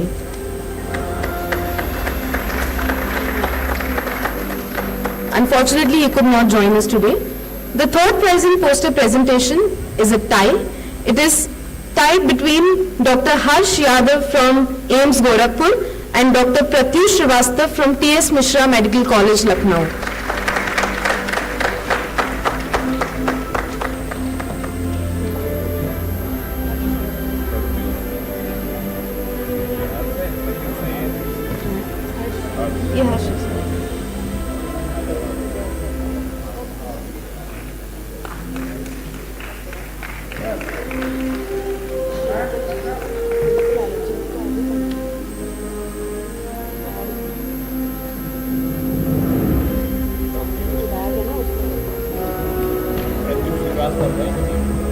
Dr. Pratyush Srivastav from TS. Okay, Dr. Pratyush could not join us today. On 30th of October, we had a remarkable release of a very prestigious publication, the Clinical Allergy Book, second edition of the Clinical Allergy Book. But unfortunately, on that day, Dr. V.K. Jain sir, he could not join us on the stage. Today, I would request Professor Dr. V.K. Jain sir to kindly grace the stage and Dr. Rajendra Prasad sir to kindly present the book to Dr. V.K. Jain sir. Sir, please. I was there in the ceremony, but Dr. Rajendra is giving me the copy of to me also. that day only we gave to the Deputy Chief Deputy Minister, Health Minister, and the Vice Chancellor, Nityanand, so Sonia.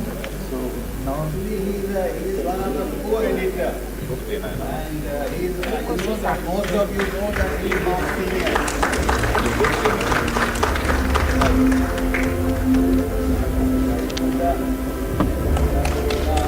First edition of this book was in 2018, I believe. It was released in Bangalore. And this is the second edition. It was released on the day one by PCCM.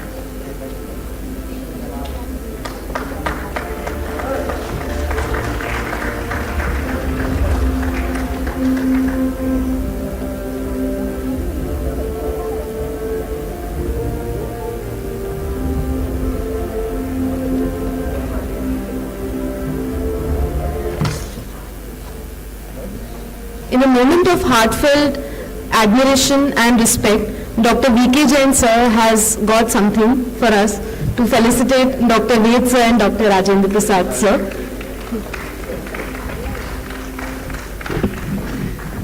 क्योंकि विदाई समारोह है, return gift तो देना है। वैसे बाराती लोग जनरली कुछ दे के नहीं जाते, लेके ही जाते हैं, है ना। तो हमने लिया ही है। तो मैंने सोचा कि ना जयपुर से आया हूँ, तो वैसे तो मैं यहीं KGMU का एडमिन ही हूँ, और मेरा सौभाग्य है कि I was one of the expert in the selection committee of Dr. V. Now we can declare because Madam was the Vice Chancellor at that time. I and Dr. Rajendra Prasad and Dr. Behra all were the expert, and we select him. And now you can see our selection. They is doing very good job, and this is a very wonderful conference he has organized. My compliments to the occasion is to honor First Lady, Dr. Mrs. Manju. She is also from from the Jaipur also. So I first welcome Solomon.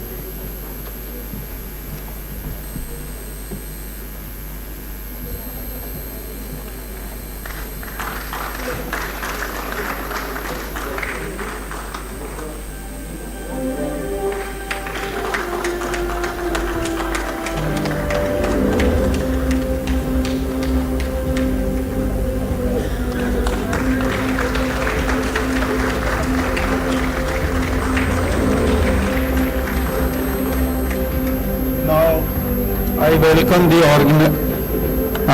chairman of this conference, my favorite house surgeon, my most dedicated. Now you can see he has grown, rising even more than that. BC award, so many awards, but both are behind to each other. We write the book also, and we are also next time publishing book on asthma also.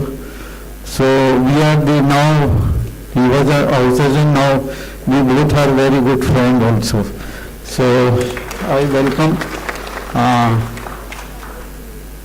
क्योंकि मैंने request की थी भाई तुम भी अपनी बीवी को ले आना, लेकिन इन्होंने कहा कि भाई बिजी हैं, क्योंकि उनकी वजह से सारा कुछ पहुंच। मैं जब भी एग्जाम में रोके आता इसी के यहाँ रुकता था, और मैडम मुझे बहुत अच्छा खाना खिलाती थी। कल भी उन्होंने पार्टी दी है हमारे काफ़ी लोगों को, और वो सब जानते हैं कि कितना अच्छा खाना खिलाया था उन्होंने, और कल टी पे बुलाया था। तो मैं पहले तो इसी को पहना देता हूँ।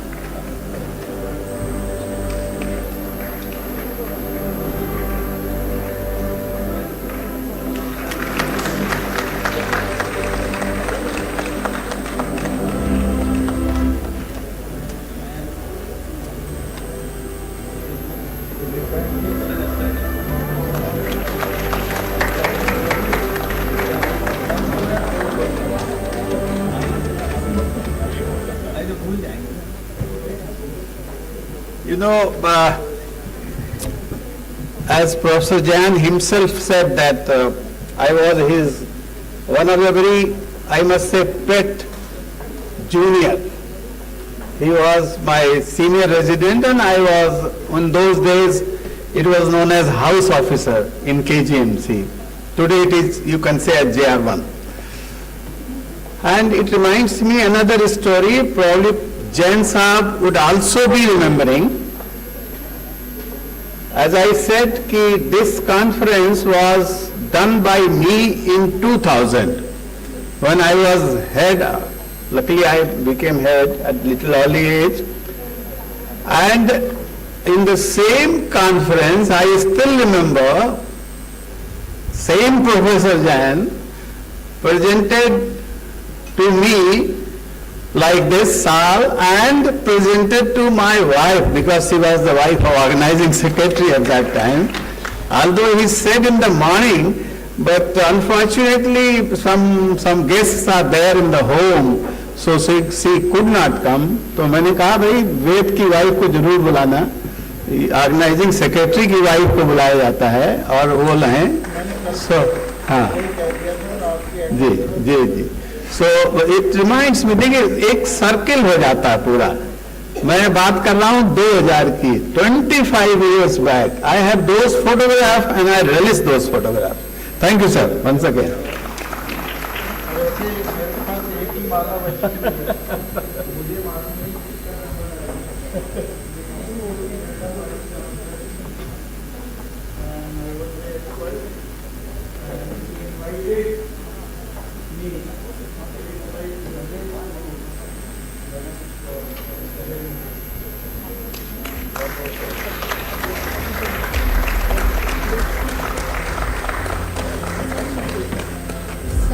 Just 2 minutes.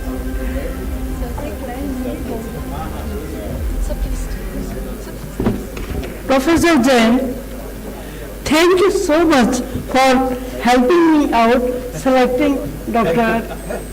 Ved Prakash. Your choice of selection has been just wonderful. Thank you for doing that. Thank you, madam.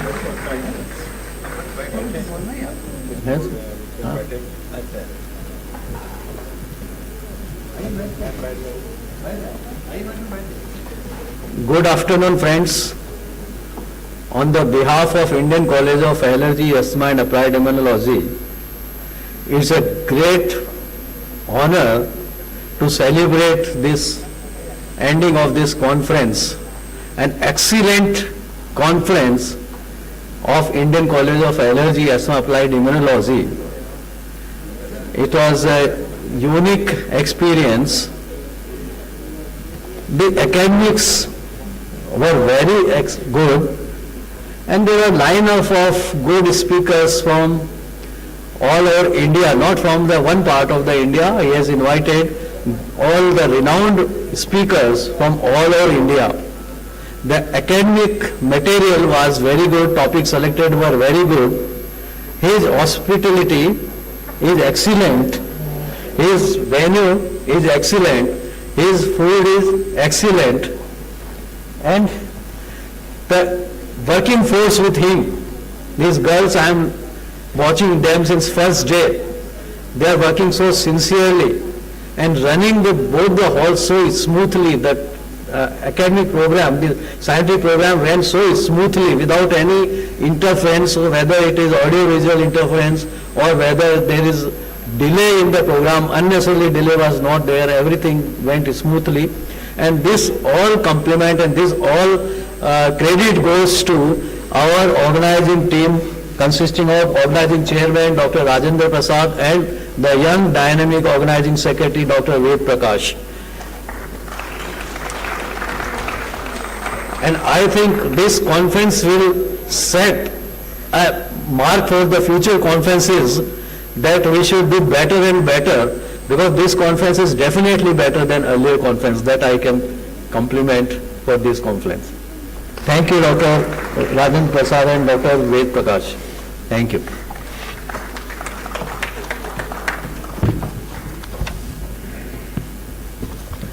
We now proceed to one of the most special moments, the felicitation ceremony. it is our privilege to extend our heartfelt gratitude to the eminent personalities who have guided, inspired, and contributed immensely to the success of ICAAICON 2025. May I request our chief guest to felicitate Dr. Rajendra Prasad Sir, organizing chairman, for his constant support, guidance, mentorship, and leadership.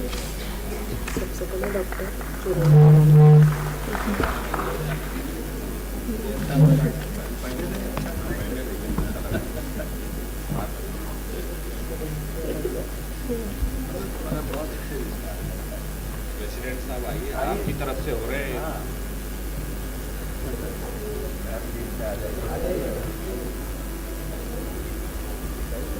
College की तरफ से ले आओ।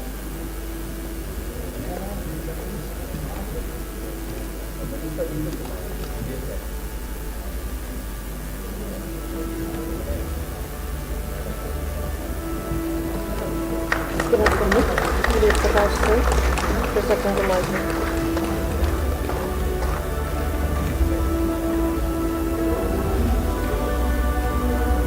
I request the chief guest to kindly felicitate Dr. Ved Prakash Sir, the organizing secretary for the conference.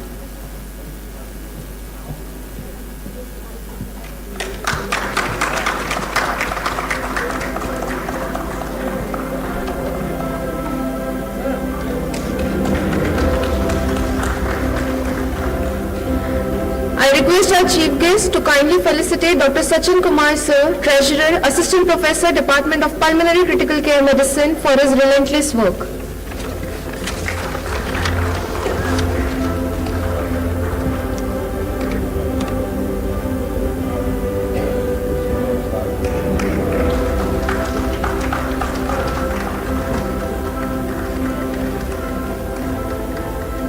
I request our chief guest to kindly felicitate Dr. Muhammad Arif Sir, Joint Organizing Secretary and Assistant Professor, Department of Pulmonary Critical Care Medicine, KGMU, for meticulously planning and the conference.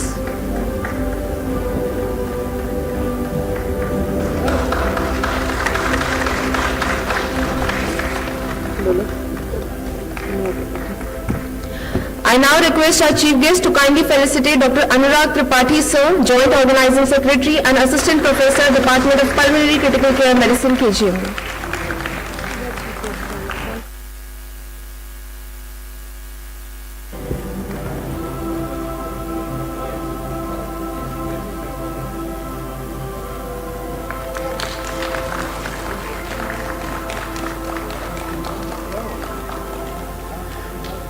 I request Dr.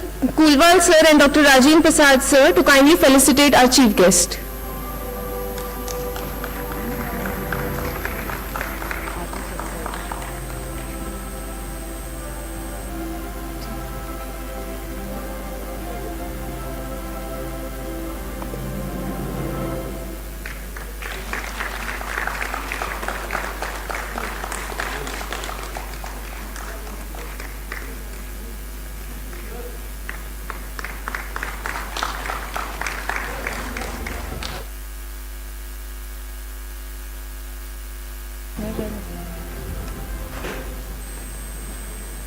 I now request our chief guest to kindly felicitate the team of organizing committee of ICAAICON 2025, the senior residents from Department of Pulmonary Critical Care Medicine, KGMU, for working continuously for the success of this conference. Dr. Shubhra Srivastav ma'am,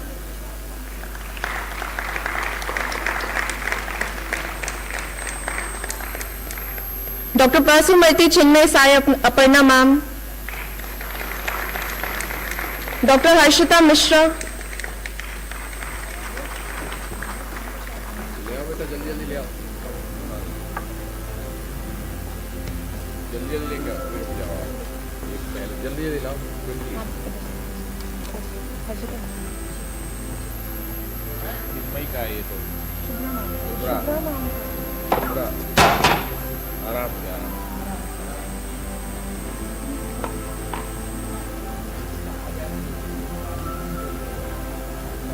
चलो दे देते हैं हमें।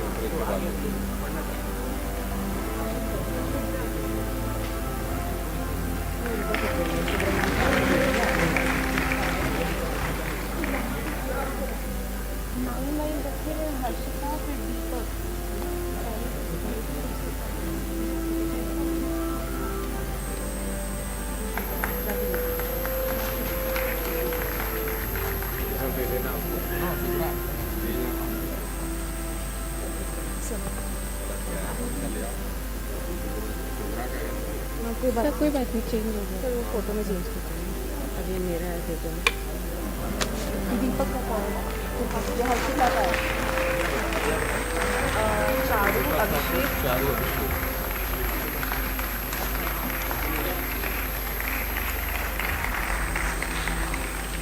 Dr. Harshita Mishra.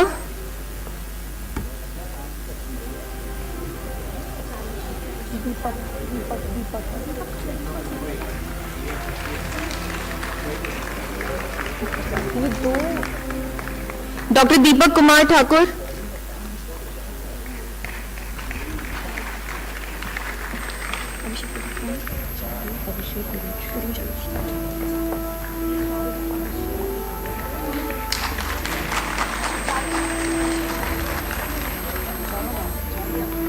Dr. Charu Sadhwani.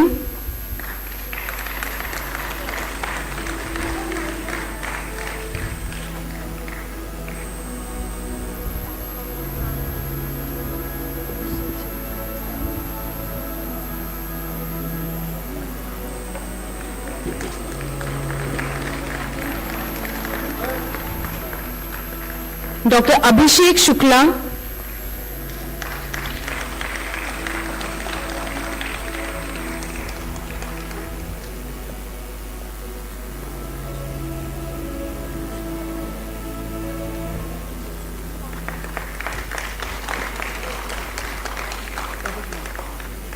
Dr. Uruj Ruhani.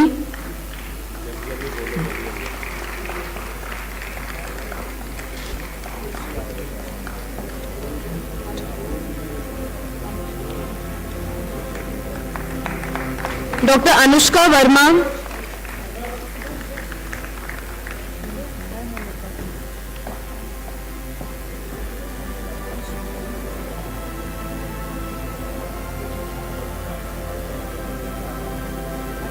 Dr. Tanya Gupta.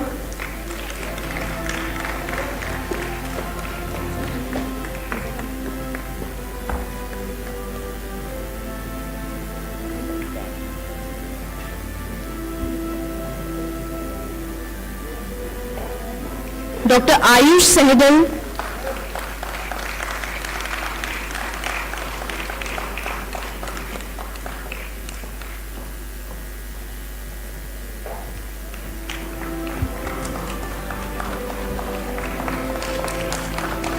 Dr. Pragati Rautela.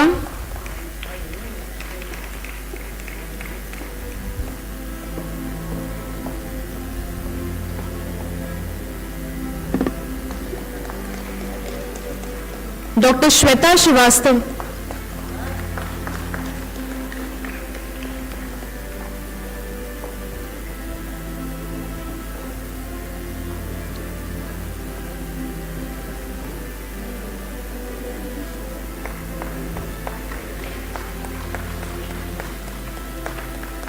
Dr. Prateek Mishra.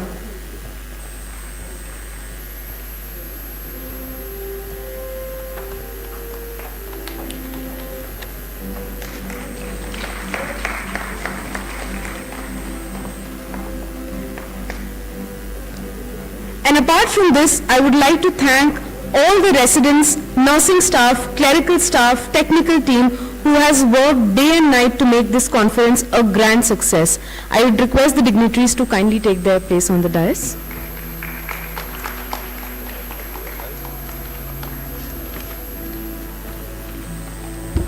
Now, I would like to call our chief guest, Professor S. Churamani ma'am, to address the crowd of ICAAICON 2025.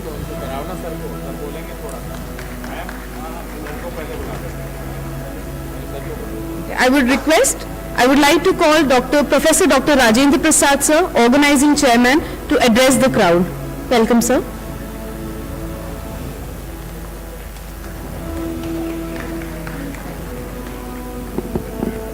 So good afternoon, and chief guest of this today's valedictory function, Professor Saroj Churamani. If I say a word about her, I have already said, यार ये music बंद करो थोड़ा देर, music बंद करो, हाँ yes. I have already said about her She has been our Vice Chancellor of KGMU. She has also been the President of National Academy of Medical Sciences. And she has been very close to our family, I must say. My elder brother, who is no more today, Dr. Bajrang Das Sahab, who was MS Surgery from this KGMC, and the husband of Professor Saroj Chudamani, they were very closely linked because he was also surgeon. So that's why I say a very close family link we have with Saroj Chudamani. You know, any function which begins, it ends. And it is nostalgia for me. As I said in the inaugural function, I would like to repeat. This is the fifth allergy, asthma and immunology conference being hosted in this city. So you can imagine the pride of Lucknow, I must say. I still say, I said these words during inauguration when Deputy CM Sri Brijesh Pathak ji was there. I said the first two conferences when I was resident, PG student, was done by our mentor and our teacher and father of allergy in state of Uttar Pradesh. We used to say him, late Professor M.S. Agnotri. So I must remind him today. And then the third was done by me, as I said, in 2000 when I was head of department of that. I think Bed must be remembering.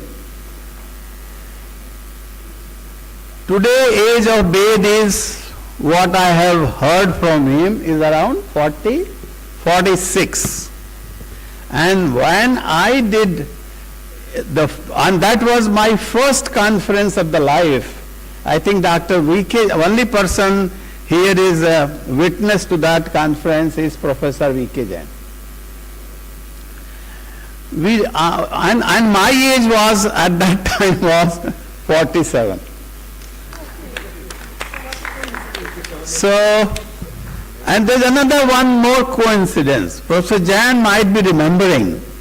We did that conference in the Brown Hall of KGMC, not in the hotel, because late Professor A.S. Paintal, who is a big name from Patel Chest Institute, is a world-renowned physiologist. He was the chief guest to inaugurate our CME. अब मैं हिंदी में बोल लूँ थोड़ा, सबको तो समझ में आएगी, क्योंकि मेरे को बहुत मजा आता है हिंदी में बोलने. ऐसे मैं तो सुरकान जैसा नहीं बोल पाता, लेकिन मजा आता है. तो मैं बताऊं, जब professor Paintal was very senior, हम लोग बहुत बच्चे थे उनके सामने, बट हम कॉन्फ्रेंसेज में आया जाया करते थे, तो उनसे मुलाकात, मिलने की तो कहाँ हिम्मत होती थी, लेकिन देखते थे. सो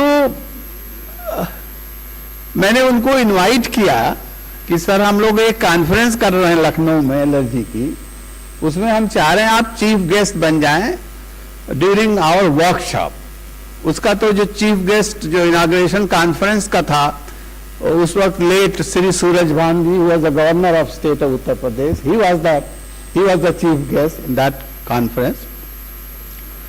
तो जब 2 दिन कॉन्फ्रेंस रह गया, मैं सुनाना चाह रहा हूं पुराने टीचरों के बारे में, आज की यंगर जनरेशन शायद इमेजिन नहीं कर सकती इसको.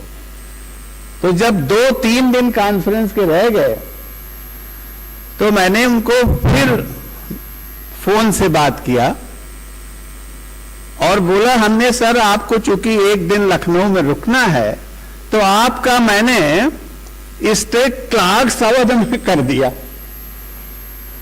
जो भी वेद साहब भी काफी गेस्ट को क्लार्क अवध में ठहराए हुए हैं, पुराना होटल है लखनऊ का. What he said, this is younger generation to note, although हम लोग उसे फॉलो नहीं करते. उन्होंने कहा, राजेंद्र मैं नहीं आऊंगा, मैं इतना घबराया, मैंने कहा मैंने मेरे से क्या गलती हो गई, ये कह रहे हैं कि नाउ आई विल नॉट कम। मैंने कहा सर, मैंने कहा क्या गलती हो गई सर, आई एम सॉरी, आप तो मतलब सब कुछ आपका तो। बोले you know I don't stay in the hotel, you see professor S Paintal of such calibre. बोले तुमको पता नहीं, अभी तुम लड़के हो, हम लोग होटल में नहीं ठहरते हैं। एंड दैट टाइम मैं यंगर जनरेशन को सुनाने की, देखो हम ही लोग, अब कुछ लोग बचे हैं जो यंगर जनरेशन को सुना सकते हैं। सो हमने कहा, उन्होंने फिर एक वर्ड मुझसे बोला, तुम्हारी ये कॉन्फ्रेंस होटल में तो नहीं हो रही है, अगर होटल में हो रही तो मैं बहुत एम्फेटिकली बोल रहा हूं, तो मैं नहीं आऊंगा। आई वॉज वेरी लकी, उन दिनों में होटल में कॉन्फ्रेंस करने की बहुत, पैसा भी इतना नहीं था, तो हम लोगों ने KGMC में ही करी थी वो सब कॉन्फ्रेंस। इनाग्रेशन जरूर क्लार्क साहब ने किया था, लेकिन पूरी कॉन्फ्रेंस, और उनका जो इनाग्रेशन वर्कशॉप का वो कॉलेज में होना था पहले से ही। हम आई वॉज वेरी लकी, हमने नहीं सर आपको बोले देखो अगर तुम मुझे होटल में रुकने को कहोगे तो I will refuse, I will not come, और आपको मेरे लिए कुछ नहीं करना, आप जाइए। He was a chief scientific advisor of central drug research institute in Lucknow. बोले आपको राजीव साहब कुछ नहीं करना, आप you just talk to director of CDRI, और मेरे लिए वहां 1 नंबर का कमरा मेरे लिए वहां फिक्स रहता है। That is how your these people are, how अब यंगर जनरेशन शायद बिलीव नहीं कर सकती है। मैं यहां एक इंफॉर्मेशन आपको और देना चाहता हूं, लेट मी डू पब्लिक। अभी मैंने फिर मैं लकली मैं पटेल चेस इंस्टीट्यूट का भी डायरेक्टर बना 2012 में, 3 साल रहा लगभग, और मैंने पेंटल साहब का वहां म्यूजियम बनवाया हुआ है। So that was my, when I went and I saw that he was a great guy. He was literally what I was told, he was nominated for Nobel Prize because many of you are chest physician, he invented J receptor. तो उनके वो machine, उनके वो सब वहां थे। तो then I decided भाई अब ये यंगर जनरेशन तो ये कैसे सीखेगी, तो मैंने मैडम एक मैं वीडियो सीरीज ऑलरेडी बन के तैयार हो गया, एडिटिंग हो रही है, इनकाउंटर विद माय टीचर्स। उसमें हमारे KG के बहुत से लोग हैं, बहुत से लोग दिल्ली KG से बाहर के भी हैं, बिकॉज मेनी पीपल हैव हमको मॉडरेट किया। तो उसमें से एक PN टंडन साहब का भी, आई होप जब वो आ जाएगा यूट्यूब पे जाएगा आप लोग जरूर देखोगे, वैसे ही मुझे अब यूट्यूबर लोग कहने लगे हैं, समझ गए। तो ये सब देखिए भूली बिसरी यादें, क्या कोइंसिडेंस है वेद में और हमारे में। और उस वक्त का वैलिडिटी फंक्शन मेरे ख्याल से जैन साहब जरूर 2 लाइन बोलेंगे आकर के, बहुत ही बढ़िया इन्होंने करवाया, इन्होंने ये थे। और लेट डॉक्टर MK अग्रवाल, मैं इस वक्त जरूर उनको एक बार याद कर रहा हूं, is no more again, he was the person जो दिल्ली से आए, क्योंकि मैं तो अकेला था डिपार्टमेंट में उस टाइम, 5 की जगह मैं अकेला था। Suryakant was just appointed as a temporary, से नीचे वाला जो होता था वो हम लोगों ने काम चलाने के लिए अपॉइंट किया था। तो हमने कहा मैं अकेला हूं लेकिन मुझे मजबूरी में कॉन्फ्रेंस करना पड़ा।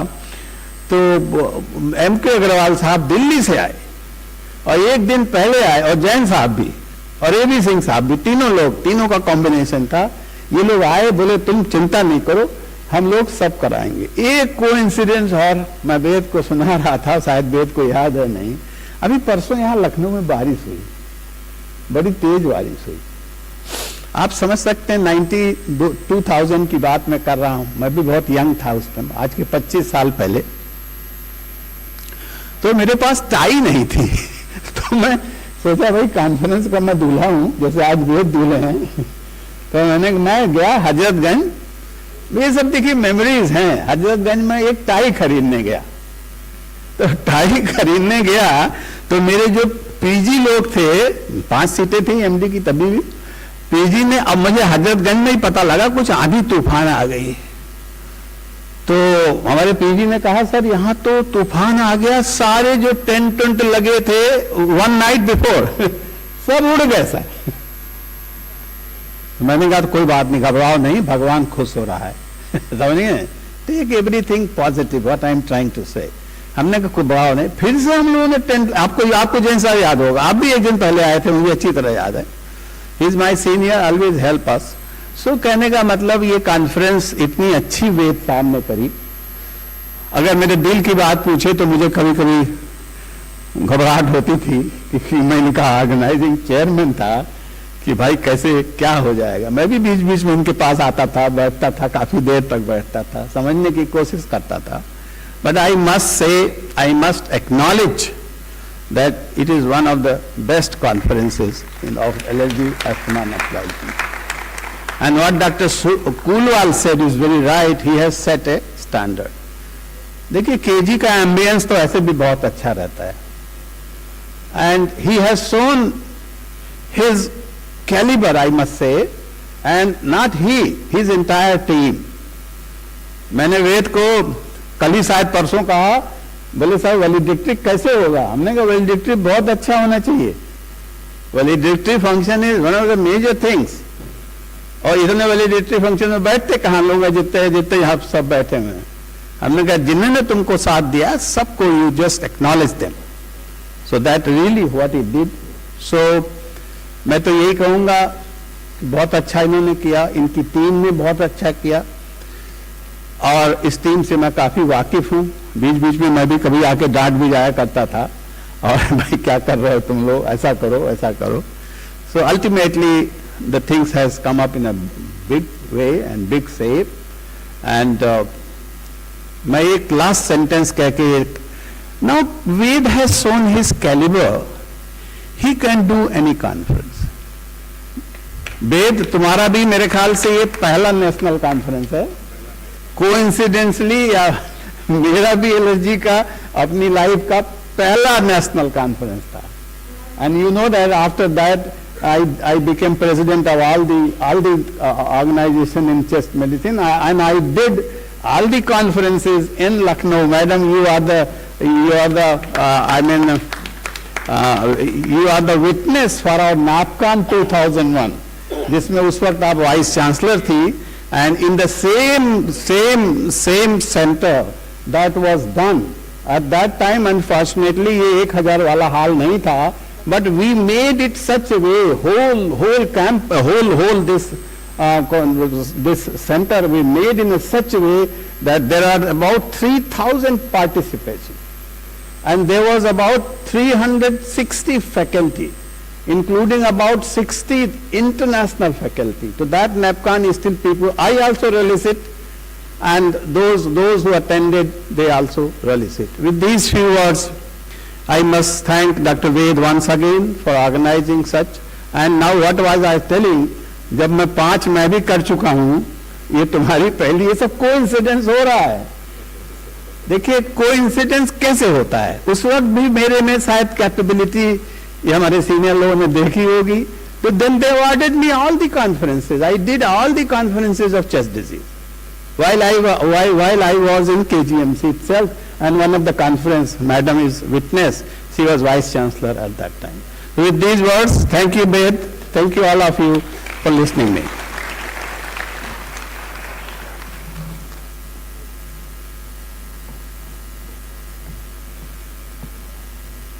Thank you so much, sir, for those encouraging words. I would like to invite Professor Dr. Suresh Kulwal, sir, President ICAI, to kindly grace the podium.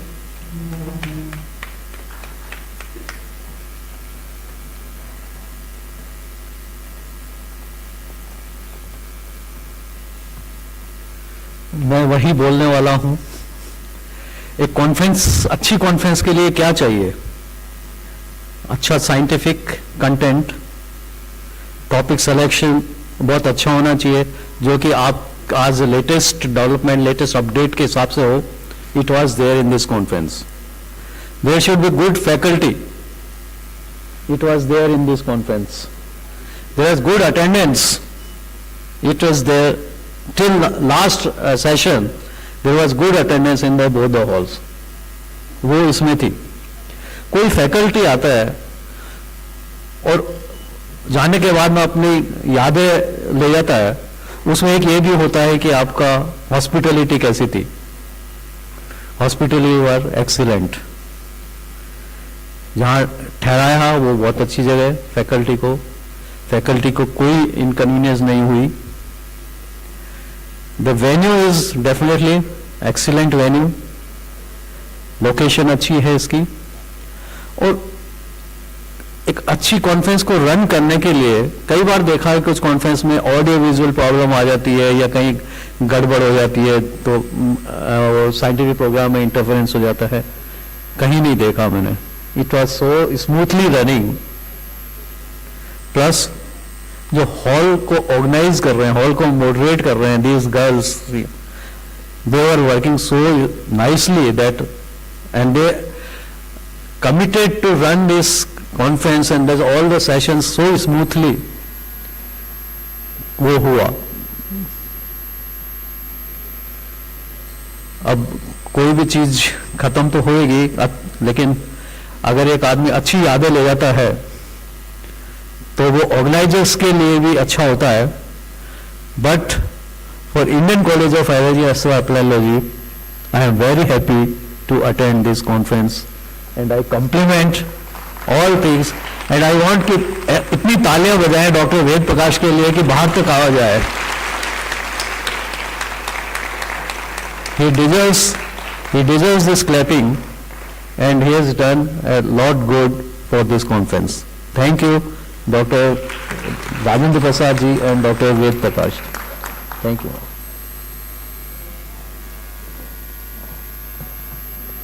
And now the moment that we have been waiting for, I would like request our respected chief guest, Professor Dr. Churamani ma'am, to kindly grace the podium with her kind words.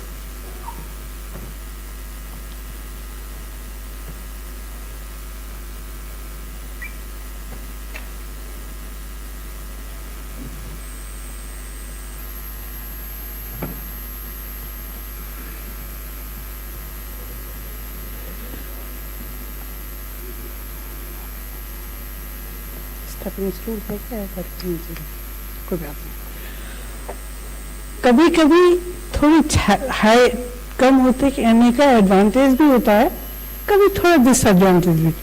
अब मैं बोल रही हूँ, ना मैं आपको देख पा रही हूँ ना आप मुझे देख पा रहे हैं. कोशिश करती हूँ मैं इधर आ जाऊं तो ज्यादा ठीक है.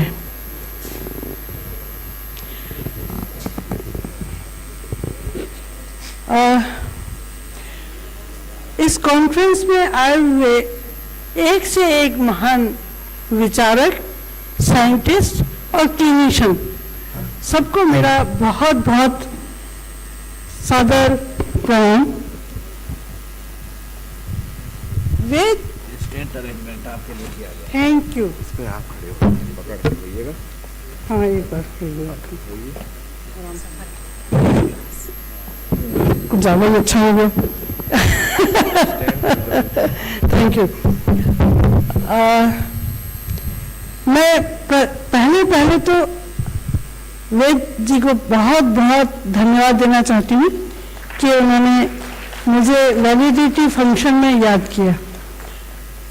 वैलिडिटी फंक्शन का सबसे बड़ा एडवांटेज ये है कि आपको ये पूरा फीडबैक मिल जाता है, how did the conference go on. इस पोडियम पे बैठे हुए प्रेसिडेंट हमारे Indian institute of allergy disorders and applied immunology doctor Suresh ji, chairman doctor Rajendra Prasad, जो एक्चुअली में इस इंस्टीट्यूट में एलर्जी पल्मोनरी मेडिसिन को प्रस्थापित करने वाले वही रहे, बढ़ाने वाले वो रहे, और उनका पोटेंशियल लोगों ने पहले ही देखा होगा, तब तो यहाँ आए और यहाँ इतने बढ़े. वेद जो ऑर्गेनाइजिंग सेक्रेटरी है, मंजू, और साथ में उनकी पूरी टीम इतनी एक्साइटेड होके, कमिटेड होके इतने दिन से इतना अच्छा काम किए हैं कि इतनी अच्छी कॉन्फ्रेंस यहाँ हुई है.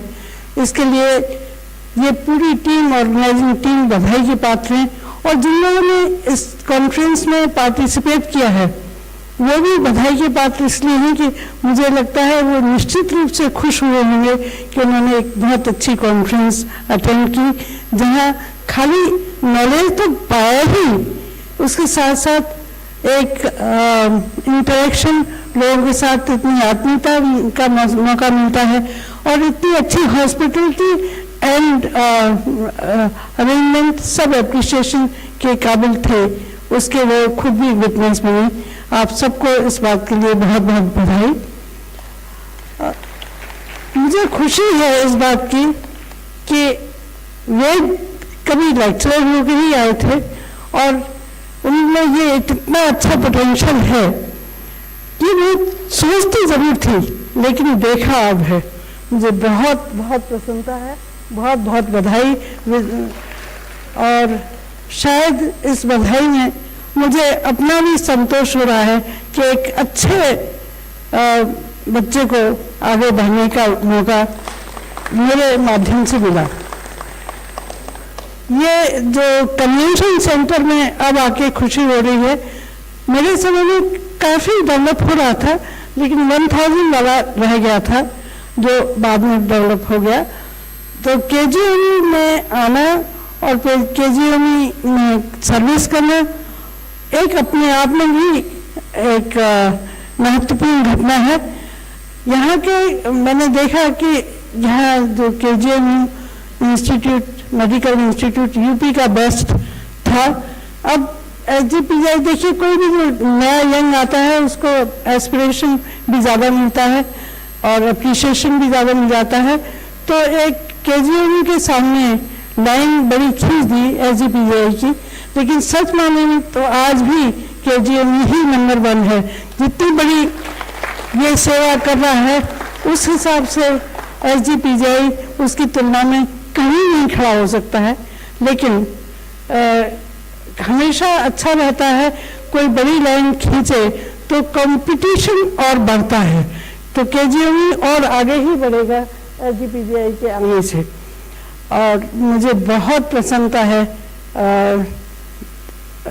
वेद की इतने अच्छे प्रोग्रेस को देख के, और पूरा मुझे विश्वास है कि ये डॉक्टर राजेंद्र प्रसाद ने अपनी कॉन्फ्रेंस, फर्स्ट कॉन्फ्रेंस की थी 47 ईयर्स में, तो ये उनसे थोड़ा आगे निकल गया, इन्होंने 46 में कर दी। और आई एम श्योर, मेरी पूरी शुभकामनाएं है कि राजेंद्र प्रसाद साहब का ये रिकॉर्ड तोड़ेंगे। राजेंद्र प्रसाद साहब 5 में पे पहुंचे हैं, ये 5 से आगे ही जाएंगे, 6वें 7वें कहाँ पे भी पहुंच सकते हैं। बहुत बहुत आपके लिए शुभकामनाएं और बहुत बहुत बधाई। इन्हीं शुभकामनाओं के साथ मैं भी कुछ देना चाहती हूँ। मेरे पास, मैंने सोचा भी इतनी जल्दी में क्या लेके जाऊँ। कहते हैं खुशबू किसी भी चीज़ की बहुत दूर पहुँचती है, तो मैं कुछ खुशबू का आशीर्वाद लेके आई हूँ जो भेंट करना चाहूँगी।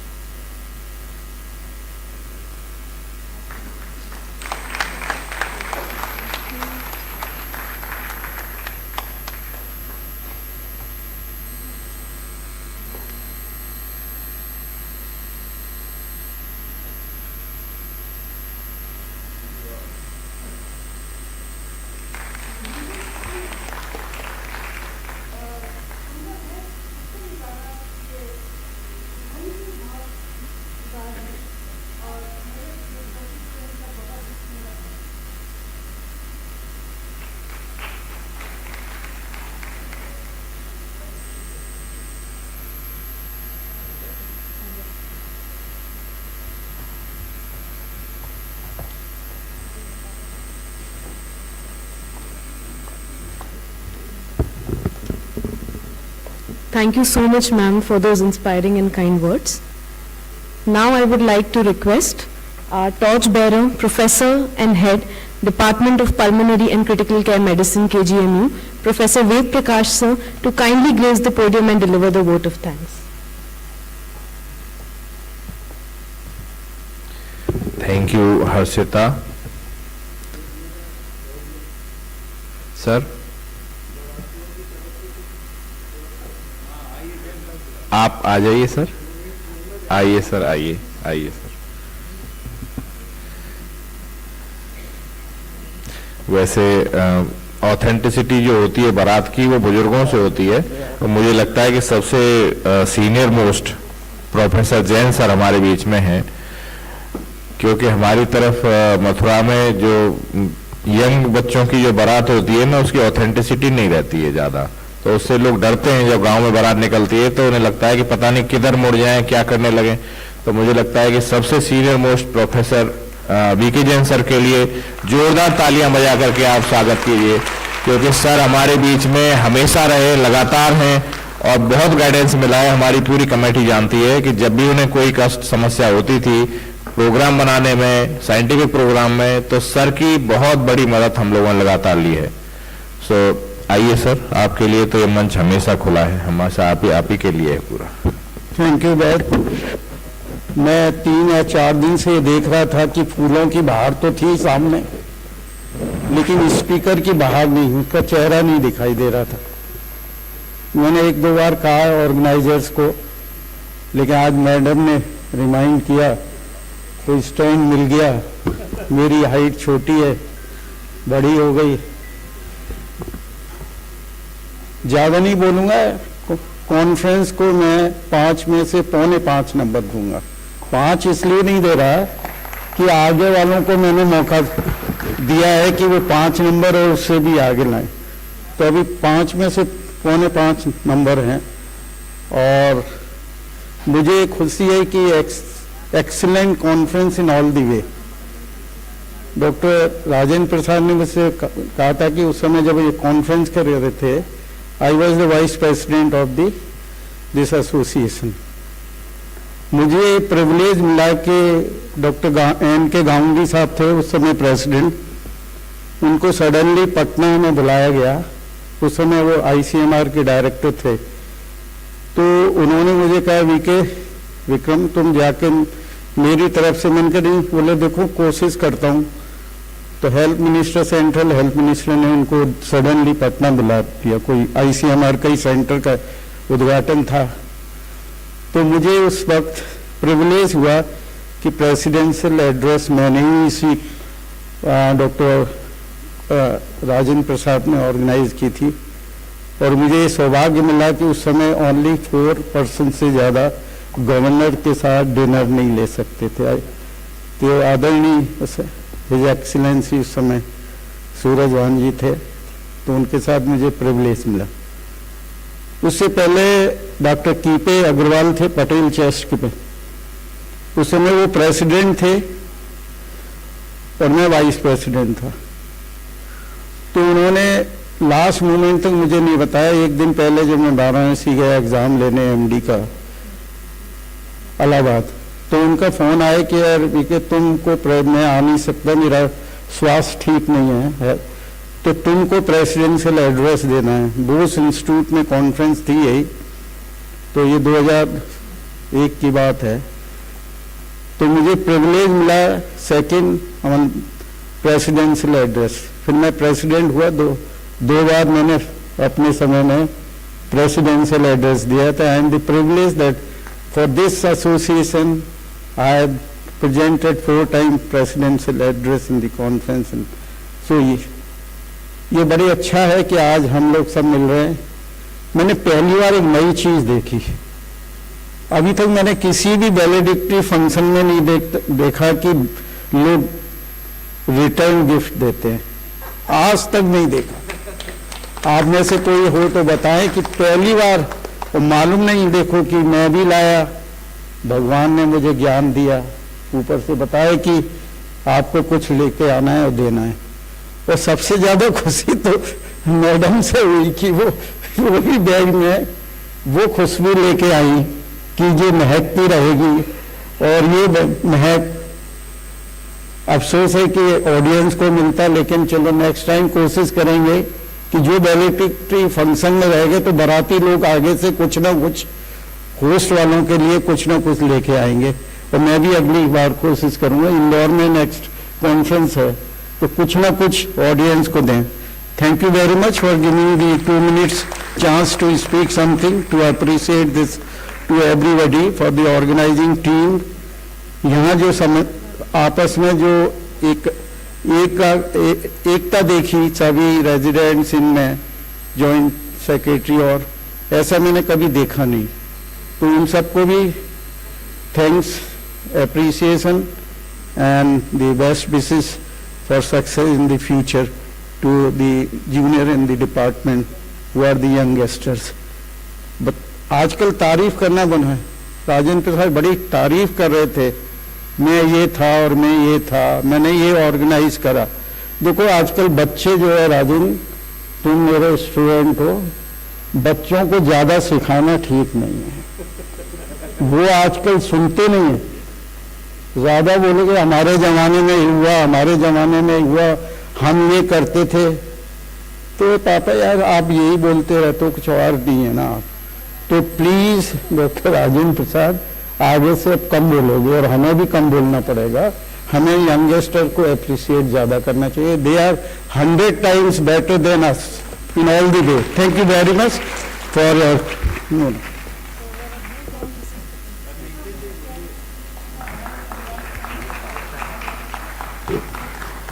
Thank you so much, sir. I would also like to invite our respected dignitaries from the audience. Dr. UC Oja, sir, if you could come to the podium and speak a few words, sir.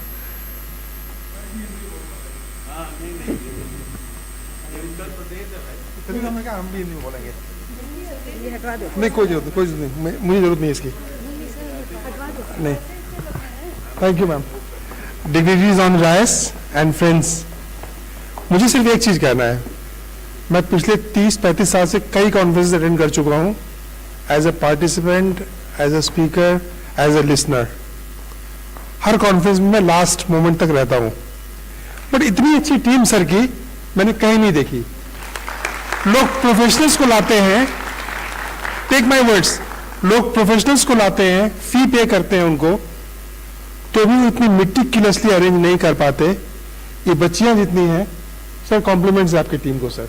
मैं सिर्फ इसलिए dance पे आया हूँ, मैंने मना कर दिया था वीडियो को कि मैं नहीं आऊँगा, क्योंकि मुझे इस तरह बोलना नहीं आता, लेकिन मुझे रहा नहीं गया, पर्पसफुली मैं आया हूँ, क्योंकि एक एक बच्चा जाके पहले धीरे धीरे कार बोलेगा, सर आपका टॉक कितने बजे है, तैयार रहिएगा, फिर सर आप वहाँ आ जाइए। मतलब सिर्फ 3-4 लोग यही है, लेकिन फिरकनी की तरह पूरे दोनों हाउस को जिस तरह इन्होंने मैनेज किया, इनके असिस्टेंट प्रोफेसर ने मैनेज किया है, compliments to you all. Thank you very much, thank you very much, thank you.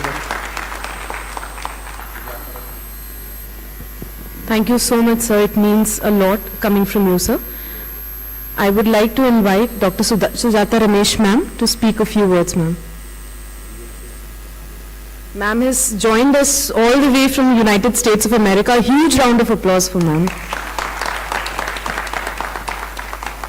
Well, thank you so much for the invitation. I come almost every year to the conferences for the last several years, and to me this is like a family union. To, like Dr. James says, for me it's a feel of a wedding. So every time we came, we'd just go straight to see my parents, you know, the in-laws and the parents. We wouldn't go traveling ever. Okay, so to me, going to each of these conferences was an opening that I never had in my childhood, which is to see the different regions. And that is my India. So every bit of India I experience in the conferences.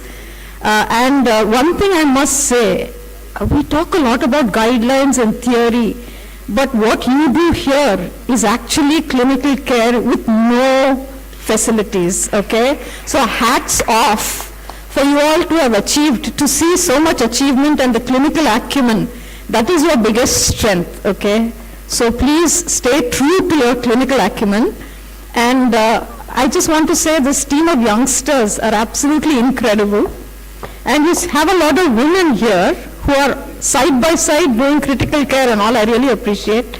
And as always, our wonderful senior faculty members here, who are the youngest, I think, because their enthusiasm knows no bounds. They're continuously learning, teaching, and inspiring. So thank you so much for the privilege of being with you today.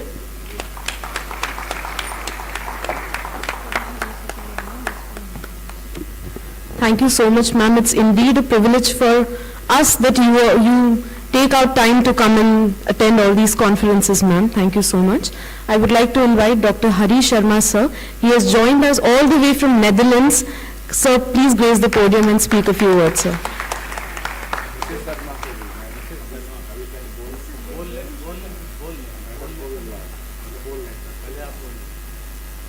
I'll just take 30 seconds. Just to congratulate the success of the conference. Dr. Ved Prakash and his entire team has done wonderful job, and we have been witnessing for the last almost 4 days, I think 3.5, 4 days, and the program was well structured. Obviously, being clinician, a lot of people, they came and go, but I think I can understand because they have much more responsibilities, and they couldn't sit the entire 3 days kind of conference, but it's very obvious. I'm very pleased to be here and joining the entire group and presenting some of our findings here. And I heard a lot of excellent talks in the session. And obviously, I would extend my personal thanks to the entire the ICAAICON committee, Dr. Jain, Professor Rajan Prasad ji, and Dr. Kulwal. I think I have seen him earlier, but I think we got to know a little bit more this time because he's also from Jaipur, and there was some kind of little link we found, and obviously. Madam Madam Prakash Manju ji. So it's so nice that you guys gave a tremendous hospitality to all of us, and I'm sure the entire college people, the office wearers must be very content in the end of the day that the session and the conference went with the good success in this beautiful city of Lucknow, which actually maybe you might have read the news that UNESCO has chosen or has selected Lucknow as the second most variety of the culinary, like the food, when it comes to the food, the variety of foods, Lucknow topped the list in India, but top in the entire world. In the entire world, the Lucknow, so we should all feel proud that it's not only the आप लखनऊ में हैं मुस्कुराइए, but also Lucknow में हैं आप मुस्कुरा कर खाइए, तो मुस्कुरा कर खाइए आप, मतलब it's incredible that such a feat given to India after one more country. I think the second best country in the world for the food, the city. So thank you very much. Thanks a lot, Vedkasi. I would also like to request Dr. Belu Sharma ma'am to please join us on the stage, and Professor Dr. Chudamani ma'am would kindly like to felicitate both of them with her token of love.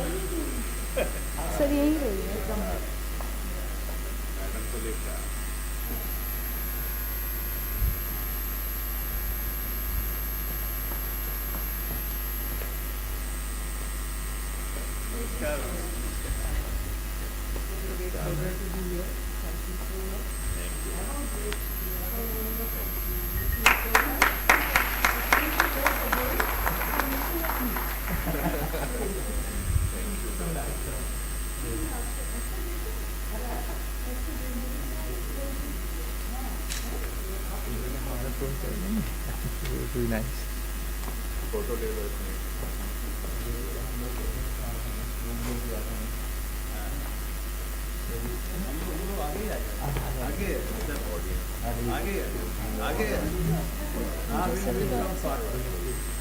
Welcome forward.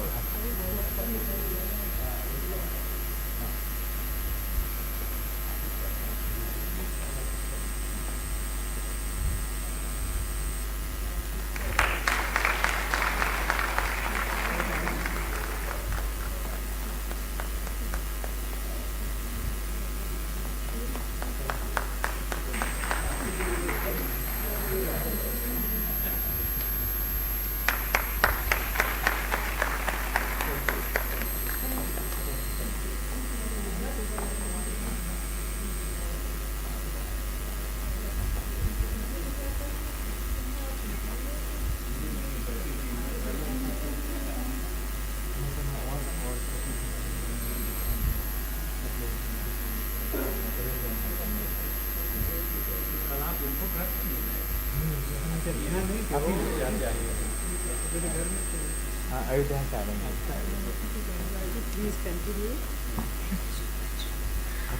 would take this moment to invite Dr. Mrityunjay Singh sir.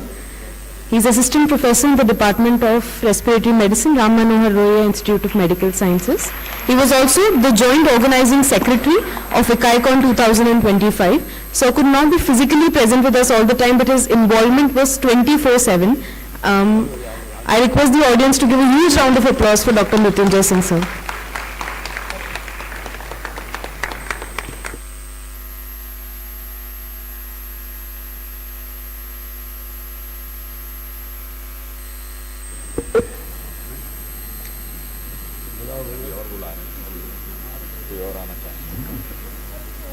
Thank you, sir. Thank you, respected dignitaries. If anyone from the audience would like to speak a few words on ICAAICON 2025, they are cordially invited to come and speak on the stage.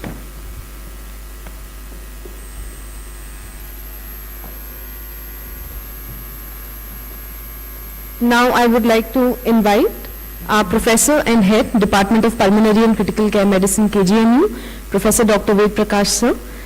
He was our leader in organizing this conference. We welcome you, sir. Sir will deliver the vote of thanks on our behalf. Thank you Harshita. Leader तो हमारे Rajendra Prasad sir ही थे, वही हैं और वही रहेंगे, मुझे लगता है कि जब तक हम लोग हैं.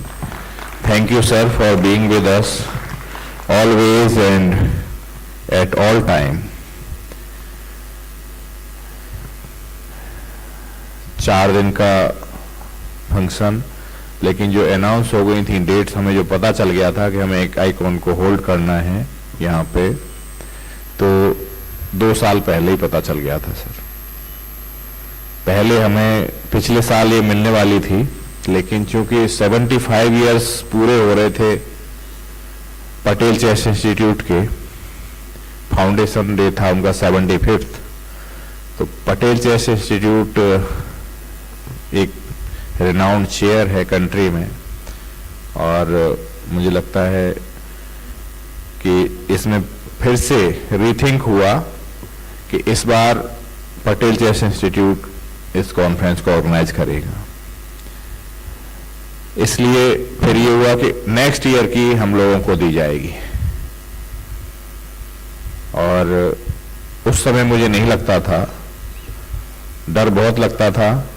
सर से हम लोग अपनी बात कहते थे, राजेंद्र प्रसाद सर सबसे ज़्यादा अवेलेबल रहे हम लोगों के लिए हमेशा. और अगर दूर की बात करें तो हमारे डॉक्टर डी बेहरा साहब पद्मश्री अवार्डी हैं और चंडीगढ़ से लगातार हमारी मदद के लिए रहे. हमारे प्रोफेसर वीके जैन सर, जिन्हें मेरी पूरी टीम कॉल कर लेती है अब तो, पहले मैं कॉल करता था सर को हमेशा, आए दिन और रात में भी. और सर एक दिन तो रात में ऐसा हुआ कि सर लेटे होंगे तो मेरा फोन नहीं उठा पाए, और फिर आरिफ जो हमारे असिस्टेंट प्रोफेसर हैं, उनका फोन देखा जैसे ही तो उनका उठा लिया. तो फिर मुझसे बात कराया आरिफ ने कि सर बात करिए, सर लाइन पर आ गए. तो मैंने बात किया तो मुझे ही फोन लगा रहे थे उधर से सर, दूसरे फोन से, कि मैं ये बता दूं कि तुम्हें ये नहीं लगे कि आरिफ का फोन उठा रहा हूं, तुम्हारा नहीं उठा रहा हूं. कितने पर्टिकुलर हैं सर, और कितने हम लोगों के लिए आप सोच सकते हैं कि कितनी सेंसिटिविटी उनके अंदर हम लोगों के लेकर के रही. इस कॉन्फ्रेंस को ऑर्गेनाइज करने के लिए मैडम हमारे मंच पर उपस्थित हमारी x vice chancellor professor Saroj Gopal ma'am, जो हम लोगों ने याद किया और वो आ गई कानपुर से. सी इज ट्रैवलिंग, सुबह से लेकर के अब तक ट्रैवल करके यहाँ तक आई.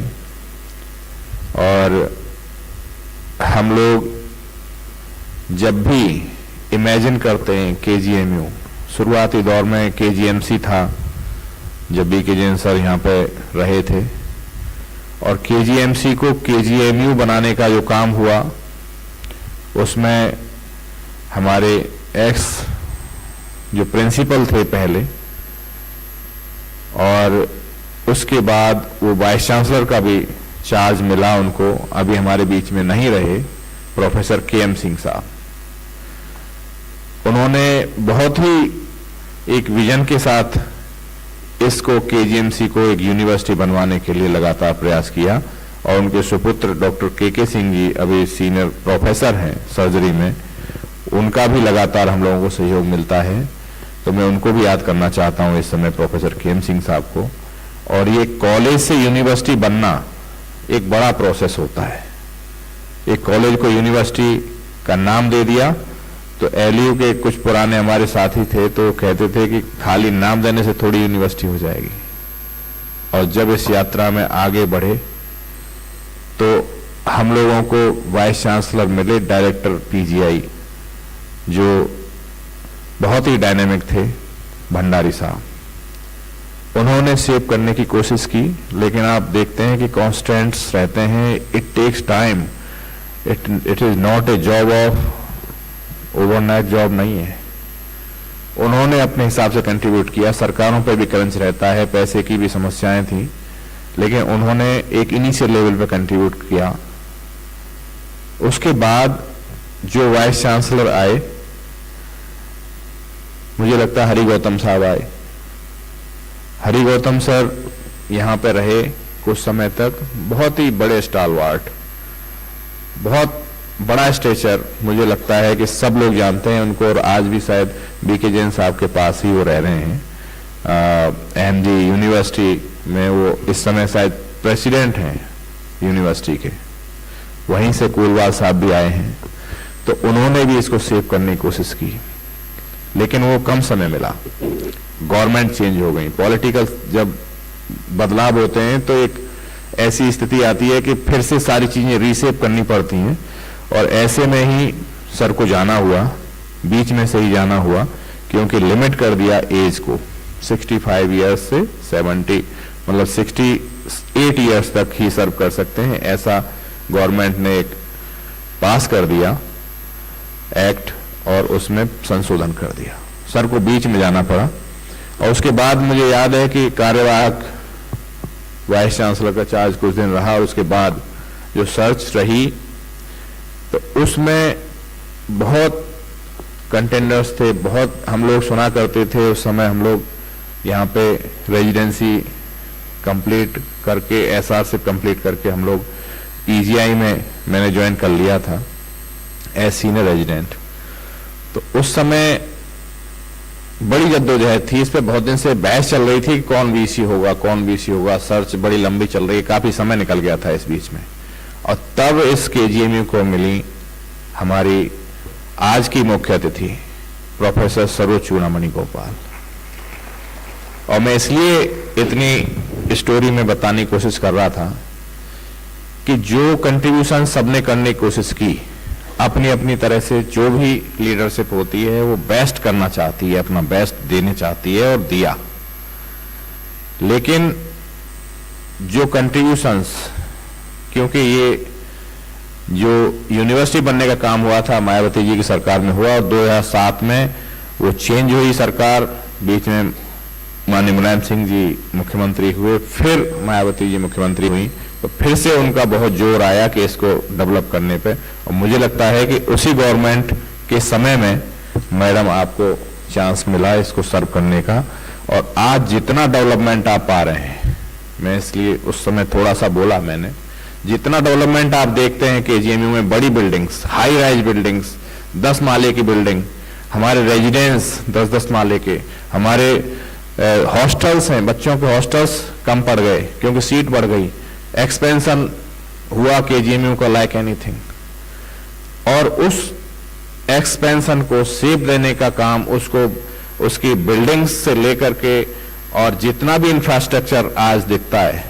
मैं कह सकता हूं कि उसमें सबसे बड़ा अगर योगदान उस समय का रहा तो हमारी मैडम प्रोफेसर सरोज चूड़ामणि गोपाल का रहा, जो आज हमारे बीच में, आप सबके बीच में, आज एक पर्पस था उनको यहां लाने के लिए।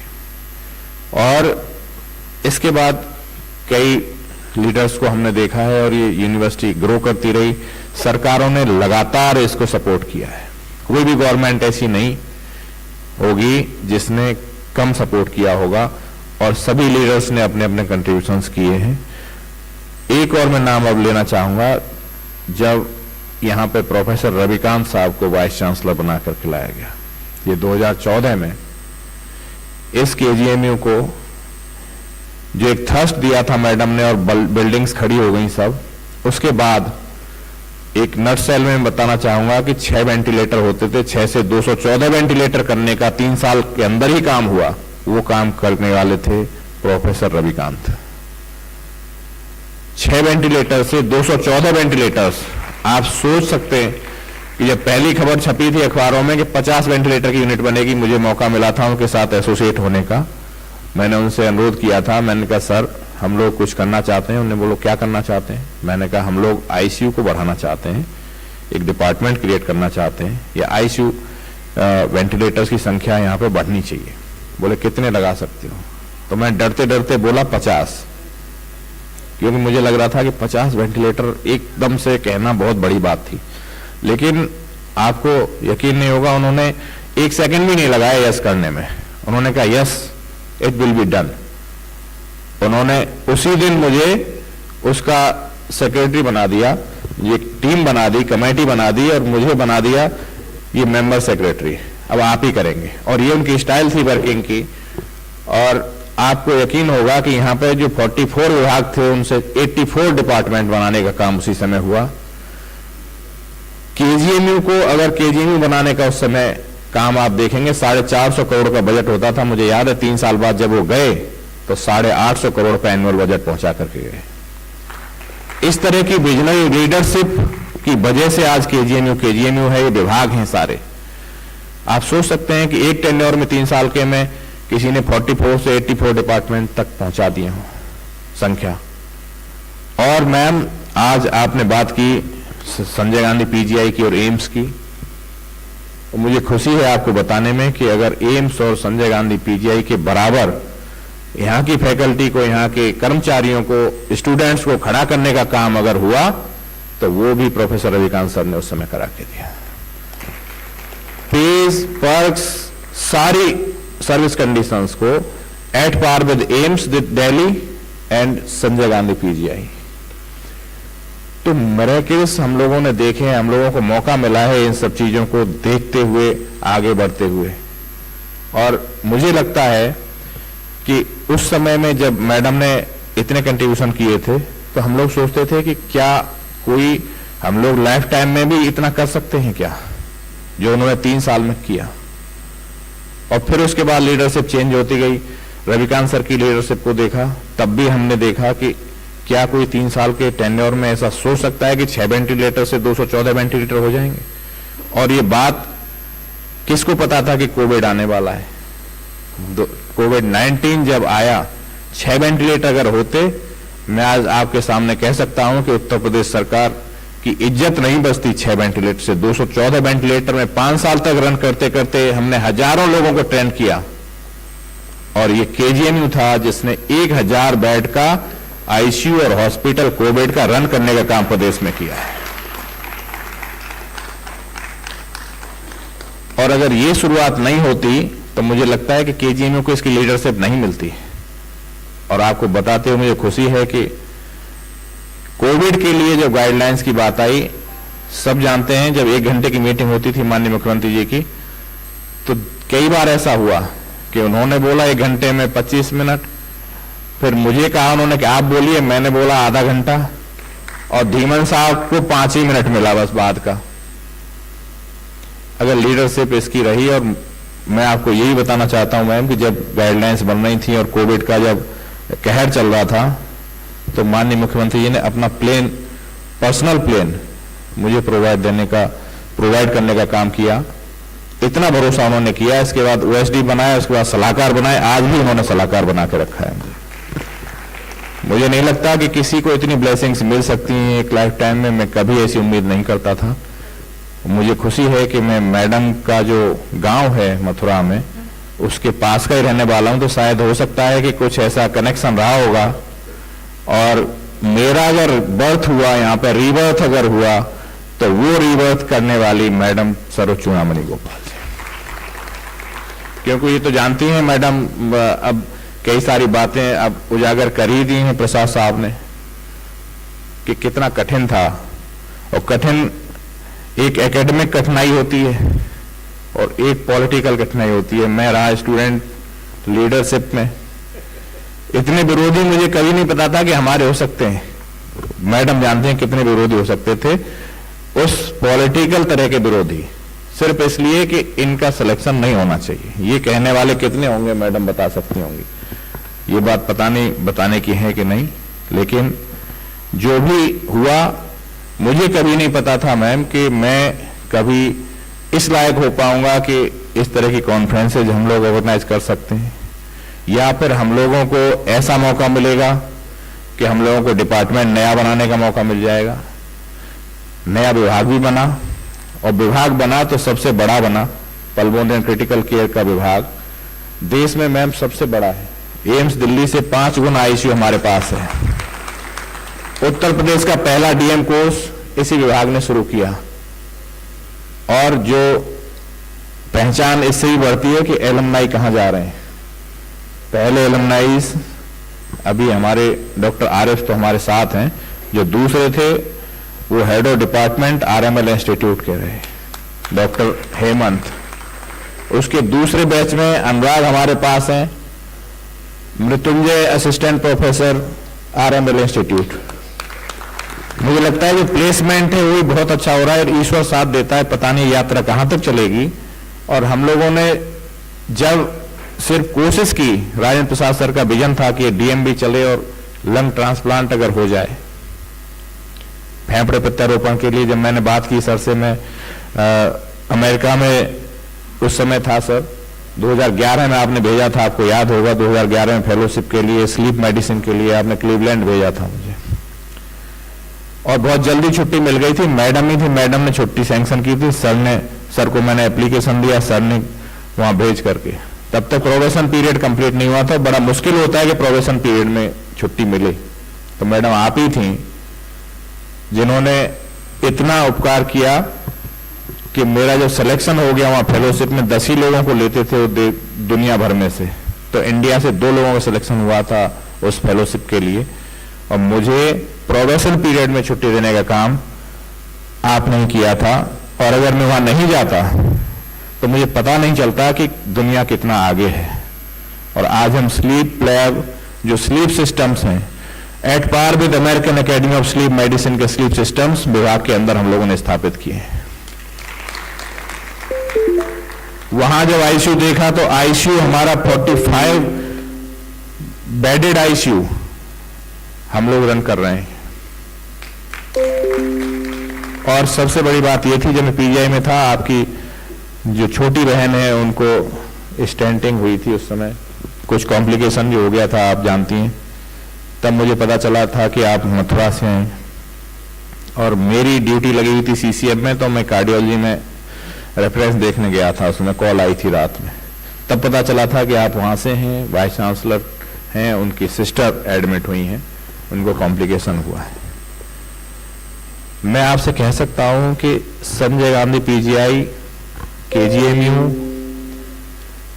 आरएमएल इंस्टीट्यूट, और अब न जाने कितने, अब प्राइवेट में अगर बात करें, लखनऊ कहां से कहां पहुंच गया।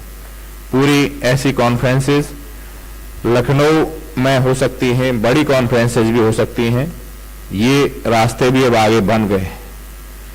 लेकिन मैं आपके सामने इसलिए मैं थोड़ा सा भावुक हो गया, इसलिए ये कहानी बता रहा हूं कि मैंने कभी ऐसा नहीं सोचा था कि शायद हम लोग ये कर पाए कभी। और वेंटिलेटर के लिए जब इमरजेंसी में जाते थे पीजीआई की, तो एडमिट करने को किसको मिलता था? हमें एडमिट करते थे उस पर जिस पे पैसा होता था। चाहे बच नहीं सकते हैं, इरिवर्सिबल इश्यूज हैं, लेकिन आईसीयू वेंटिलेटर मिलेगा उसी को जिस पे पैसा होगा। यदि कोई गरीब है, बच सकता है, नौजवान है, हम लोग वेंटिलेटर नहीं दे सकते थे उसको। इस सवाल से मुझे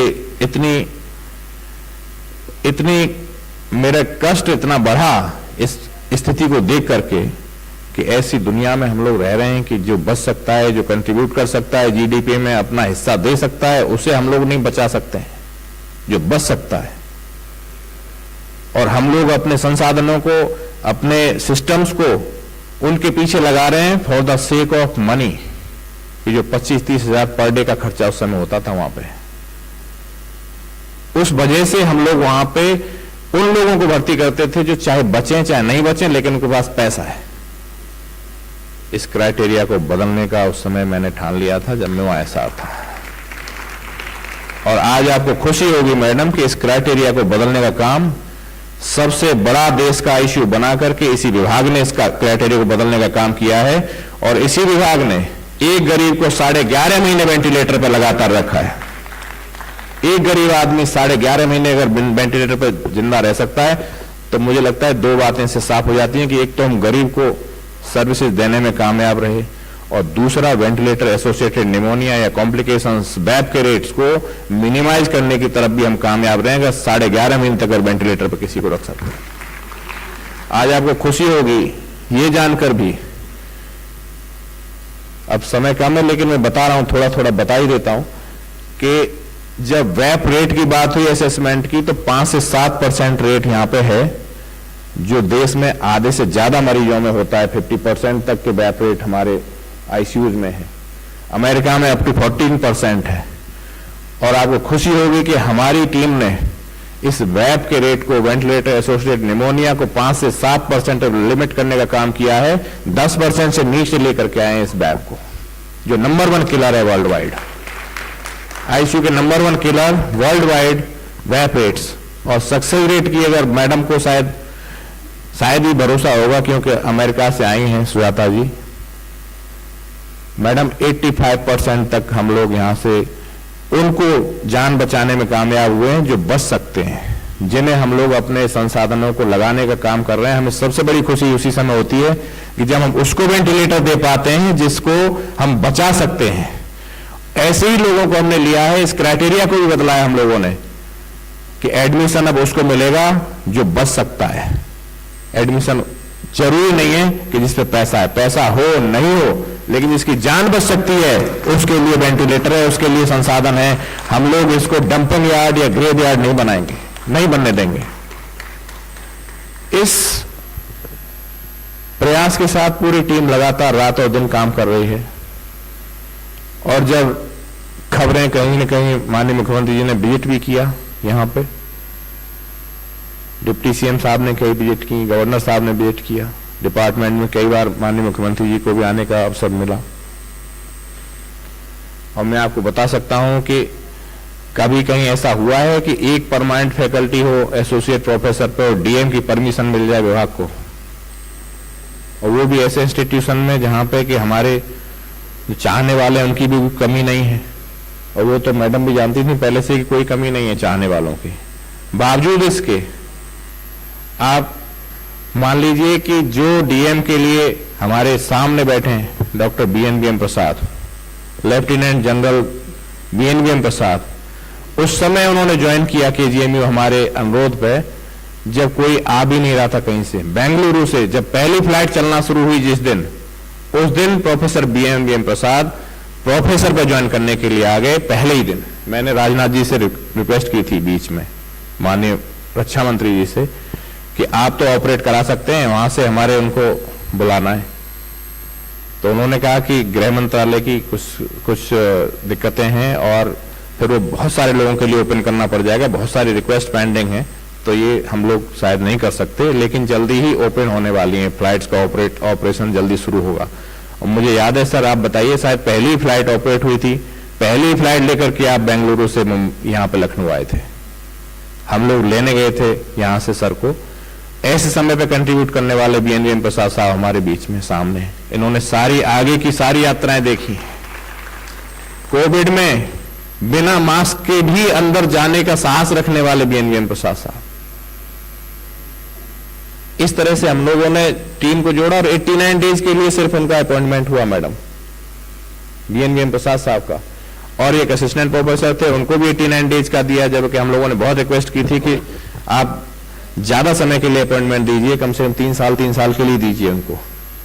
लेकिन 89 डेज के लिए मिला और हम लोगों ने कॉम्प्लायंस कर दी MCI को पूरी टीम बना करके, और MCI ने जहां परमिशन देने की प्रक्रिया शुरू की तो जहां हमारे यूनिवर्सिटी से जो प्रस्ताव गया उस प्रस्ताव को वापस करने का काम भी यूनिवर्सिटी ने कर लिया। EC की दोबारा मीटिंग हो गई कि ये जो अपॉइंटमेंट हुए हैं 2, ये टेम्परेरी अपॉइंटमेंट है, 89 डेज के लिए हैं और ये सिर्फ कोविड के लिए हैं, DM के लिए नहीं है। अब बताइए NMC किस दुविधा में कि जिसने अप्लाई किया है वही विड्रॉ कर रहा है एप्लीकेशंस को, और फिर भी अगर एप्लीकेशन विड्रॉल पूरी तरह ना हो पाए और सीटें सैंक्शन होके आ जाएं वहां से, तो मुझे तो लगता है कि ईश्वरीय कोई चमत्कार होगा, ईश्वर की कृपा होगी, इससे बड़ी कोई दूसरी बात नहीं हो सकती। शायद ईश्वर हमसे ये सब कराना चाहते होंगे। इतनी यूनिवर्सिटी में नेगेटिविटी जब रही उसके बावजूद ये DM का कोर्स उसी समय चला, और BN प्रसाद साहब मेंटर रहे इन लोगों के लिए। डॉक्टर आरिफ हैं यहाँ पे, डॉक्टर हेमंत अभी नहीं है, और दूसरा बैच भी जब आ गया था तब वो 1.5 साल की सर्विस करके सर यहाँ से वापस गए। मैं इसलिए ये हाईलाइट कर रहा हूँ इन चीजों को कि आज थोड़ा इमोशंस को, क्योंकि अब ये मुझे लगता है कि कॉन्फ्रेंस लगातार चलती ही रहे। अब ऐसा नहीं लग रहा है कि हम लोग थक रहे हैं। 4 दिन हो गए, लेकिन अब लग रहा है कि पहले तो डर लग रहा था कि शुरुआत कैसे होगी, किस तरह से आगे बढ़ेगी, लेकिन अब लग रहा है कि कोई यहां से जाए नहीं। जितने लोग आ गए सब हमारे यहीं रहते रहे, हम सबको अच्छा खाना खिलाते रहे, अच्छी हॉस्पिटलिटी देते रहे, और एंडलेस चलता रहे ये काम। लेकिन शायद कोई शुरुआत होती है तो अंत भी होता है, इसलिए ये इमोशनल मौका है, ये प्रतिक्रिया है। और मैं सर, हाँ बिल्कुल बता दीजिए, आइए sir.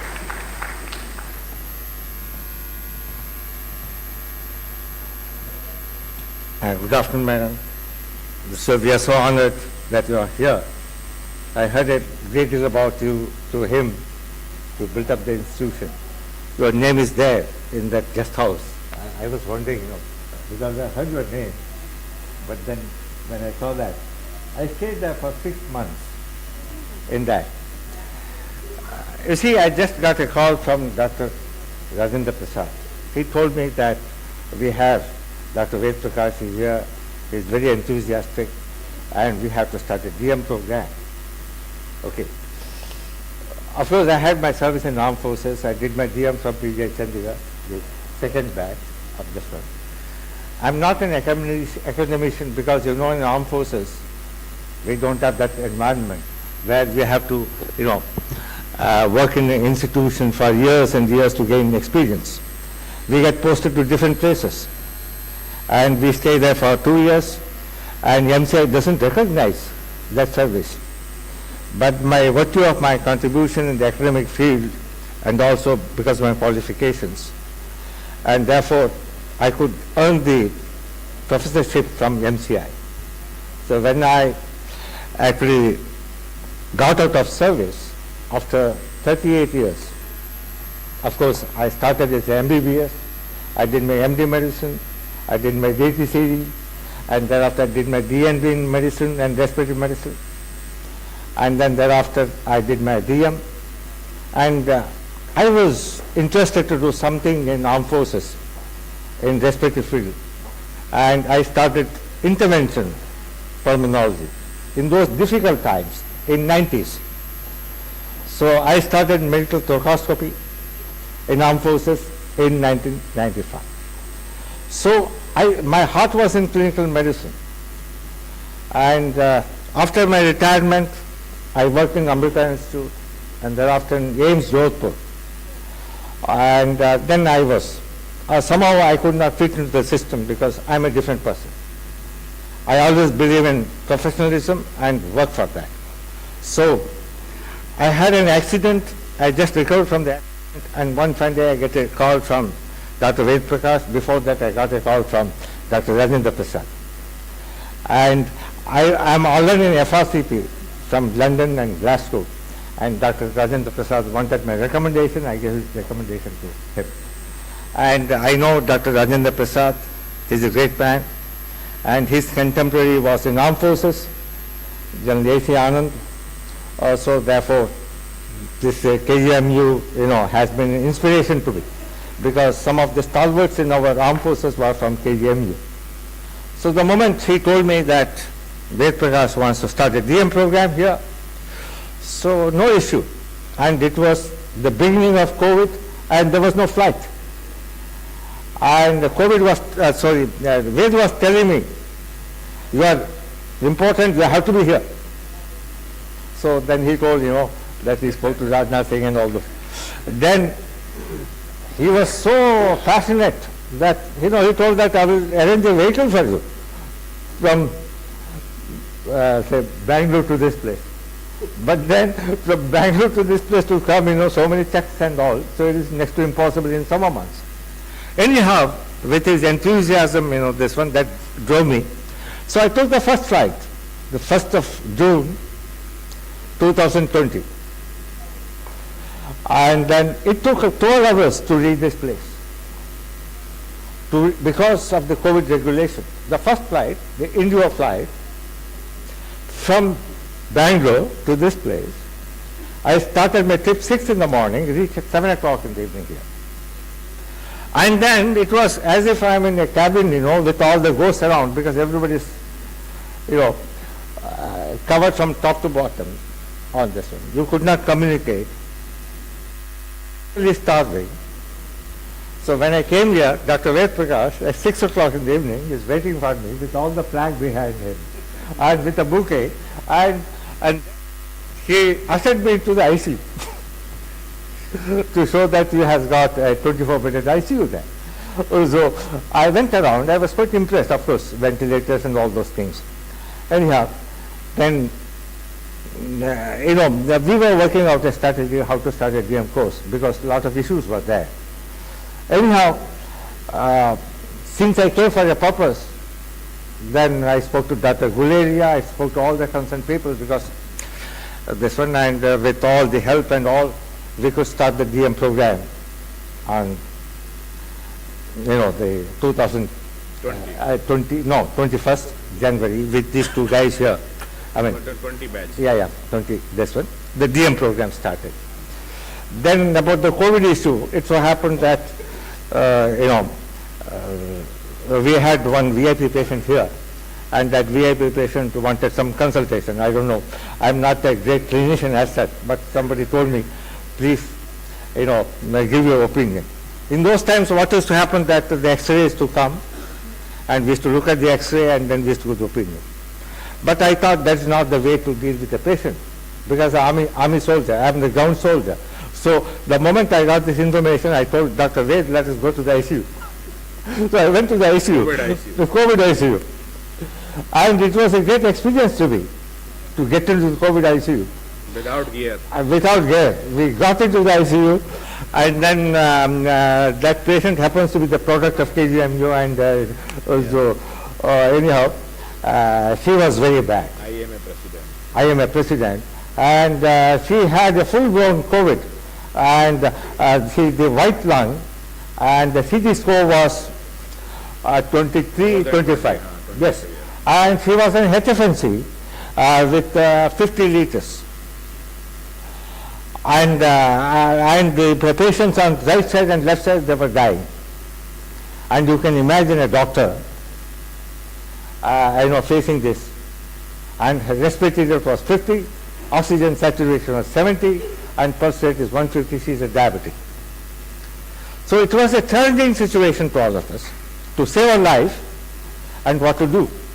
So the choice is whether to put on ventilator, to go for conservative treatment, whether to go for the tocilizumab. A lot of things were there. And then we went around, and I don't know what to do. I thought that let me vomit all these drugs, let me get into the clinical practice of medicine. And then that's all I did. To my good luck, to the patients, this one, the patient recovered. There was improvement. So that motivated me I got into the ICU, daily has to go morning and evening. Daily, without gear. I went around, I saw the patients, and then I looked after so many people there. And then at the time, COVID, he had COVID, I think this one, his father had COVID, so brothers and all. I was in charge of the ICU here. I had to go there and then look after this one. What was said and done, it was a great, amazing experience to me. I wrote a book. I will show that book. Of course, it has to be released. We will have a function here. Okay. What I want to say, that I learnt clinical medicine here because you have so many patients here. When I entered the TB department, it motivated me. We had stalwarts here, but then we could have contributed much more to the TB care. We could have done wonders. So when Dr. Rajendra Prasad has written book, it motivated me because you see he has gone into fundamentals of X-ray. Yesterday I was attending a conference, the Teston conference, in this one, and we had a clinical discussion. They were, how to deal with a patient of hemoptysis. So the fundamental understanding of X-ray was lacking. So what I want to say is that this institution, in that way, can help, because somebody from Holland told, and from USA they told that, you see, the clinical material that we have is phenomenal. And what is important is that with such an experience that we have at our disposal, we should give it to the students here. And that is what has to be done. The infrastructure has to be created, and that was a paradigm shift that he has brought. We may have hundreds of difference, whatever it is, because somebody has to do something, and he has brought a change in that. And then you see, the other thing is, about the, what I want to say that, this pandemic has helped us. And this ICU that has been built also helped to bring this one. So anyway, well done, Ved. Thank you. Okay. Thank you, sir. Thank you for your kind words. तो मैं बस and करूंगा अपना, क्योंकि कई लोग मुझे लग रहा है भूखे भी हैं और लंच भी रेडी है उधर। मैडम, आपके आशीर्वाद से हम लोग यहाँ तक पहुँचे कि एक गरीब को वेंटिलेटर देना अब पॉसिबल हो गया है केजीएमयू में। और अगला सपना, क्योंकि सपना देखने वाले तो बैठे हैं ना यहाँ, लगातार देखते ही रहते हैं, उन्होंने और सपना देख लिया कि भाई फेफड़ा प्रत्यारोपण यहाँ पे हो सकता है क्या, लंग ट्रांसप्लांटेशन। तो मैंने उनको ये प्रॉमिस कर दिया कि सर, जिस तरह से हम लोगों ने गरीब को वेंटिलेटर दिया है, उसी तरह से एक दिन ऐसा जरूर आएगा जब गरीब का भी फेफड़ा प्रत्यारोपण यहाँ पे होगा। हाँ, लगातार हम लोगों ने काम किया कि फेफड़ा प्रत्यारोपण हो, और ट्रांसप्लांटेशन एक हुआ था जो वो सर्वाइव नहीं हो पाया सर, दूसरे सेंटर पे हमने जो भेजा था। और आज आपको खुशी होगी कि पोस्ट ट्रांसप्लांट केयर भी हम लोग कर रहे हैं, अभी प्री ट्रांसप्लांट वर्कअप भी हम लोग कर रहे हैं, और पेशेंट जो ट्रांसप्लांटेड हैं उनकी पोस्ट ट्रांसप्लांट केयर हो रही है। और माननीय मुख्यमंत्री जी को और उप मुख्यमंत्री जी को मैं बधाई देना चाहता हूं कि उन्होंने इसको टेकअप किया, और जो हमारे अनुरोध को यहां से ले जाकर के पूरी सरकार से पास कराया, और पूरी सरकार के साथ यहां से गए भारत सरकार के पास, और वहां पे मीटिंग करके नड्डा साहब से सैंक्शन करा के लाए। ऐसे उप मुख्यमंत्री हमारे पास है, इस तरह की लीडरशिप है जिसका हमारे पास बहुत सहयोग है। केजीएमयू को लगातार हर सरकार ने साथ दिया। मुझे लगता है कि ईश्वर केजीएमयू को और कुछ करना चाहते हैं, कुछ और बड़ा करवाना चाहते हैं शायद केजीएमयू से। So long live KGMU, long live Georgians. मैं आप सबको धन्यवाद देना चाहता हूं जिन्होंने यहाँ पे समय निकाला है, जिन्होंने लगातार यहाँ पे अच्छे सेशंस दिए। और जैसा हम लोग देखते थे कि वैलिडिक्ट्री में 8-10 लोग ही रहते थे, लेकिन अभी काफी लोग हैं यहाँ पे, तो ये इस सक्सेस को बताता है कि शायद हम लोग सक्सेसफुल रहे। और मैं आगे जो होने वाली कॉन्फ्रेंसेज हैं उनके लिए भी बेस्ट विशेस देना चाहता हूं। शायद इंदौर में होगी, फिर कोलकाता में होगी, नेक्स्ट कॉन्फ्रेंसेज शेड्यूल हुई हैं, और आगे जैसा भी सर ने कहा हम लोग कोशिश करेंगे कि हम लोग कुछ आगे कंट्रीब्यूट कर पाएं, और अगर अवसर मिलेंगे, मौके मिलेंगे तो हमारी टीम और लर्न करेगी। अभी सीख लिया है और सीखेंगे, सीख करके हम लोग आगे बढ़ेंगे। और इसी सब शब्दों के साथ मैं जो हमारे मीडिया के बंधु हैं उनको भी धन्यवाद देता हूं। हमारे जो पार्टनर्स हैं lupin, Cipla, Glenmark and others, मैं सबको धन्यवाद देना चाहता हूं कि उन्होंने इसको सफल बनाने में अपना योगदान दिया।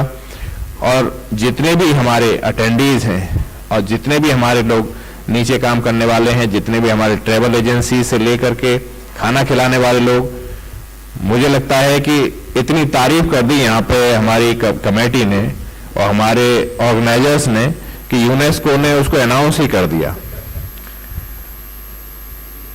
मैडम पहले दिन दूसरे दिन इतनी तारीफ कर दी कि तीसरे दिन यूनेस्को ने अवार्ड दे दिया यहाँ पे लखनऊ को डेलीकेसीज के लिए।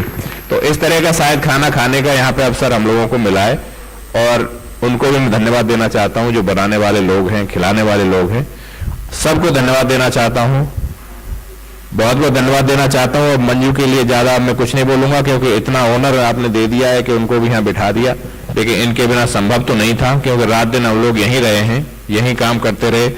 4-4 बजे तक रात के हम लोगों ने ये बैनर पोस्टर लगवाए हैं, वहां पर झंडा झंडी जितने लगे हुए हैं सब कुछ लगवाने का काम किया, इस सजावट को यहाँ तक लाने का काम किया। मैं सबको धन्यवाद देता हूँ, बहुत बहुत धन्यवाद। अभी नेशनल एंथम होगा, इसके बाद हम लोग लंच के लिए प्रोसीड करेंगे। नीचे लंच रेडी है, उसमें काफी देरी कर दी हम लोगों ने, काफी आज भावुक हो गया माहौल, तो मैं सबको इनवाइट भी करता हूं इसके लिए, और नेशनल एंथम के लिए आप आ जाएं।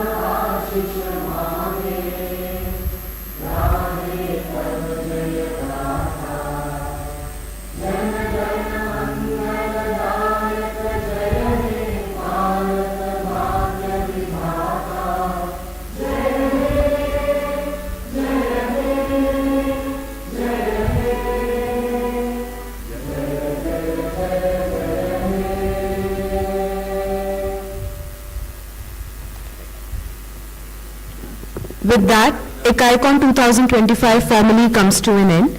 As we say goodbye, let us carry forward knowledge, inspiration and friendships we have built here until we meet again for ICAAICON 2026. Thank you from the bottom of our hearts, wishing everyone a safe journey and a bright and fulfilling time ahead.